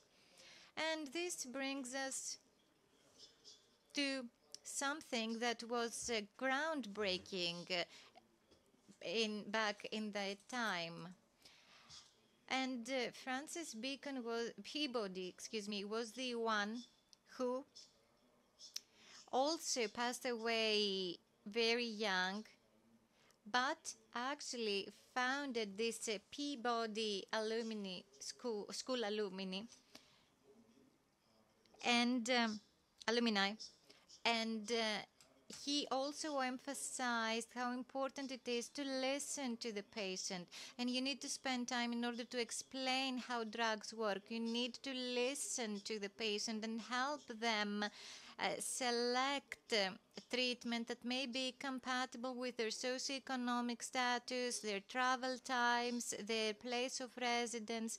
You are there to provide optimum care, because the secret to treatment is not just being a prescriber, but giving appropriate treatment. And this brings us to the well-known painter Van Gogh. He had said that every single word matters as long as you are there to listen. And this also applies to patients. You are there to be able to identify the hidden desire, the concealed desires of patients, in order to get to understand who you are dealing with. This is where your intervention begins, from support. So how you listen is very important, and regrettably this is something we are not taught in medical schools. And after the first date, there is the other edge of the spectrum. It's the terminal stage, and there with the patient you try to lift their spirits, raise their spirits, and help them rid of the pain of their lonely path. And you do not need to spend time and resources on pointless, meaningless treatment. And we heard Ms. Pardalou saying that she was recommended to increase the dose of painkillers. That's the most difficult part. And this is where palliative care comes into play. I will use a different definition. This is a 2012 study that was published in New England, and it was followed by 2 other studies that had to do with early palliative care for patients. There was a 70% improvement in survival when palliative care was introduced earlier. So this is support. This is symptoms-based support. And people who received this support no longer needed more interventions. And in fact, they lived longer, and also resources were saved up to 33%. And Professor Suliotis and his team have authored a paper indicating that there is a huge cost of when resources are spent on pointless treatments. So the traditional concept of palliative care is that this is introduced when we have when we no longer have treatment options. But this is not the good definition. We need to make sure that palliative care is introduced when this is yet another beneficial layer of support. So this is appropriate at any stage of any serious disease, and this is not part of the curriculum in any Greek university. The multidisciplinary team is there to support patients, because we must have oncologic surveillance, routine cancer screening, smoking cessation, healthy lifestyle. Also, we need to address financial toxicity, side effect management, among other things. This is holistic care. And this is an indicative list of toxicities. I included toxicities that remain, that persist after the end of treatment, because when we see patients 3 or 6 months after the end of treatment, they still have fatigue or impaired pulmonary function and neurocognitive effects, or hearing loss, or immunological toxicity, or cardiovascular disease, strokes, and this may be attributed to a number of factors. Even not only medical interventions, medico-pharmaceutical interventions, but also health style. And there is a significant increase in lung cancer patients because of these side effects, because these patients used to follow a sedentary lifestyle, and thus their exercise capacity is decreased. And our treatment, or rather patients who are of an older age, or who fear that if I get sick, my health will worsen. Well, there are several studies that show that physical exercise actually is a mood booster, is a prosperity and well-being booster, and this is something that helps patients move on and have a better understanding of their own disease. So, again, referring to Paul Kalanithi, who said that before operating on a patient's brain, I realized that I must first understand his mind, his identity, his values, what makes his life worth living, and what devastation makes it reasonable to let that life end. So we should act accordingly when it comes to treating side effects, complications. The absolute link that connects patients and doctors requires the understanding of the human drama, the divine, in my opinion, drama that we label as disease. Oncology is a specialty that is helpful to patients who are to cope with their fear, stress, and loss. And this is something that is also shared by caregivers. And also, doctors must keep a safe distance so that they do not get hurt themselves. Thus, the treating physician, the oncologist, ends up being an observer of themselves as well. Thank you.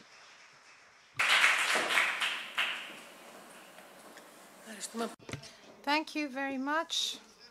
Mrs. Drufaku is on her way. Here she is. Good afternoon, ladies and gentlemen. Thank you, FairLife and Mrs. Pateli, for inviting me. It's a great honor.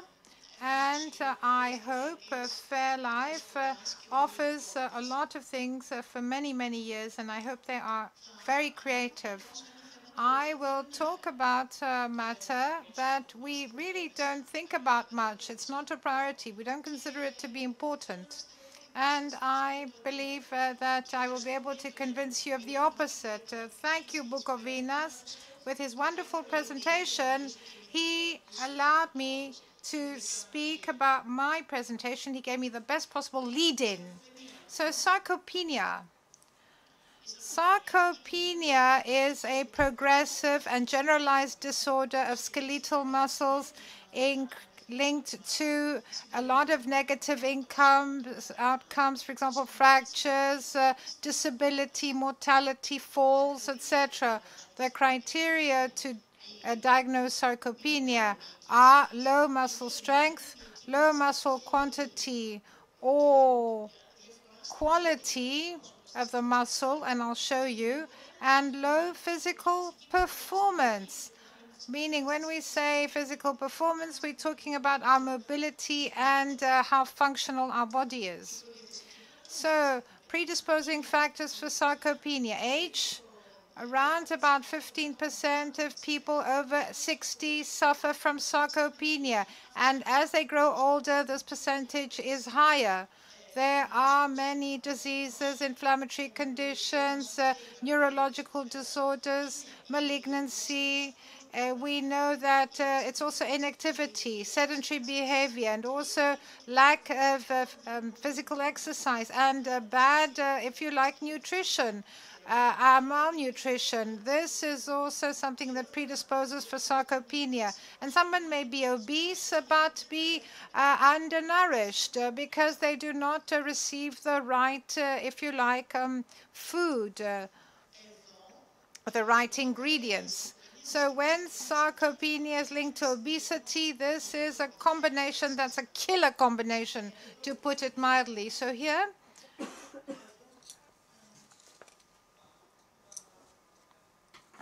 I want to change it. I'm pressing the button. So here you can see which patient has good muscle mass, and next to him you see the sarcopenic patient.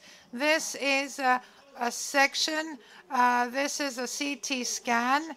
It's at the level of the third lumbar vertebrae. And so we have a reduction in muscle mass, but also, can I have a pointer? We also see a difference in the composition of the muscle. Here the muscle has fat. It's infiltrated with fat.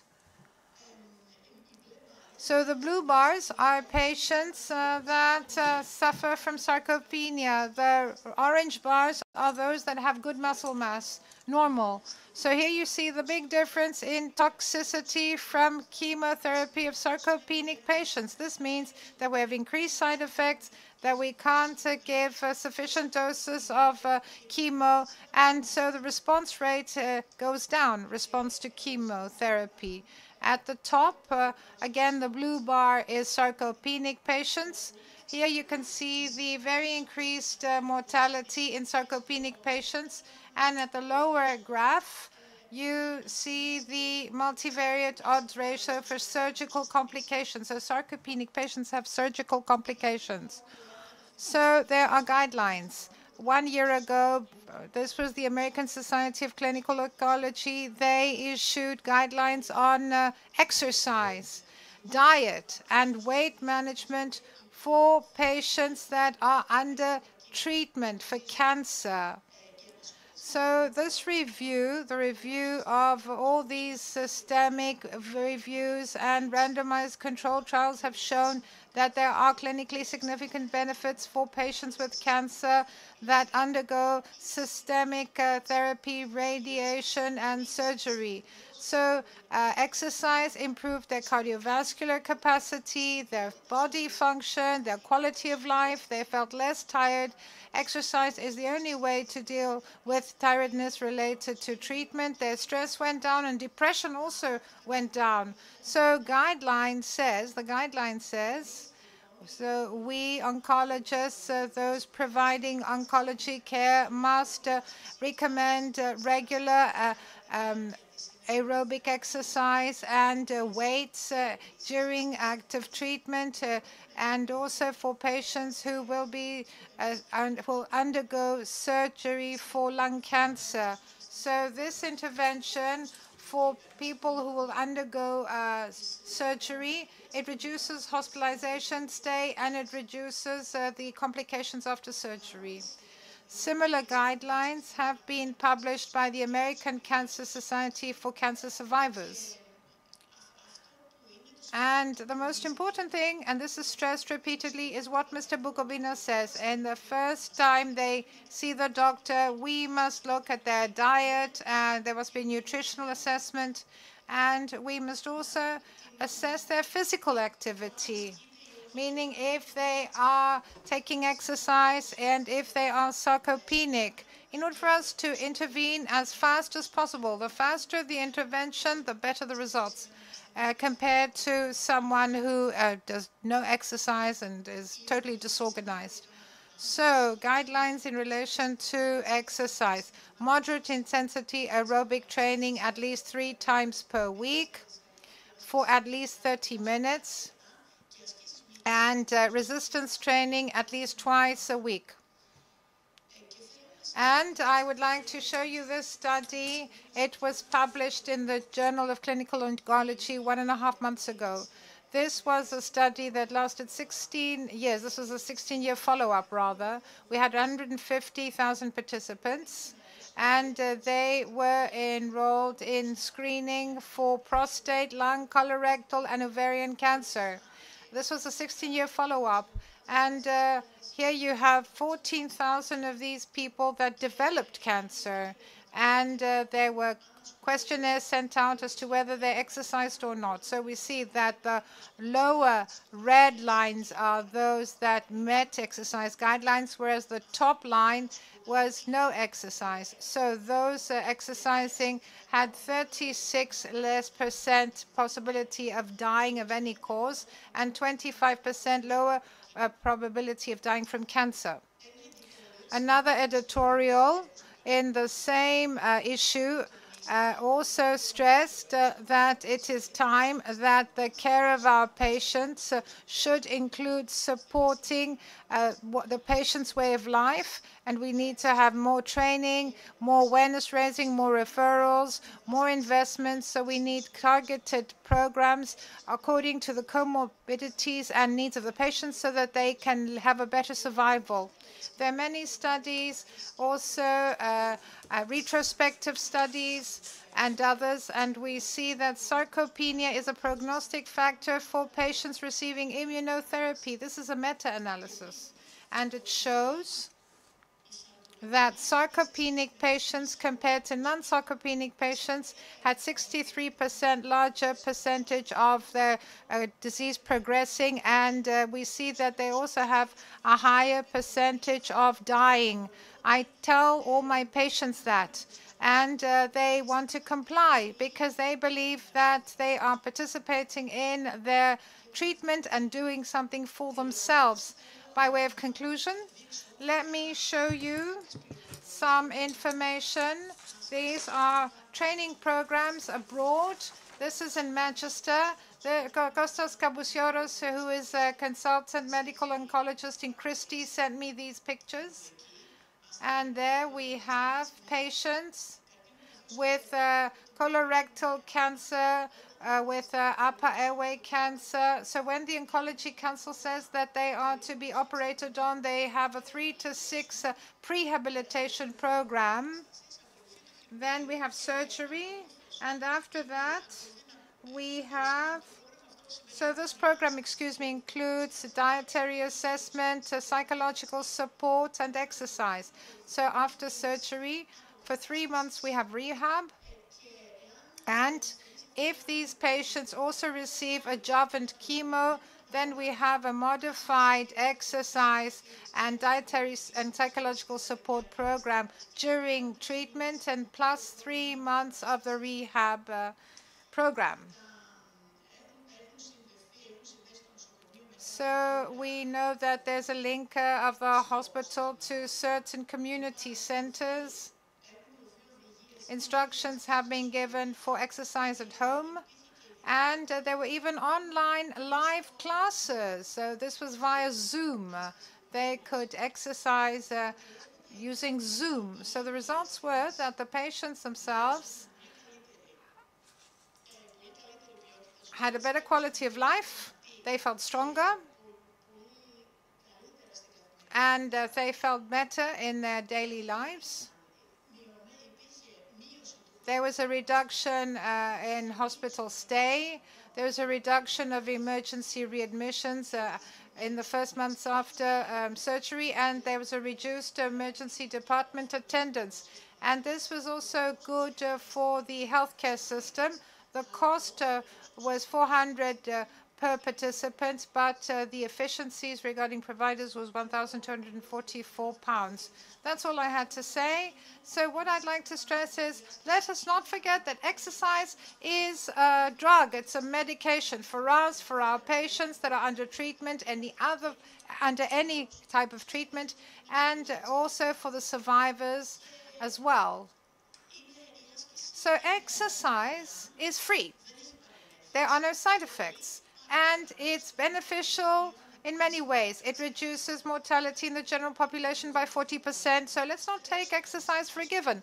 Many patients don't know this, so when it is recommended by the oncologist, we have a great compliance, 80%, I think. So if all the doctors raise awareness, this can be only to their benefit and our benefit as well. Thank you for your time.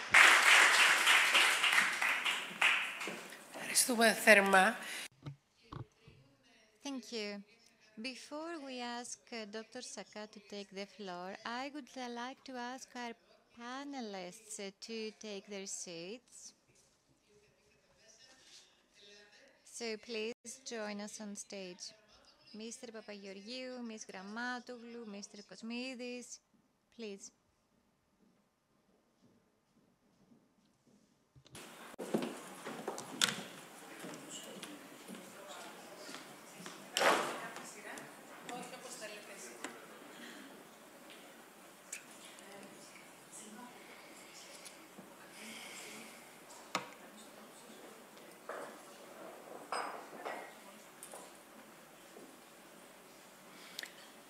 Καλησπέρα και από μένα. Hello. I would also like to thank FairLife for this invitation that is an honor. And it is also an opportunity to talk about a very important topic. I will talk about vaccines that must be received by cancer patients. I would like to remind you of the fact that vaccines are a success story in the history of medicine. Back in 1796, it was Dr. Jenner who made the first attempt of vaccination. He used a cowpox. A cowpox serum. And you can see on the right-hand side this picture showing people thinking that if they were to be inoculated, they would be transforming into cows. However, smallpox was eradicated in 1980, and the last case in Greece was in 1951. And there are also a number of other infectious diseases that are almost eradicated, or at least their incidence has dropped by 99%, for example, measles, among others. Now I will talk about vaccination for patients with solid cancers and patients with lung cancer in particular. This is a part of our effort to help them get a stronger immune system and better respond to infections such as flu, SARS-CoV-2, pneumococcus, herpes zoster, and RSV. So, what is it that we're dealing with when it comes to viral respiratory infections? These are National Public Health Organization data. Pointer. Νομίζω δεν πατιέται, αλλά τέλος πάντων μπορείτε να καταλάβετε. You may understand, and I will help you understand this chart. The green curve indicates the year when the COVID-19 pandemic broke out, 2020. You can see the spike during the lockdown, the spike in viral respiratory infections. And the yellow curve is the one denoting last year. And the spike at the time was even sharper than in the COVID-19 year. So it was flu, COVID-19, RSV all together, a series of viral respiratory infections. And now This year, marked by the red line, will also have a spike. In fact, we can see how these viral respiratory infections are allocated over time. So, red color indicates COVID-19, and there is a spike again. The red line indicates flu. Now we only have sparse cases, but we expect it to increase in December onwards, and the green line is RSV. We expect more cases in the future. So as to the flu, why is it that people need to get vaccinated? Because a study conducted in Greece between 2012 and 2018 among people who were admitted to the ICU, approximately 50% died, and the vast majority of them were unvaccinated and immunosuppressed. Therefore, people with a solid cancer must get vaccinated for flu every year. Also, their close relatives and healthcare professionals must get vaccinated for flu as well. So what are the vaccines? Currently, we have quadrivalent vaccines. So we have the H1N1, also the type A influenza and 2 type B influenza strains. These are the quadrivalent vaccines available until last year. Now, however, this year we have 2 newly introduced vaccines that come with an advantage. The immune response triggered among the elderly, those aged over 60 or 65, is greater. One of them includes an immunobooster. Also, we know that flu vaccination must take place every year, and that antibodies emerge approximately 2 weeks after vaccination. So for Greece, the best period of vaccination is between November 15th and 30th, so that we have antibodies up until April. Also, it is not recommended to have a booster dose, and perhaps antibody titers decrease, but currently international literature does not recommend a booster dose. Also, chemotherapy patients must get vaccinated either 7 days after the last treatment or 2 weeks before the next chemotherapy, so as to get the best immune response. The vaccines given must be the ones that are immunoenhanced, particularly among people over 65 years old. So also, we've had many infections in recent years following the pandemic. Currently, we have the new updated Pfizer vaccine that also targets Kraken, the new Omicron strain. This is available for people over the age of 60 and all people aged less than 60 who have underlying diseases, who are immunosuppressed, also pregnant women and healthcare professionals. So anyone who wishes to get vaccinated must get a single dose, and they must get it now.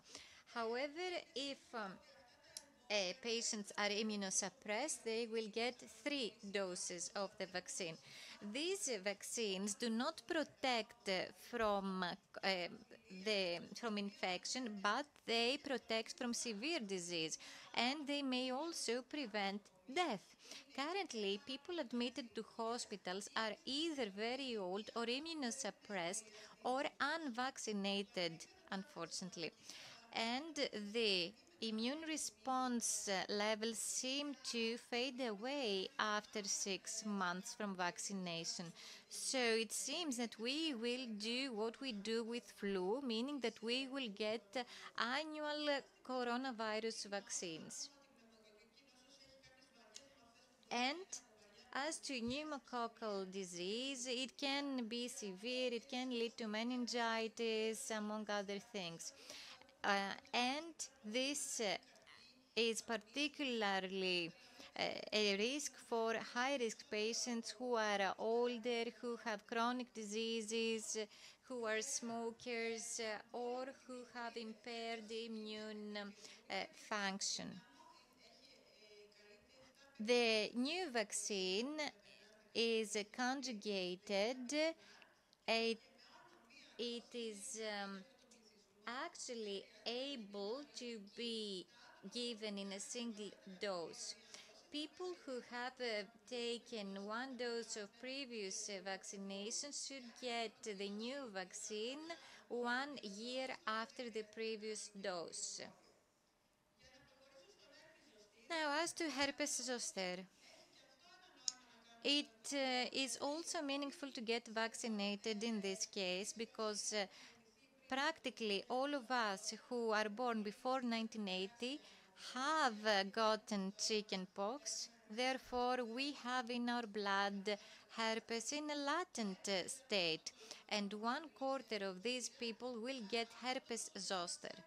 This percentage increases with age. If you are older than 50 years old, combined with other underlying diseases, 1 out of 2 will also experience herpes zoster. And it's not the skin aspects that are important, it's also the likely complications, for example, post-herpes neuralgia, meningitis, and this neuralgia is a pain that cannot be treated effectively with painkillers. Currently, we have 2 vaccines. The older vaccine is Zostavax. It was indicated only for people aged between 60 and 75. However, it was contraindicated for immunosuppressed patients. However, now we have the new vaccine that is a recombined vaccine. It is Shingrix, and it may be given to immunosuppressed patients and patients with solid cancers as well. On a last note, a couple of things about RSV. This is a virus with whom we're not familiar. We have not yet learned how to detect it. It mostly affects older people with comorbidities such as COPD or people who are immunosuppressed. There is now a vaccine available that has been approved by the EMA, but it has not yet become part of the national vaccination program.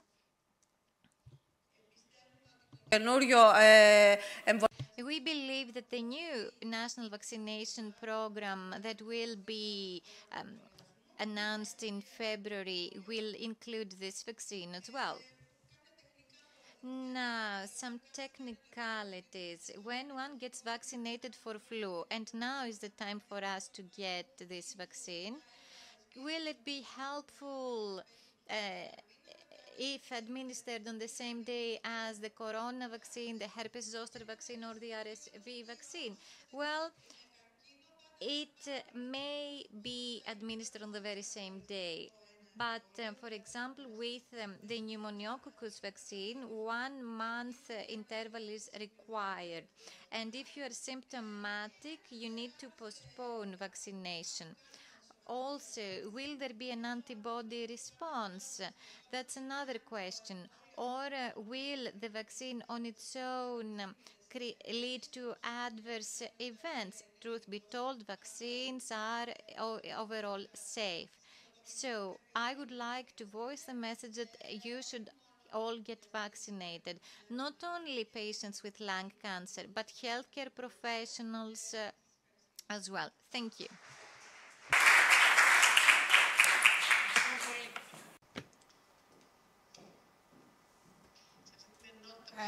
So we are talking about living with lung cancer, so we have to give the floor to Mrs. Grammatoglu. Thank you. So good afternoon, ladies and gentlemen. Let me thank Karina for inviting me to be here today. I met Karina when she started setting up this FairLife non-profit, and we have some lung cancer patients with us. I listened very carefully to what the speakers said. We heard a lot about new drugs. It's good that we have new drugs. We want them.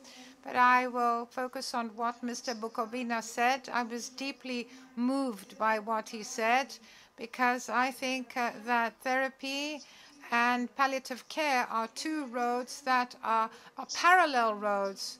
So I am in the patients' movement, and I've been so for many years. So we try with our own strength to highlight the importance of palliative care, and we believe that this is important for all diseases, but even more so for cancer patients.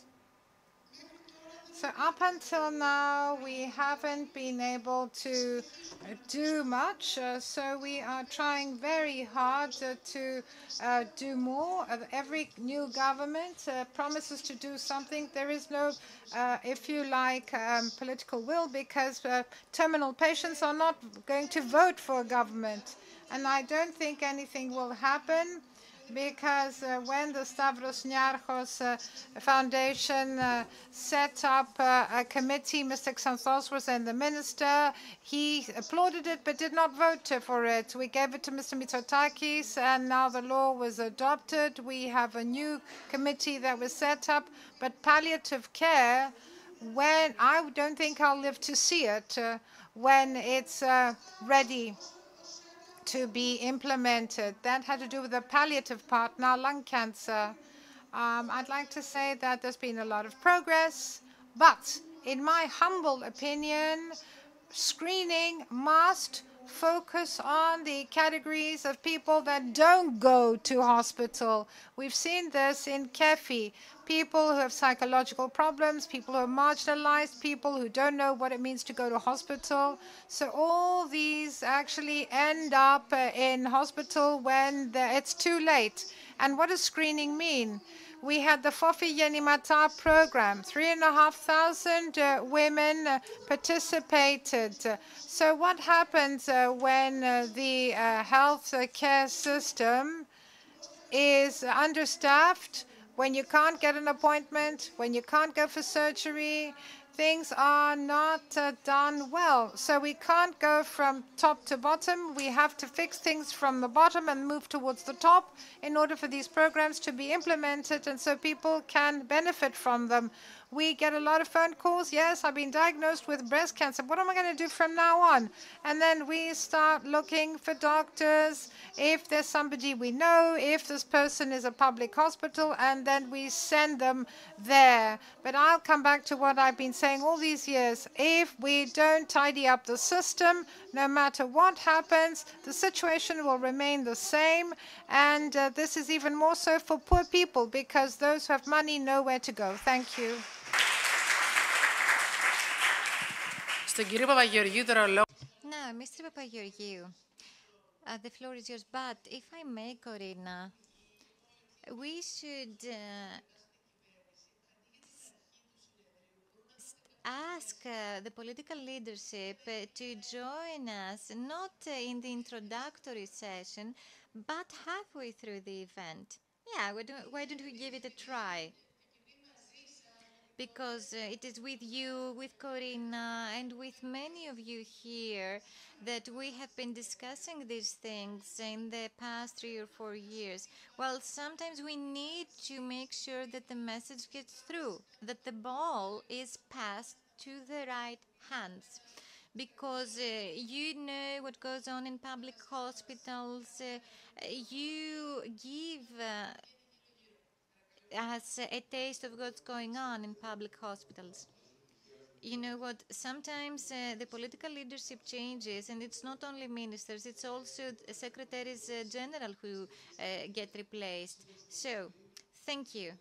A brief comment. Mr. Bukovinas talked about symptoms, and that was very important. And then Dr. Athanasiadis, who is a professor, talked about other topics. I will talk about my city. in January, 3 significant clinical trials get started. The one has to do with fatigue and lung cancer patients. It was approved and it is a postdoctoral thesis. The second thing is that we did not talk a lot about PREMS, patient reported, that means symptoms, and we must also take this into account, meaning PREMS and PROMS together. Also, we talked about nutrition, but unfortunately, the colleague who was responsible for nutrition was actually lost in Libya. And there's also the next study that has to do with expectations, patient expectations. We have not measured expectations with respect to new treatments, novel treatments, immunotherapy, chemotherapy. So either we talk about chemotherapy and novel therapies, either we talk about conventional therapies that are not that well known. We will measure this because we need to measure this in order to be able, as nurses, to be there. So we in the city of Tripoli have a lot of things to do at university level. As to palliative care, I remember a Professor Athanasiades called me a year ago and he said there's this building in the city. Why not use it as a palliative care facility? That's not an easy task, but we as the university told the hospital, why don't you give us half a floor and we will turn this into a palliative care for oncology and non-oncology patients. And this is where we will be able to highlight the value of this treatment because more beds, will become available for other patients. Just give us half a floor for palliative care and then we will go to the community. So we need to do these things, measure it. So was this half a floor given to you? No. Off the microphone, unfortunately. So we will now listen to Kiki. So Kiki came from the mountaintops. She is an ambassador of FairLife, and she's a member of the board. She is one of the main people behind FairLife. The pleasure is all mine to be here. Thank you very much. I'm a member of the board of FairLife, and I'd like to thank you for honoring us with your presence and sharing all the important things with us. So from my side, I am a hiker, I'm an athlete, I climb mountains. I was covered by Mrs. Troufakou and by the others, Mrs. Pardalou as well. So I believe certain things in life, and I agree that exercise, balanced diet and good psychology are the way we should live our lives. That's the way to prevention and maintain a good health. So a body that is constantly moving, it's more difficult for it to fail or ail rather. So I'm from Alexandroupoli, and in the region of Eastern Macedonia and Thrace, we have a program to support people who have chronic diseases. This is a well-being program, and we try to make their lives better by having a balanced diet, by some mild exercise, and by going close to nature, because this is good for psychology. We see that their body improves, they're more fit, but those who have more problems, the fact that their psychology is better, that the stress levels they experience due to the disease goes down. So this by itself is an important step forward.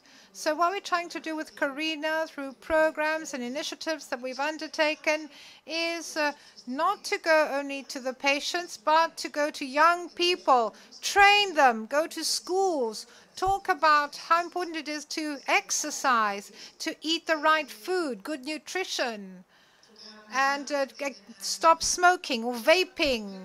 But we say that, of course, you can get lung cancer without smoking. Just the fact that you breathe makes you a candidate. But I believe that that's where we should start from school before we get sick and before coming to you, the doctors. Thank you for your knowledge. You're great. But if we all change the way we live and we all understand that every day we must have quality in our lives, meaning a good, strong body that will allow us to do everything that we want to do, everything that we love and are passionate about, we must feel great. If we have all these characteristics, and if this is a holistic approach, no matter what comes our way, we'll be able to deal with it better. We'll be able to better deal with disease. You talked about sarcopenia, if I remember correctly, and you said that the symptoms, for example, are not as bad if you exercise. So who did the workout? Who went to the gym yesterday, the day before yesterday, 3 days ago? Who goes to the gym? Who works out?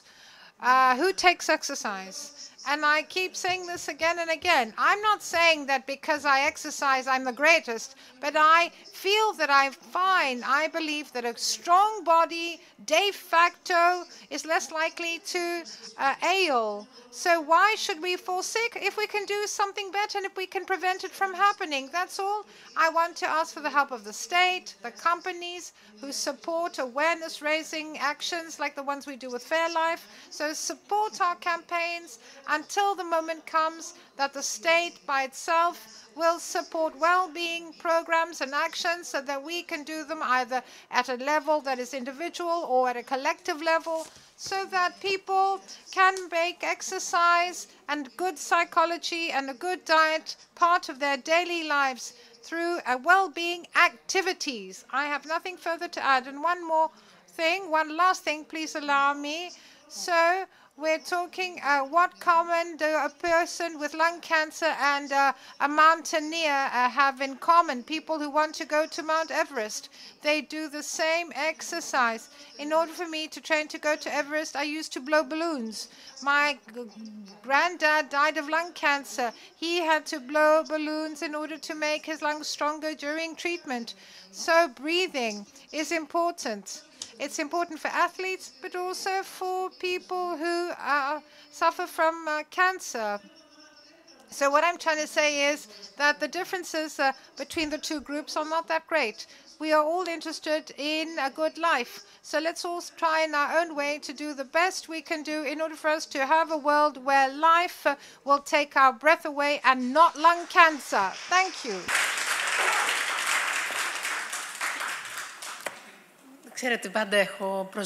You know, I always have great expectations from you, so please share your wisdom with us.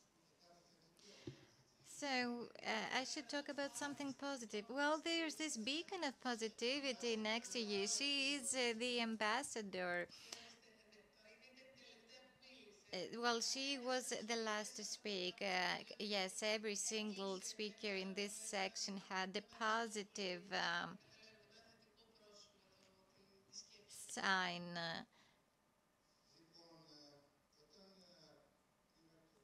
Well, when I received the invitation, I took a look at the title. So, Living with Lung Cancer. Yes, this is an ingenious title. It filled me with optimism. But given that I am a senior, it took me back as well, and I thought of the past. So what have we done so far?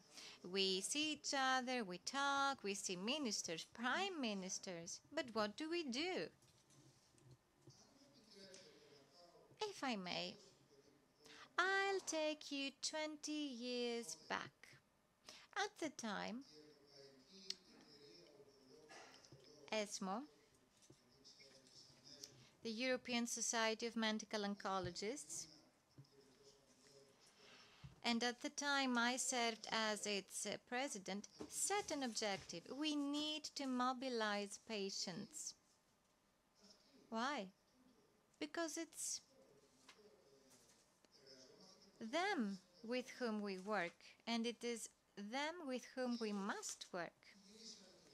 So we traveled across Europe and we tried to identify different groups and get to meet them. And admittedly, what we saw was very poor. We checked breast cancer, prostate cancer, some lymphoma patient groups, some colon cancer patient groups, and we try to see where we will find patient associations for lung cancer. And we found some in the UK. It was Roycastle. It was the only one in Europe at the time. And England had always this social volunteer movement, I would say. And we had excellent cooperation with the then president. We had endless discussions with her. So they were making efforts. They had been encountering difficulties. And when we asked them why, the answer given was, well, these patients do not live, they die. And above all, these patients, they get tired. You talk about balloons, but you know, these people are tired. So Elias understands this. So this was a first disappointment. I will not talk about the following years. We started having conferences. Ms. Gramatoglou knows this, off the microphone, unfortunately. So I do not want to say a lot. So today we are here, and it's a Greek organization that's brought us here. And they are a volunteer organization engaged in lung cancer. They want to help. And there are similar organizations in other European countries. There is a pan-European network. There is support for patients. Why? Because these patients no longer die fast. And some of them do not die at all. They live for long periods.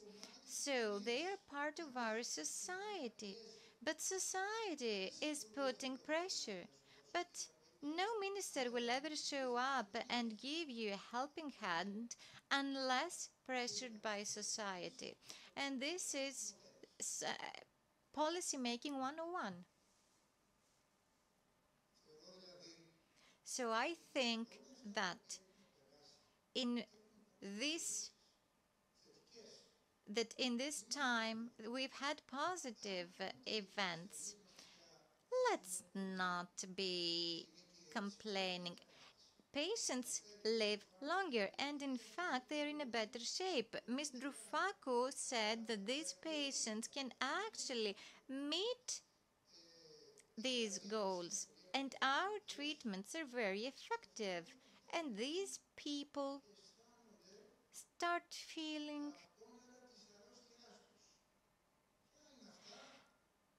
the late impact of their disease. And what is that? Social isolation, psychological impairment, financial distress. And you know how many divorces we see after diagnosis? And sometimes it's even financial collapse. Just the other day, a renowned economist, a young person with lung cancer, came to my practice. He was in a very poor shape, although he was in a good stage disease-wise. And I asked, what's wrong? And he said, I got fired. And we're talking about an executive, a high-ranking exec in a multinational. And he was fired because he was absent from work, because he couldn't perform as well. So this is a new phase. And what's this new phase about? Patients with lung cancer do not die. They live, but they start feeling the impact, the late impact of their disease. And that's why we're here, because the minister does not know of this. And in fact, he's not that concerned with this, because he's only a passerby. But we are here, and we will see each other again. So it's up to us to see to this. So I think that what has been said so far is very important. And there are many friends and colleagues here. If I may, I'm an anarchist, I would say. I've served the state for 40 years, and I've seen nothing good coming out of this. I totally agree with you. Perhaps nothing good will ever come out of this unless the society's volcano erupts. So the revolution that starts from within. Yes, so what we do is up to us. What do we do for the state? I will set the tone. We are here. Let's move forward. If you won't join us, you will benefit from this. Quote, you will be voted for this. Unquote.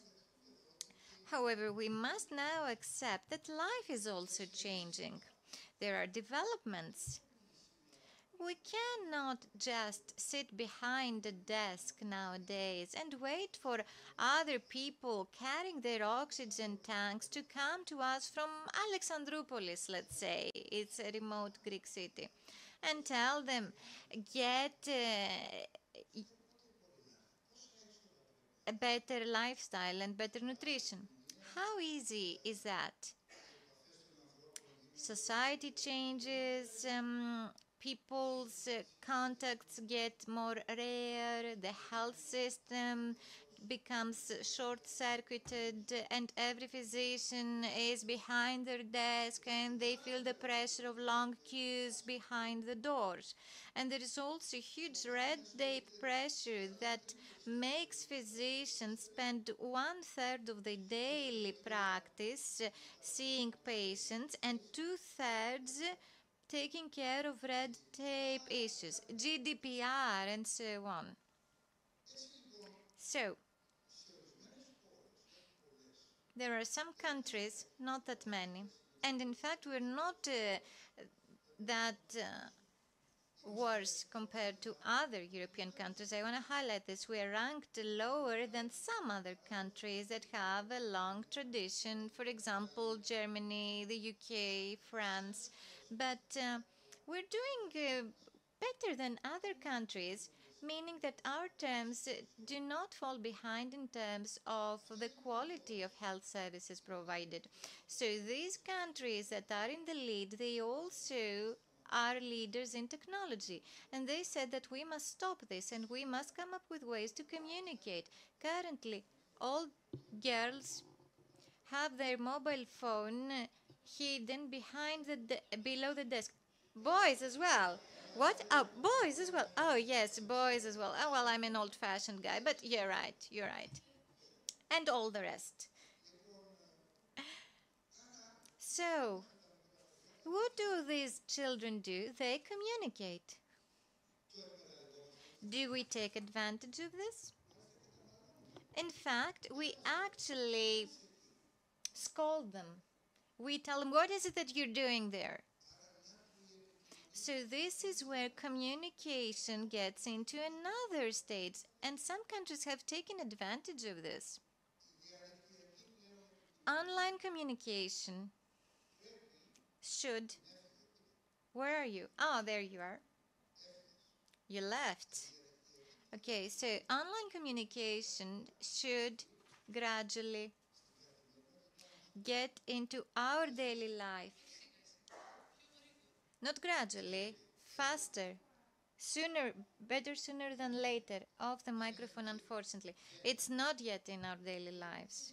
It will be part of our daily lives. We cannot do otherwise because we will be carried away. So if we lag behind other countries for some years, I think that it's now high time we say, here we are, we're here. And in closing, I do not want to avoid saying this because it is an ideal example. There is a group of people, some of whom are here, who said, let's get into this process, let's get started and see, would that work? And we looked for people to support us, and thank God, after a lot of effort, Stavros Niarchos Foundation supported us, and through HESMO, we set up the conditions so that across Greece, from Alexandroupolis to Creta, Castellorizo, Cephalonia, we reached out to patients with lung cancer who were treated by a physician, who were giving tissue samples to get tested for free, and we identified the genes responsible for mutation, and we set up a platform for these patients. And what did this platform do? Using a mobile phone, the patient would get informed about complications, side effects, in contact with our data center. So we also created an algorithm that gave out answers up to a limit, that is. So we were giving answers to these patients in order to help them cope with current problems. And together with our dear friend Vozikis, we said, let's see, will that cost more? Will it cost less? And as if it were a miracle, we saw that these people got excited and they were sharing details to such an extent on time that would not be shared with their doctors after 3 or 4 weeks' time. So we were able to collect much more information, and this has been proven. The so-called PROs, patient-reported outcomes, are useful because these people would be sharing many more problems. We would be giving them clear answers up to an extent without these people having to travel. They didn't have to leave home, and it was for free.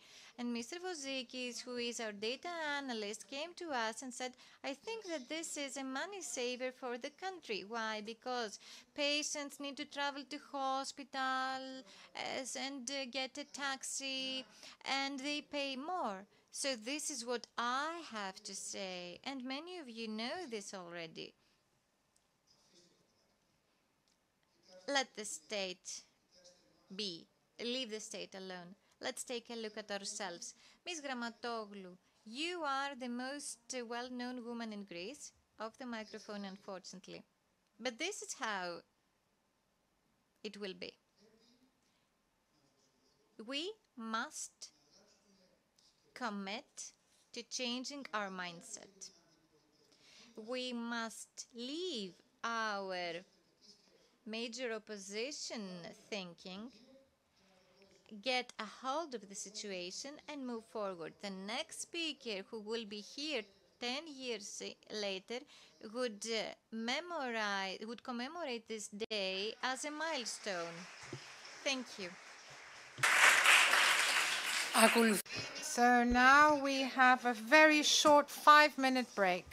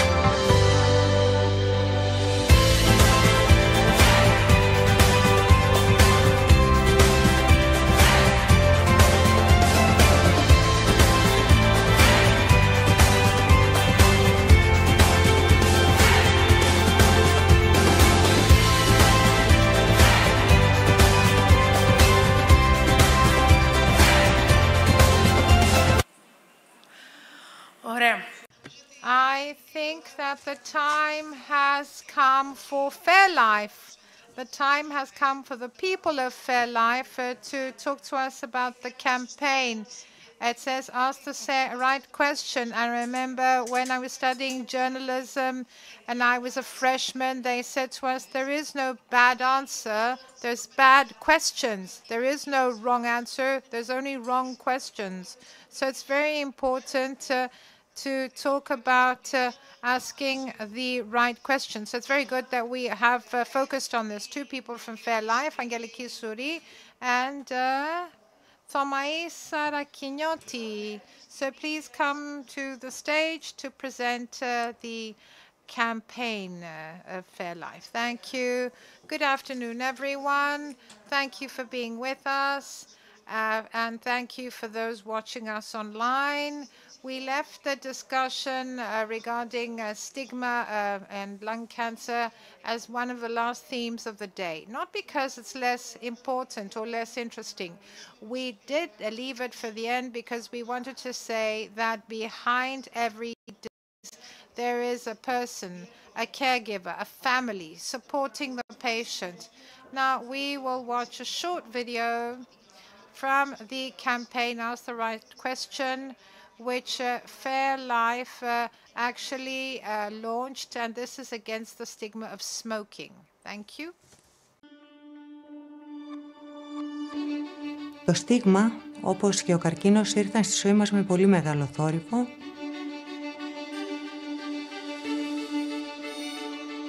Και αν δεν υπήρχε το στίγμα γύρω από το καρκίνο του πνεύμονα, λόγω του καπνίσματος, ο μπαμπάς μου δεν θα ένιωθε πως φταίει ο ίδιος για το καρκίνο του.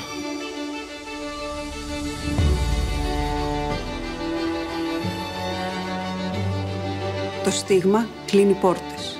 Την πόρτα του προσυμπτωματικού ελέγχου, την πόρτα της έγκαιρης διάγνωσης, την πόρτα της ισότιμης αντιμετώπισης και φροντίδας.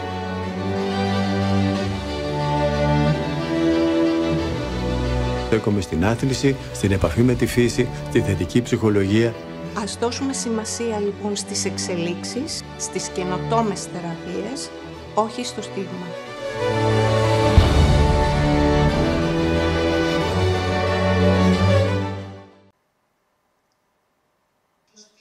So stigma closes doors, doors that should be open, particularly when we're talking about lung cancer. So stigma is a difficult matter. It's not easily understood by everyone. Often we judge this cancer differently from other types of cancer because it is connected to a smoking habit and addiction. And this is something that few people know. So why should we be interested in stigma? Why should we be concerned about it? Because people think that the patient is to blame for his lung cancer. They ignore other factors like environmental pollution, heredity, exposure to chemicals, and our way of life. Because it delays the visit to the doctor, because it has a negative impact on patients regardless of the history of smoking, because it makes people feel guilty. It creates a negative psychology which may affect the outcome of treatment. It also seems to affect financing of research. It causes anger, disappointment, and isolation. So when we started working this campaign, we quickly realized how special this action was compared to our other actions. This was the one with the greatest challenges. Why?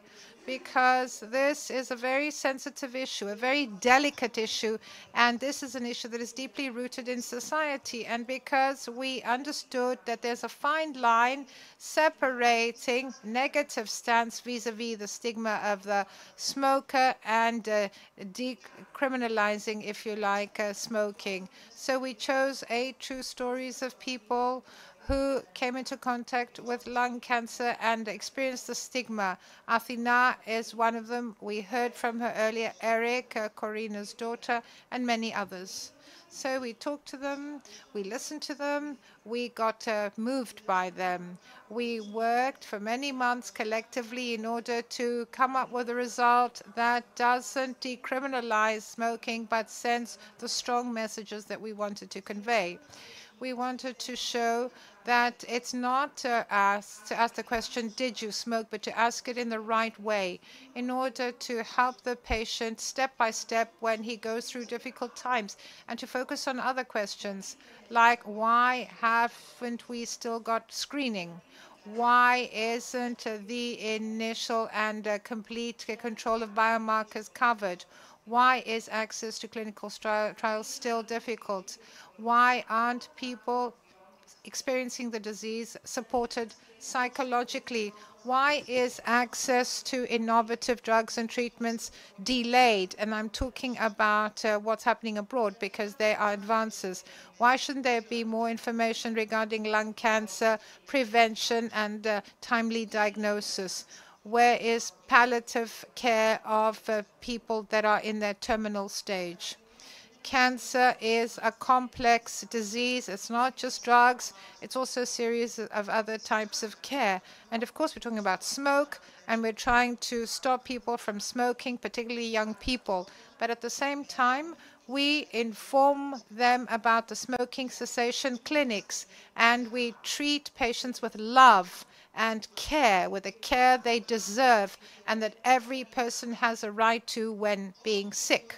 So the faster we manage to do away with the stigma, the faster these people living with lung cancer will be able to get equitable support and assistance that they need and are entitled to. So we want to continue this discussion on stigma, and we want to weaken the stigma. So stigma doesn't lead us anywhere. It only leads to exclusion and a dead end. And there is no place for that.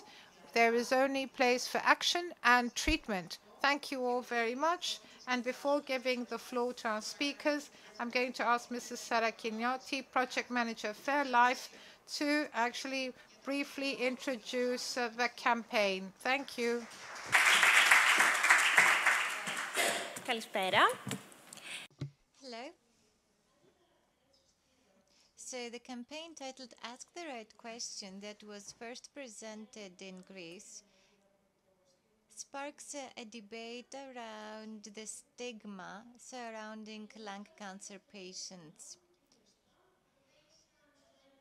So we, the patients, the caregivers, started this discussion online. It was an essential dialogue that helped us reflect on what the right questions are. The communication of the campaign was centered around three axes: awareness raising among smokers, informing the scientific community, and informing other social groups. Our campaign has reached out to 1.5 million single users, and in Greece it was viewed more than 6 million times. And through constructive dialogue and the exchange of opinions, we successfully put stigma on the spotlight. We had the campaign material both in Greek and in English, and we cooperated with the University of Piraeus. We successfully made a step against stigma. The stigma is here, but we are also here, and we will continue to fight it, because everybody deserves to be given the same opportunity, either smokers, ex-smokers, or non-smokers. Thank you. So come on, Karina. Thank you. I would like to thank Angeliki and Thomais and everybody supporting FairLife's work, because everything that's being done by us, because I keep hearing, thank you, Karina, thank you, Karina. It's not Karina. The truth is that Simon's story inspired Karina, but together with Karina, many other people have been inspired, people who are here today. And the truth is, and Mr. Kosmidis mentioned this, yes, we like the internet, we like communication, but I think that maybe this comes from me. It was my job for many years. If we don't go out, if we don't shout, if we don't communicate, things will not change. People will not listen to us. The government won't listen to us. We won't understand what's happening. I'd like to share this study with you. And then the panel can talk to us about this matter. So there was a study, a recent study. Greece was included for the first time in the study, and FairLife contributed to this. So it shows, among other things, that 40% of the respondents, so the question was in 29 countries, there were 1,000 participants from every country, so 40% of the Greeks answered that they don't really like people suffering from lung cancer. They don't really feel sorry for them that much, and we must change that. This is very important, and I need your help here. So do we have the treatment? Okay, what about screening? What about reimbursement? How can we change the discussion from do you smoke to what can we do for people suffering from lung cancer so that even before they fall sick, they have the right care, and when falling sick, that they have care as well. Thank you very much. The truth is, Mr. Bukovinas, from what I've heard today, one thing comes to mind, what Karina said, and we heard it earlier this morning. I try to understand why. What is it that creates this, if you like, petty behavior, meaning we don't like people with lung cancer that much. We really don't like them, and we don't feel the same sympathy we do for other cancer patients. Microphone, please.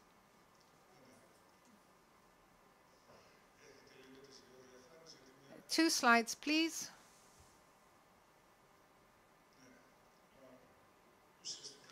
So I'm going to tell you a story, and I'm going to show you a slide. This will be very revealing. It's a story of a woman with lung cancer, and she's wondering, why did I get lung cancer? If you are lung cancer, I'm sure that you, as I, have played this question over and over in your mind as a repeat. It's as if there's a record that we keep hearing again and again.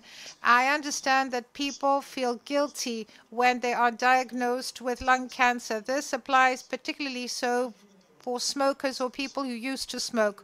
But why is it that even non-smokers, when they get a lung cancer, do they feel the stigma? Because she says, I was a former smoker, I denied everything and I doubted everything in a fruitless effort to find what I did wrong in my life to deserve this. And this woman then goes on to say, maybe it was my exposure to passive smoking when I was a child in the 1960s and 70s. When my parents smoked, they were chimney smokers. They smoked everywhere, in the car, in the restaurant, at home, and yet they lived a happy life and they didn't get cancer. Maybe because I was smoking when I went to parties when I was an adult, or even in the toilets of schools, or later on in various parties, and then you said, stop, I'm going to have a child, I'm going to stop smoking. Maybe that's the period that caused the problem. But maybe it was also because I was near a toxic dump in my 30s, and it caught fire at a certain point in time, and you know that people who go to the football stadium and there's tear gas and there's toxic gas, and we know that there are many toxic substances around us. Maybe it was the radon in the basement of a house I lived in when I was with a partner and I felt happy. Or maybe it's the black smog, and I'm talking about chimneys and fireplaces, because I lived in Athens in a block of flats that was very old. Or maybe it's the exhaust gases from the cars, for example, and the open windows that I have in my flat in Thessaloniki. And we know that the fine particles or microparticles in Athens and Thessaloniki are very high. Maybe it's the cortisol in my body from the chronic stress that I wasn't able to manage as I had a type A personality. It may be all of the above, but it might just be a chance event. And basically, everything that you find in the texts of caregivers and patients, well, there are the three main themes. One, they connect smoking to lung cancer. This is reality. It's not fiction, but it makes people feel guilty, and they think that they should feel guilty, and they feel ashamed. And also, they start thinking it's not just smoking that caused it, it's an addiction. And it's not the fact that they refuse to accept reality. They're not denying reality. And we know that smoking exists since the dawn of mankind. People have been smoking for ages. So some tips that one tries to give his or her patients when they start coming to these consultations and these appointments. So we keep saying to them, don't blame yourselves. Don't blame yourselves, because we don't know for sure why someone that smoked or didn't smoke develops lung cancer. So they should learn about their disease from the doctor. They should know what disease they have, if it's EGFR, if it's small cell lung cancer, so that they can inform their family members and their friends, and also to talk about the disease they suffer from and not keep it hidden, because guilt and self-pity leads to negative, if you like, feelings, and this has a poor outcome. They should do things that give them joy, hobbies. They shouldn't let life pass them by, waiting for an uncertain future. They should get in touch with communities like FairLife, with sources where they can receive help from, where they can get information on how to stop smoking, for example. And let's not forget music therapy, acupuncture, massage, things that relieve us in many ways. So these are additional or complementary forms of treatment, and they shouldn't keep silent, because now that they're on this difficult road, on this lonely road, the mind can do great things, but it can also crush you. So they have to speak out. They have to be beacons and tell everybody that lung cancer is not directly connected to smoking, and that everything, complementary treatment, prevention, screening, access, so all this must be something we demand and claim for as society. I feel sorry for people from the advocacy groups where they only hold conferences. Conferences are good. We learn, there's knowledge, there's communication, but what we need is actions like the ones that you mentioned. I would like to see this campaign on TV. Maybe I didn't see it. Maybe it's not on TV, but it should be on TV if it's not, because this is the only way to do away with the stigma. Thank you very much.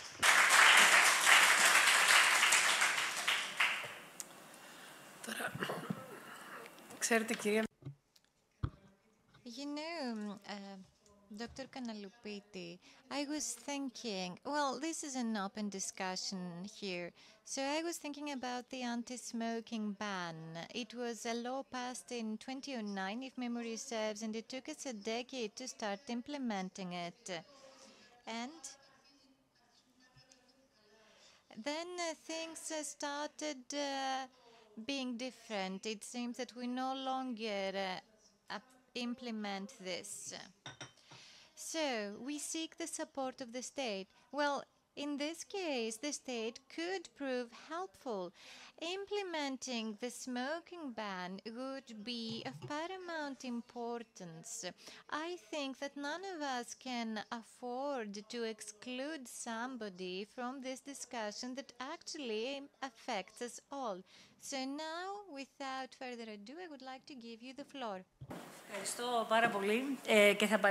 Thank you very much. I will pick up on what you said. I would like to extend my thanks to all FairLife people. Corina, you are among our favorite people. You have all dedicated life in helping patients with lung cancer. And yes, we do need the state, we do need society on our side. But I think that we should not be punishers. We should be there to encourage. I've also prepared some slides, 4 slides, in order to facilitate discussion. A lot of these things have already been said, but I want to highlight some key takeaways. Stigma is a bilateral thing, meaning that even if society were perfect towards smoking in cancer patients, we ourselves would still carry an inherent stigma. This is regardless of what society does or says. We say to ourselves, I smoked, tough luck, I'm responsible for this. So we as society are there to alleviate this instead of strengthening it.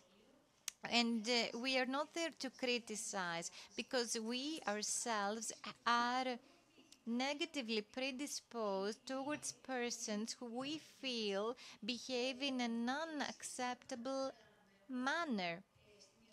Also, all diseases that are behavior related, addiction related, come with stigma. We think that lung cancer is a typical example, but obesity also comes with stigma. Drug addictions, they come with stigma, and so on. Κρατάω λάθος αυτό. Γι' αυτό. Πατούσα οτιδήποτε άλλο από το μεγάλο. Έτσι λοιπόν είπαμε ότι το So, lung cancer-related stigma is rising. We have increased our efforts and our actions to tackle it.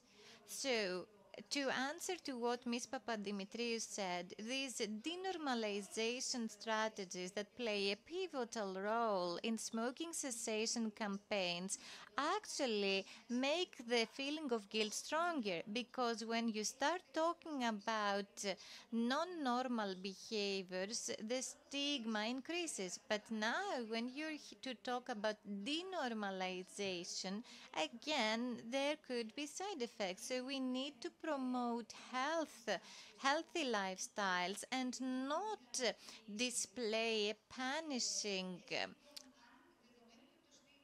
behavior. So stigma comes with heavy impact, heavy mental and psychosocial impact. And I would like now to show you this excellent abstract that serves as food for thought. It was presented in the 2023 World Conference on Lung Cancer held in Singapore 2 months ago. It was an international literature review, and it discussed interventions to tackle stigma surrounding lung cancer and other respiratory diseases. So, it was published in December 2022. It reviewed 10 studies and 9 separate interventions. They could be classified in 3 categories: training or educational interventions to tackle stigma. So the provision of information, leaflets, brochures, and so on. Behavioral interventions, encouraging participation in group programs, and psychosocial interventions that have to do with a holistic psychotherapeutic support. The interesting thing is that all of these studies targeted symptomatic patients or high-risk patients and populations in high-income and high-living standard countries. 1 out of 10 studies also targeted oncologists, and only 1 out of 10 studies targeted relatives and caregivers. So just think, when one is there to review international literature and encounters this, Most interventions demonstrated a statistically significant reduction in at least one or more stigma assessment points, and there were no interventions at community level or health policy level, and the results were similar even when there were patients in remote areas or who had no digital access to help. Therefore, what do we understand? The medical community is interested in and does identify stigma as a problem, and it recognizes that it is necessary to tackle it. But in my book, it's more important to have larger samples of patients, because these studies actually excluded most of our patients.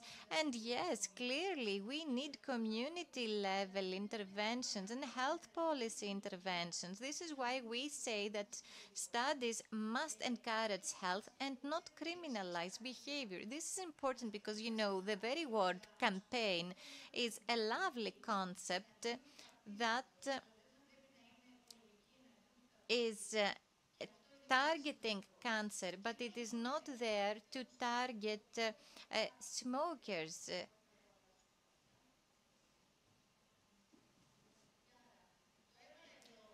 Okay, so I have included this slide because I wanted to show you that after all, if we think that stigma is only something that involves smokers, well then you're fooled.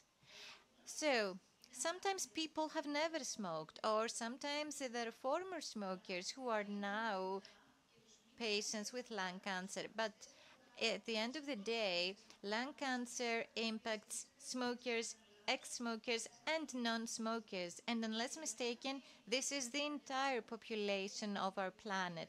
And I feel sorry for this, because we need to do more, particularly for this special category, meaning our colleagues, many of whom are oncologists and who will get this disease and who will have difficulties in supporting. Thank you. Mrs. Katsaonou, microphone, you have the floor. Mrs. Katsaonou.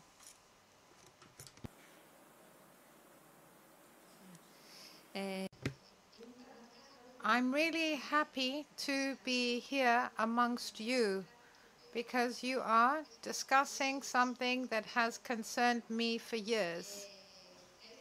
I would like to divide my speech into two parts. One is that none of the doctors believe that a patient must be stigmatized. We are not a society that believes in punishment.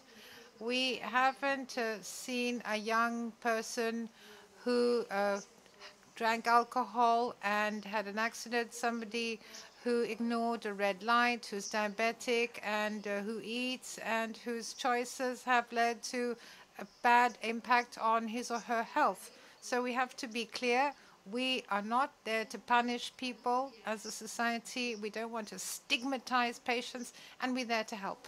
But I would like to draw your attention to something that includes a trap.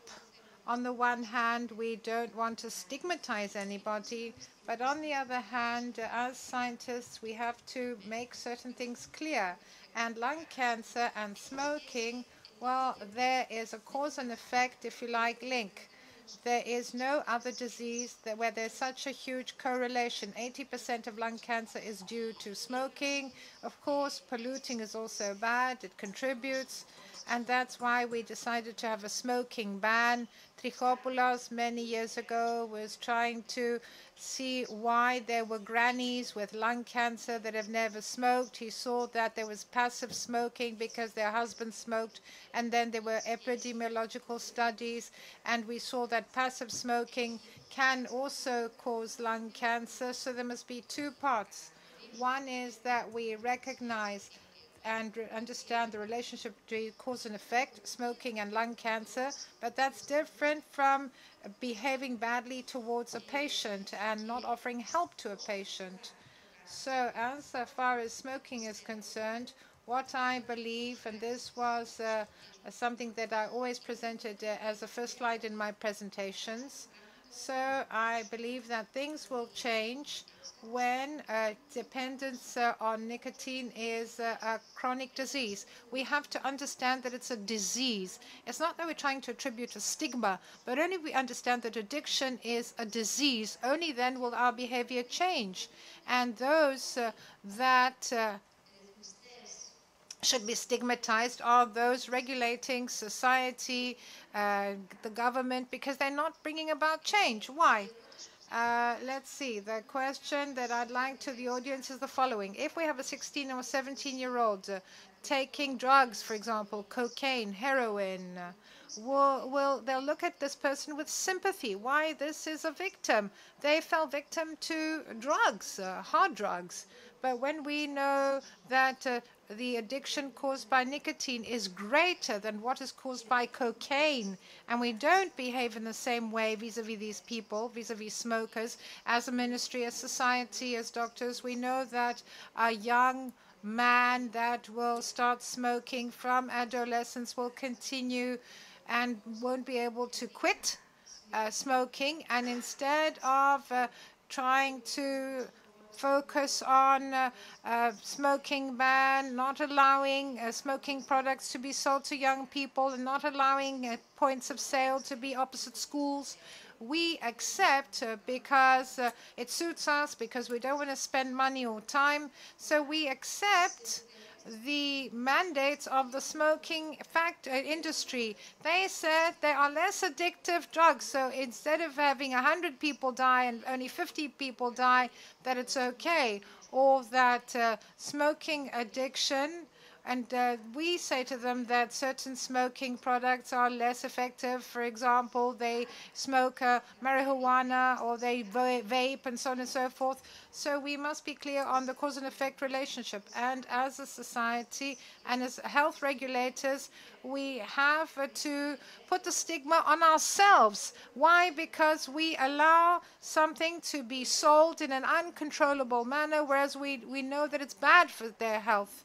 Something else that I'd like to say is that once lung cancer is diagnosed, this stigma also affects us doctors, because we don't insist that immediately after diagnosis, smoking cessation, not because it caused cancer, but because by quitting it, he'll be able to have less complications after surgery. He'll respond better to radiotherapy, chemotherapy, and the benefit of quitting after diagnosis may be even greater than certain therapies, treatment. We don't focus on that. We say, well, we shouldn't make this person feel even worse, whereas smoking cessation after diagnosis is the greatest thing we can offer this patient. So there is no stigma.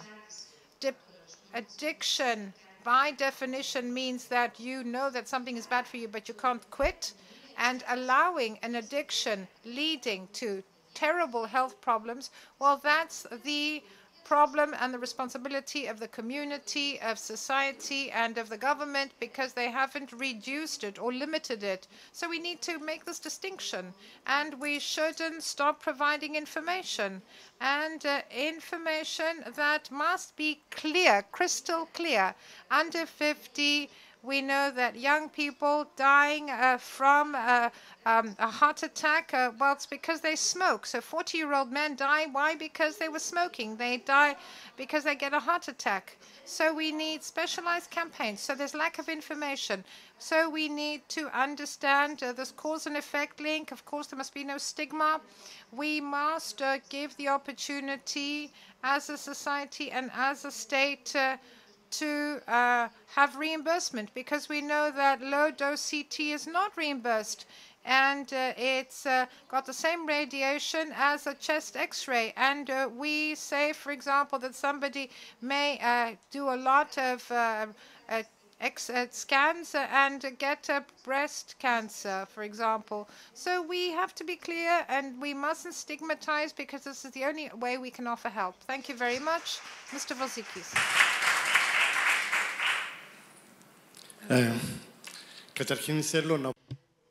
First of all, I would like to say that I'm very happy to be here. It's been a year now that dear Corina asked me to cooperate on an issue about which I was not informed in terms of its severity or broadness, I would say. Perhaps one had the feeling that yes, there is some stigma, some guilt, some shame, some targeting of smokers to some extent, both from others and from within. But I think that the report we drafted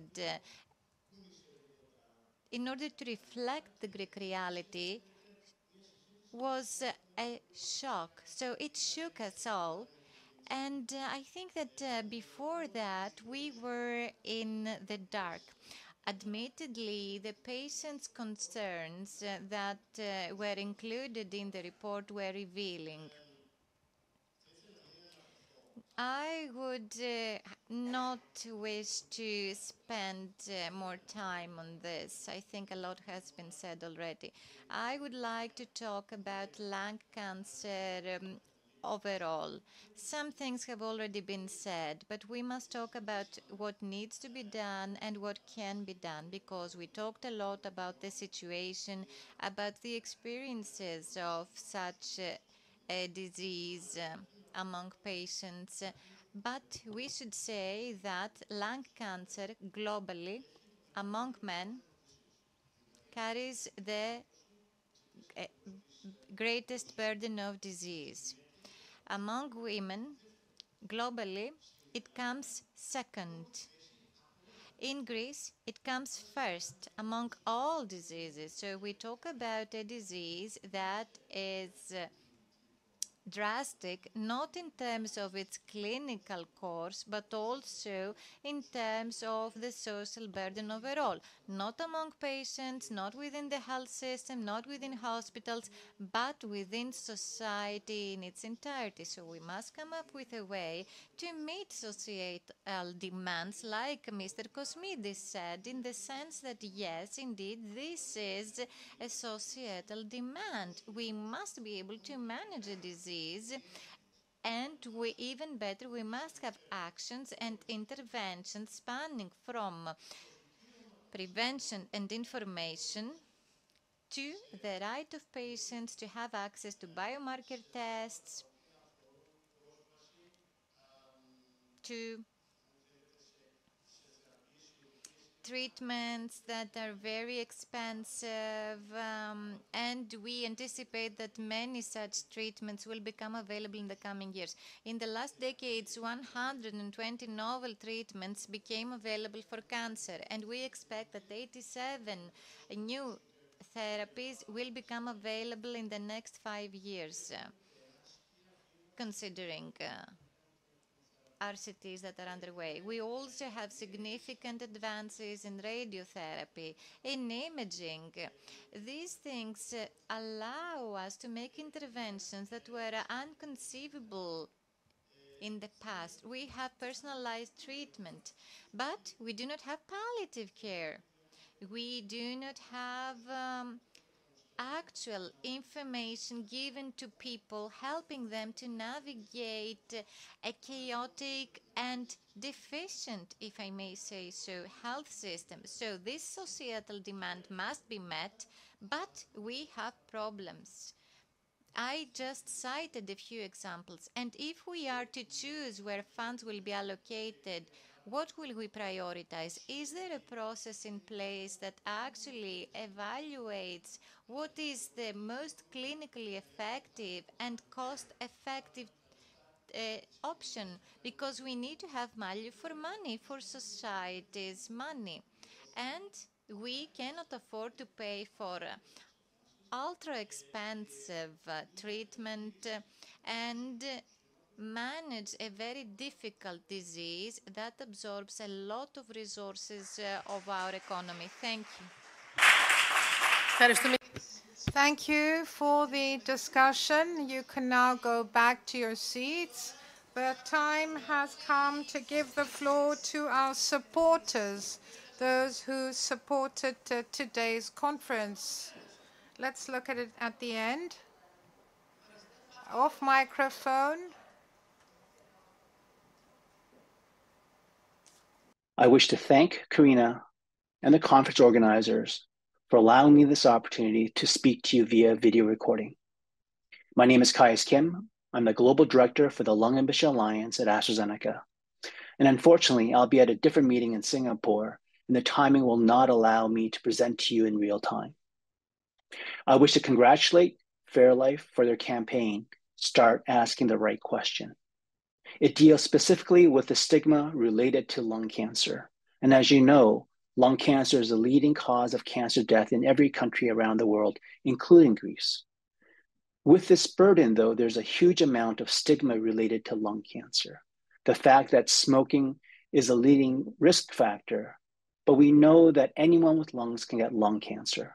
So it's very important that campaigns like this deals with the critical aspects of lung cancer.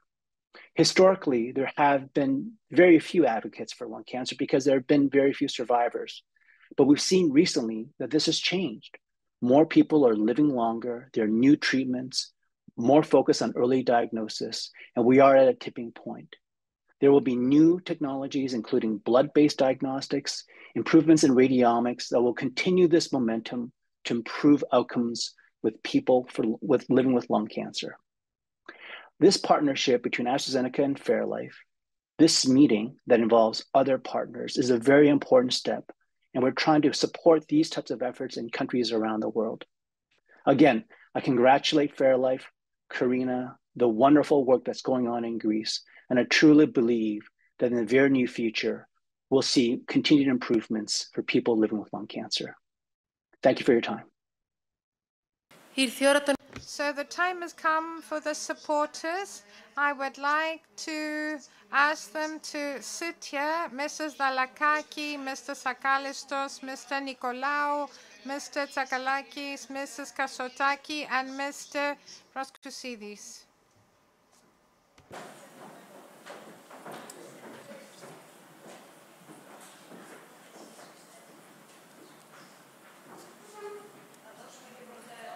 Ορίστε, βεβαίως.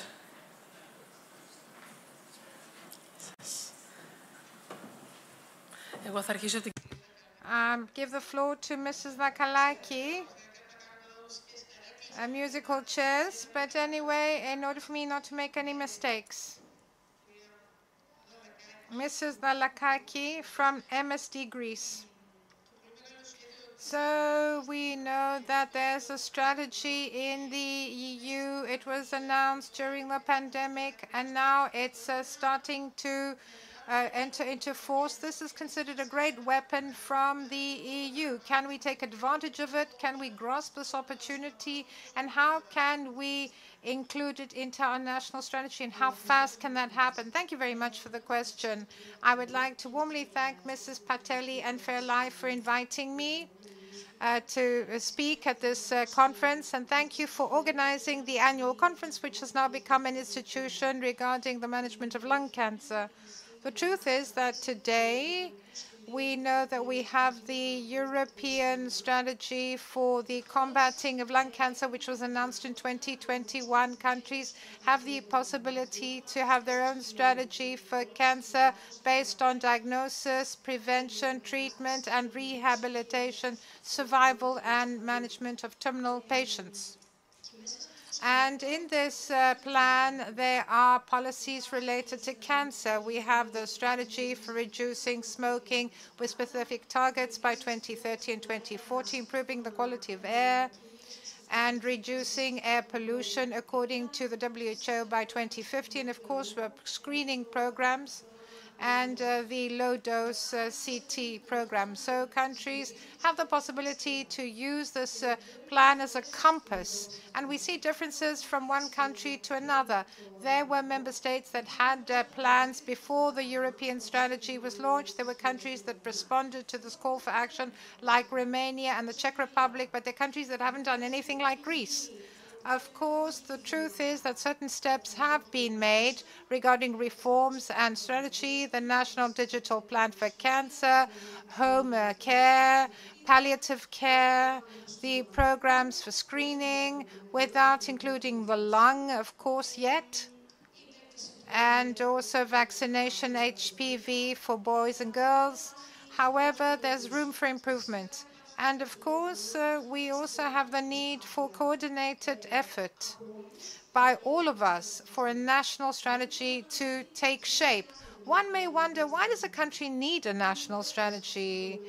Some people may think of this. The truth is that there are studies which show from previous years and for countries that had plans of their own, that when there is long-term planning regarding policies, consistent implementation of these policies, supervision and the right investment, the population and the patients have better results. We have greater survival of patients when there is a national strategy, and we see that the correlation may be stronger when it comes to lung cancer. So, in conclusion, this is an opportunity for Greece to have a national holistic strategy and to incorporate policies from prevention to terminal stage cancer. I'd like to express my disappointment because I have been a European correspondent for many years, and I remember a lot of MEPs in every interview advertising this as the super weapon, as what will help the Greek health system improve when it comes to cancer treatment. But 3 years later, I understand that we're still lagging behind when it comes to these targets. Mr. Akalistos is the next speaker. He's from Rosh Hellas. So is the battle given by Roche consistent when it comes to lung cancer? Yes, it is. It's always there. But let us look at the new ways in which Roche Hellas has contributed to this battle. Thank you very much. I would also like to thank FairLife for inviting us and for also drawing up this lovely agenda that covers the entire journey of a patient across the spectrum. And it also gave the opportunity to the pharma industry to join patients and speak here. Given that there are only few of us now here, I would like to share a personal story of mine. 21 years ago, I joined Roche. 2 months afterwards, my mother was diagnosed with NSCLC. It was non-operable. It was inoperable. And although she was given the best possible treatment of the time, 1 year later, she passed away. Throughout the time, I could not help but think, what could have we done differently? What could we do for people like my mother who found themselves in this situation? So I was within a company that had a vision for cancer and lung cancer in particular, in addition to its vision on personalized treatment. And we want health systems to have organized subsystems and facilities that will promote screening, early diagnosis, reliable diagnosis, and of course, treatment and novel treatment. This will help patients be given the best possible choices within the surrounding ecosystem that consists of the medical staff and the state. There are many challenges. Many challenges have indeed been highlighted throughout this event, and we've seen tough statistics about cancer. I would like to insist on 2 things. First, 1 out of 3 patients with lung cancer are diagnosed in late stages, and also patients with metastatic cancer have a 7% 5-year survival rate. And 1/3 thing is that until recently, we were talking about lung cancer as if it were a male cancer, a smoker's cancer. But now it also affects women and non-smokers. So this ecosystem is centered around 3 pillars. First is the pillar that is there to support cooperation between different countries, coordinate discussion, bring people together so that they share best practices, pilot screening program results. The second pillar has to do with, well, Roche does have a diagnostics department, so the second pillar has to do with early diagnosis using traditional means, tissue biopsy, immunochemistry, biomarkers, and immunoassays, and also NGS. And lastly, there are novel treatments introduced by Roche that are very significant because they respond to early lung cancer stages. Recently, the Oncology Conference included a presentation on the first approved immunotreatment for newly operated lung cancer patients. This is there to treat ALK positive cancers. So all it takes is for efforts made by different stakeholders, patient associations, medical societies, FairLife. All it takes is for all of these efforts to be combined, coordinated. And like medical experts said earlier, there will be a point in time where lung cancer will become curable. Thank you. Mr. Nicolaou from AstraZeneca, because I wonder when I listen to you, I understand that this industry is running full speed ahead. AstraZeneca is carrying out a sprint. So if we also had the screening program, if we had preventive screening, how different would things be? What would the landscape be like then? In turn, let me thank you for inviting me. It's a wonderful conference. So first of all, let me say that we know that screening for cancer is a given. We know that it is very important. It's been shown by studies. And we heard this morning that there are many actions by various bodies that try to work with one another in order to have a comprehensive screening program for lung cancer in Greece. AstraZeneca is member of an alliance. We saw the Lung Vision Alliance. We saw the global director who spoke previously in a televised, if you like, announcement. So we participate in the Lung Vision Alliance. So we wanted to carry out actions that will allow us to establish a screening program at a global level, but also in Greece. So these actions include publications of results, campaigns, or creation of tools, artificial intelligence tools, the main aim being to inform the public, but also to mobilize and activate the competent bodies so that they may include screening for lung cancer into the national screening program for a specific population. Thank you very much. Let us move on to Mrs. Kasotaki. The discussion seems to be going in the direction of novel treatments. Well, after being for 3 years in a row here, I realized that things are actually advancing. So how fast is this going? And how fast do patients get to, quote, enjoy, unquote, them? Thank you very much for inviting me. I would like to congratulate you on today's event and on your overall work. You in FairLife bring us joy when we are here to support you. Truth be told, innovation is pacing. And I would like to say that our contribution to innovation does not only include treatment, it also cuts across other sectors that improve the health of patients and the quality of life. I would like to mention some examples. as a representative of Janssen. I would like to say that we try to bring novelties in our day-to-day life.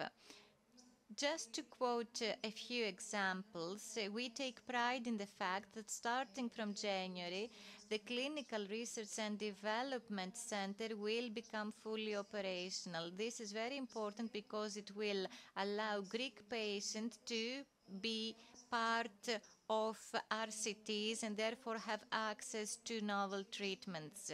Also, we practically support patient associations, and we try to understand their needs, meet their needs. Maybe sometimes we do not have sponsorships. That's only one way of support for these associations, but we are here, we help them get what they need. Either we talk about screening or novel treatments. Lastly, I would like to mention that at a national and European level, Janssen explores the decentralization of healthcare provision models, out of hospital healthcare, that is. And if I may, one last note, I would like to share with you a concern, and perhaps my colleagues here can confirm this concern. As innovative companies, we are concerned with access to innovation that will be afforded to patients in the coming years, because unfortunately, and this may sound as a cliche, but the clawback for drugs, particularly for drugs sold to hospitals, amount to 70%. And I feel that we, as the pharma industry, are obliged to voice this concern. And hopefully, things will become better and our patients will be able to access innovation. You have passed the baton. Now I'd like to ask Mr. Tsakalakis if he shares the same concern. I see he seemed to be nodding. Well, it's the elephant in the room, really. Well, congratulations. Wonderful conference. Every year it's great. This year it's also extremely interesting. I'd like to thank Mrs. Corina Pateli-Bey, but to all the others as well who helped organize this conference. I would like to say that Ellie gave me a lead-in. 70 days ago at the Parliament, European Parliament's office in Athens, the Minister of Health responded publicly to a request that is put forward by many sides, but also the patients regarding a national strategy, a national plan regarding cancer in Greece, correct? Okay, that's perfectly fine. And he committed himself that the patients, and this is very important, that the representatives of patients will participate in the planning together with the scientific community, the doctors, and all stakeholders. So fine, so good. Another elephant in the room, however, has to do with funding. You know, if you go to Aristotelis, the Ministry of Health, I haven't seen it, but I think there's a library with strategic plans. Two, if I remember correctly, were never implemented. Why? Because we also had the financial crisis.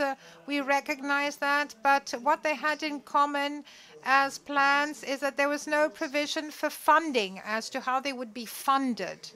So the national plan will allow us to put our things in order, to put our house in order. And we're talking about the whole sequence in relation to the disease, meaning what we do well and where the gaps which have to be bridged, from prevention, screening for lung cancer, hospital care, and from then on, access to treatment. Right now, as was quite rightly mentioned, 7 out of 10 treatments are covered by pharma companies. Only 3 in 10 are covered by the state, up until palliative care and other stages on this journey. Regarding this continuum, this is. So funding is key. It's one of the most important things that we need to focus on.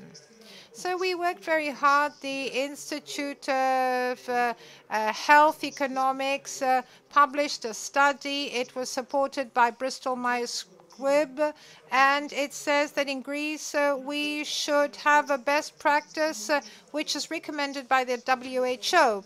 And this is applied right now in 80 countries worldwide, amongst them the most advanced national health system. So what does it foresee?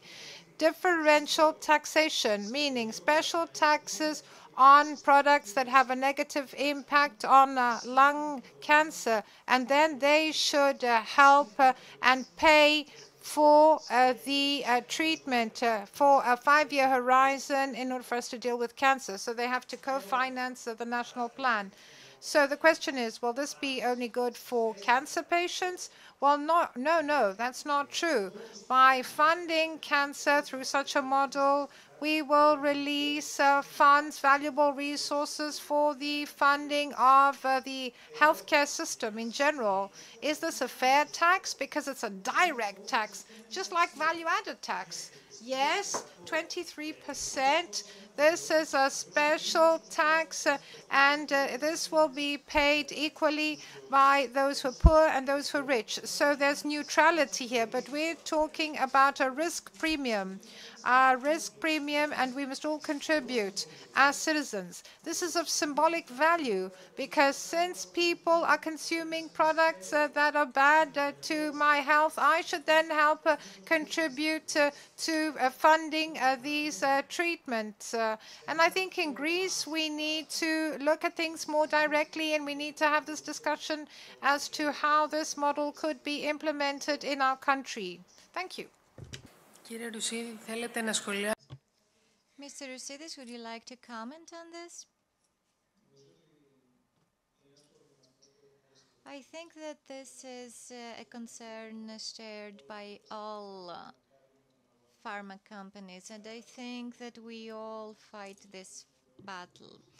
One of our major concerns, however, is also how to make sure that all patients get access to novel treatments. And Greek patients are no second category patients, and this is why we are still active in the country.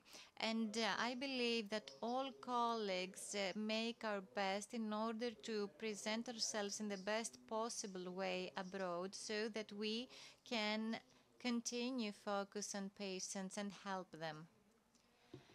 You know, I want to tell you that as regards investments, your industry is leading the way, and this is something that has been said times and times again by development ministries in recent years. So we can take pride in this, but at the same time, we cannot take advantage of this. This is a fact. A large part of investments made by pharma has to do with RCTs, and they come with a series of benefits for the state. RCTs are the only way to safely develop a new drug.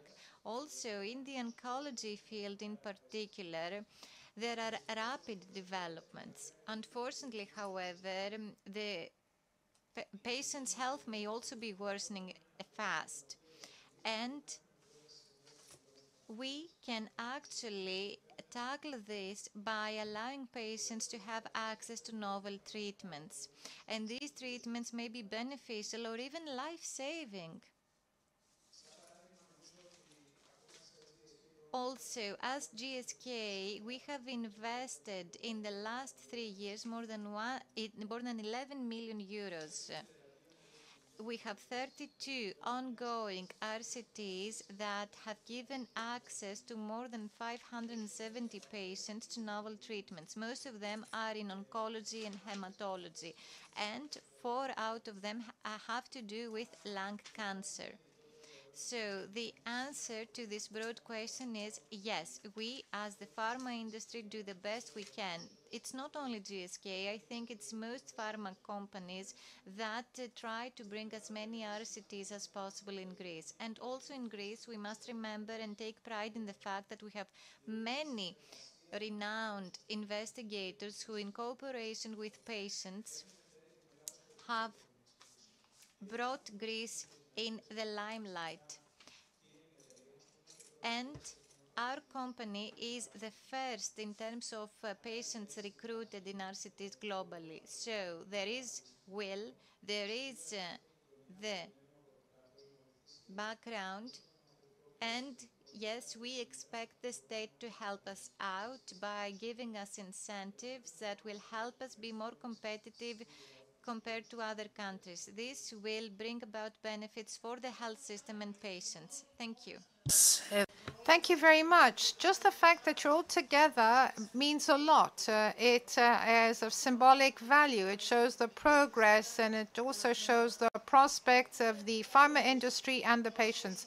Thank you all for being here the whole day, or maybe you actually came later on. Thank you for coming to the third annual conference. I'm not going to summarize. Karina asked me to do so, but I will not do so.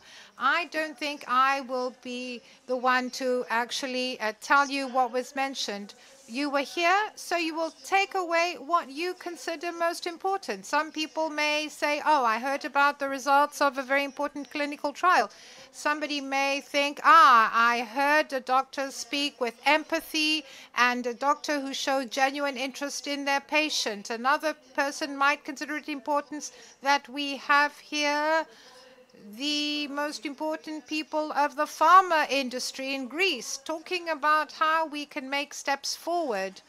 Others may wish to take away the fact that FairLife has opened its arms. It allowed them to share their experience and to find a way to share with others and to heal the wounds, their wounds in their body, internal wounds. So no summary. Karina, you have the floor. Thank you. I think that Elena did a great if you like, job.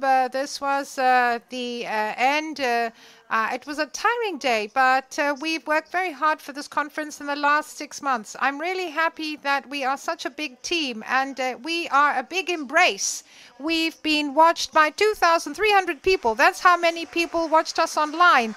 This is fantastic. Even for international conferences, this number is very high. But this was not something we did on our own. Thank you from the bottom of my heart.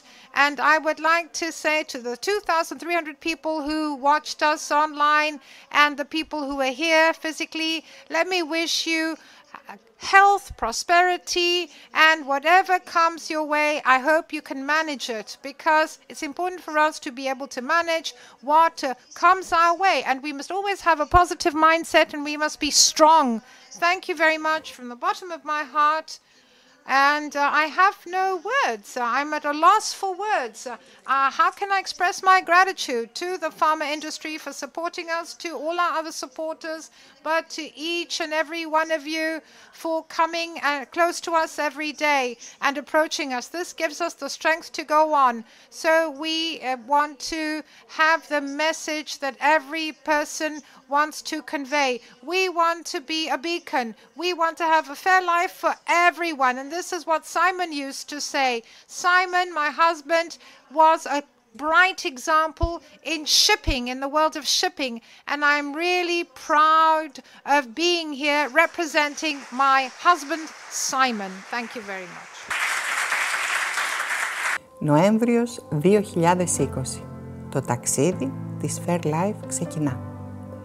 Το όραμα του Σάιμον Μπέλ, που έχασε τη μάχη με τον καρκίνο του πνεύμονα, γίνεται πράξη.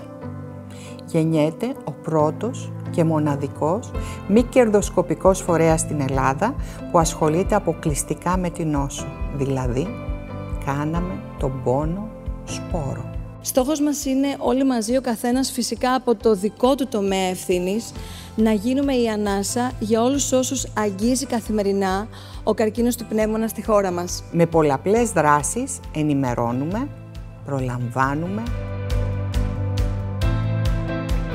στηρίζουμε. Οι διακρίσεις μας γεμίζουν χαρά και ελπίδα για το μέλλον.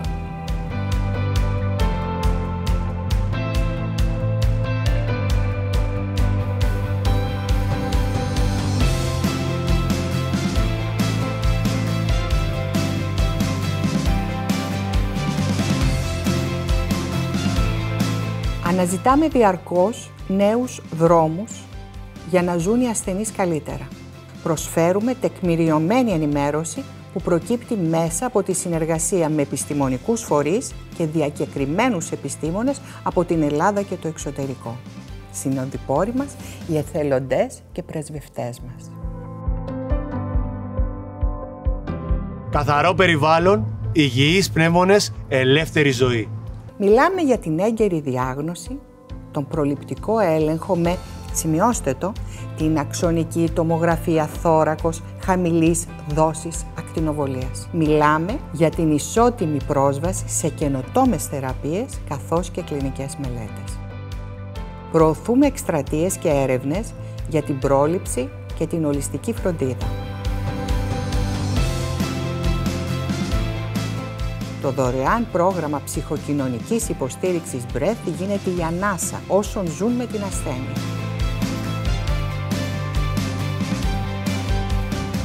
Η καμπάνια «Κάνε τη σωστή ερώτηση» δίνει φωνή σε ασθενείς και φροντιστές, ανοίγοντας για πρώτη φορά στην Ευρώπη τη συζήτηση για το στίγμα του καπνίσματος. Η πιο συχνή ερώτηση «Καπνίζατε? Καπνίζετε?» δημιουργεί ένα στίγμα και αντίστοιχα αφήνει ένα τεράστιο κενό στην πρόληψη και για τους μη καπνιστές. Γιατί η αλήθεια είναι ότι όποιος έχει πνεύμονες μπορεί δυστυχώς να νοσήσει. Είναι καμπάνια ενημέρωσης, είναι καμπάνια μάθε, μη φοβάσαι, μίλα. Συναντάμε τους νέους μέσα από αντικαπνιστικές καμπάνιες και δράσεις ευεξίας. Μιλάμε για την υγεία των πνευμόνων, αφυπνίζοντας την περιβαλλοντολογική συνείδηση. Η νέα γενιά είναι δίπλα μας, με πάθος και όραμα. Για να αναπνέουμε και η ζωή να κόβει την ανάσα. Ο δικός μας άνθρωπος είναι ο ασθενής και η μεγαλύτερη δύναμη έρχεται από τα δικά τους ευχαριστώ και τα αντιμετωπίζουμε με ταπεινότητα και ευγνωμοσύνη. Και εμείς με τη σειρά μας ευχαριστούμε όσους συμμετέχουν σε αυτό το ταξίδι. Το ταξίδι της FairLife. Στη FairLife, με όραμα και επιμονή, ενδυναμώνουμε, φροντίζουμε, βλέπουμε τον άνθρωπο πέρα από την ασθένεια. Η ζωή να κόβει την ανάσα, όχι ο καρκίνος του πνεύμονα.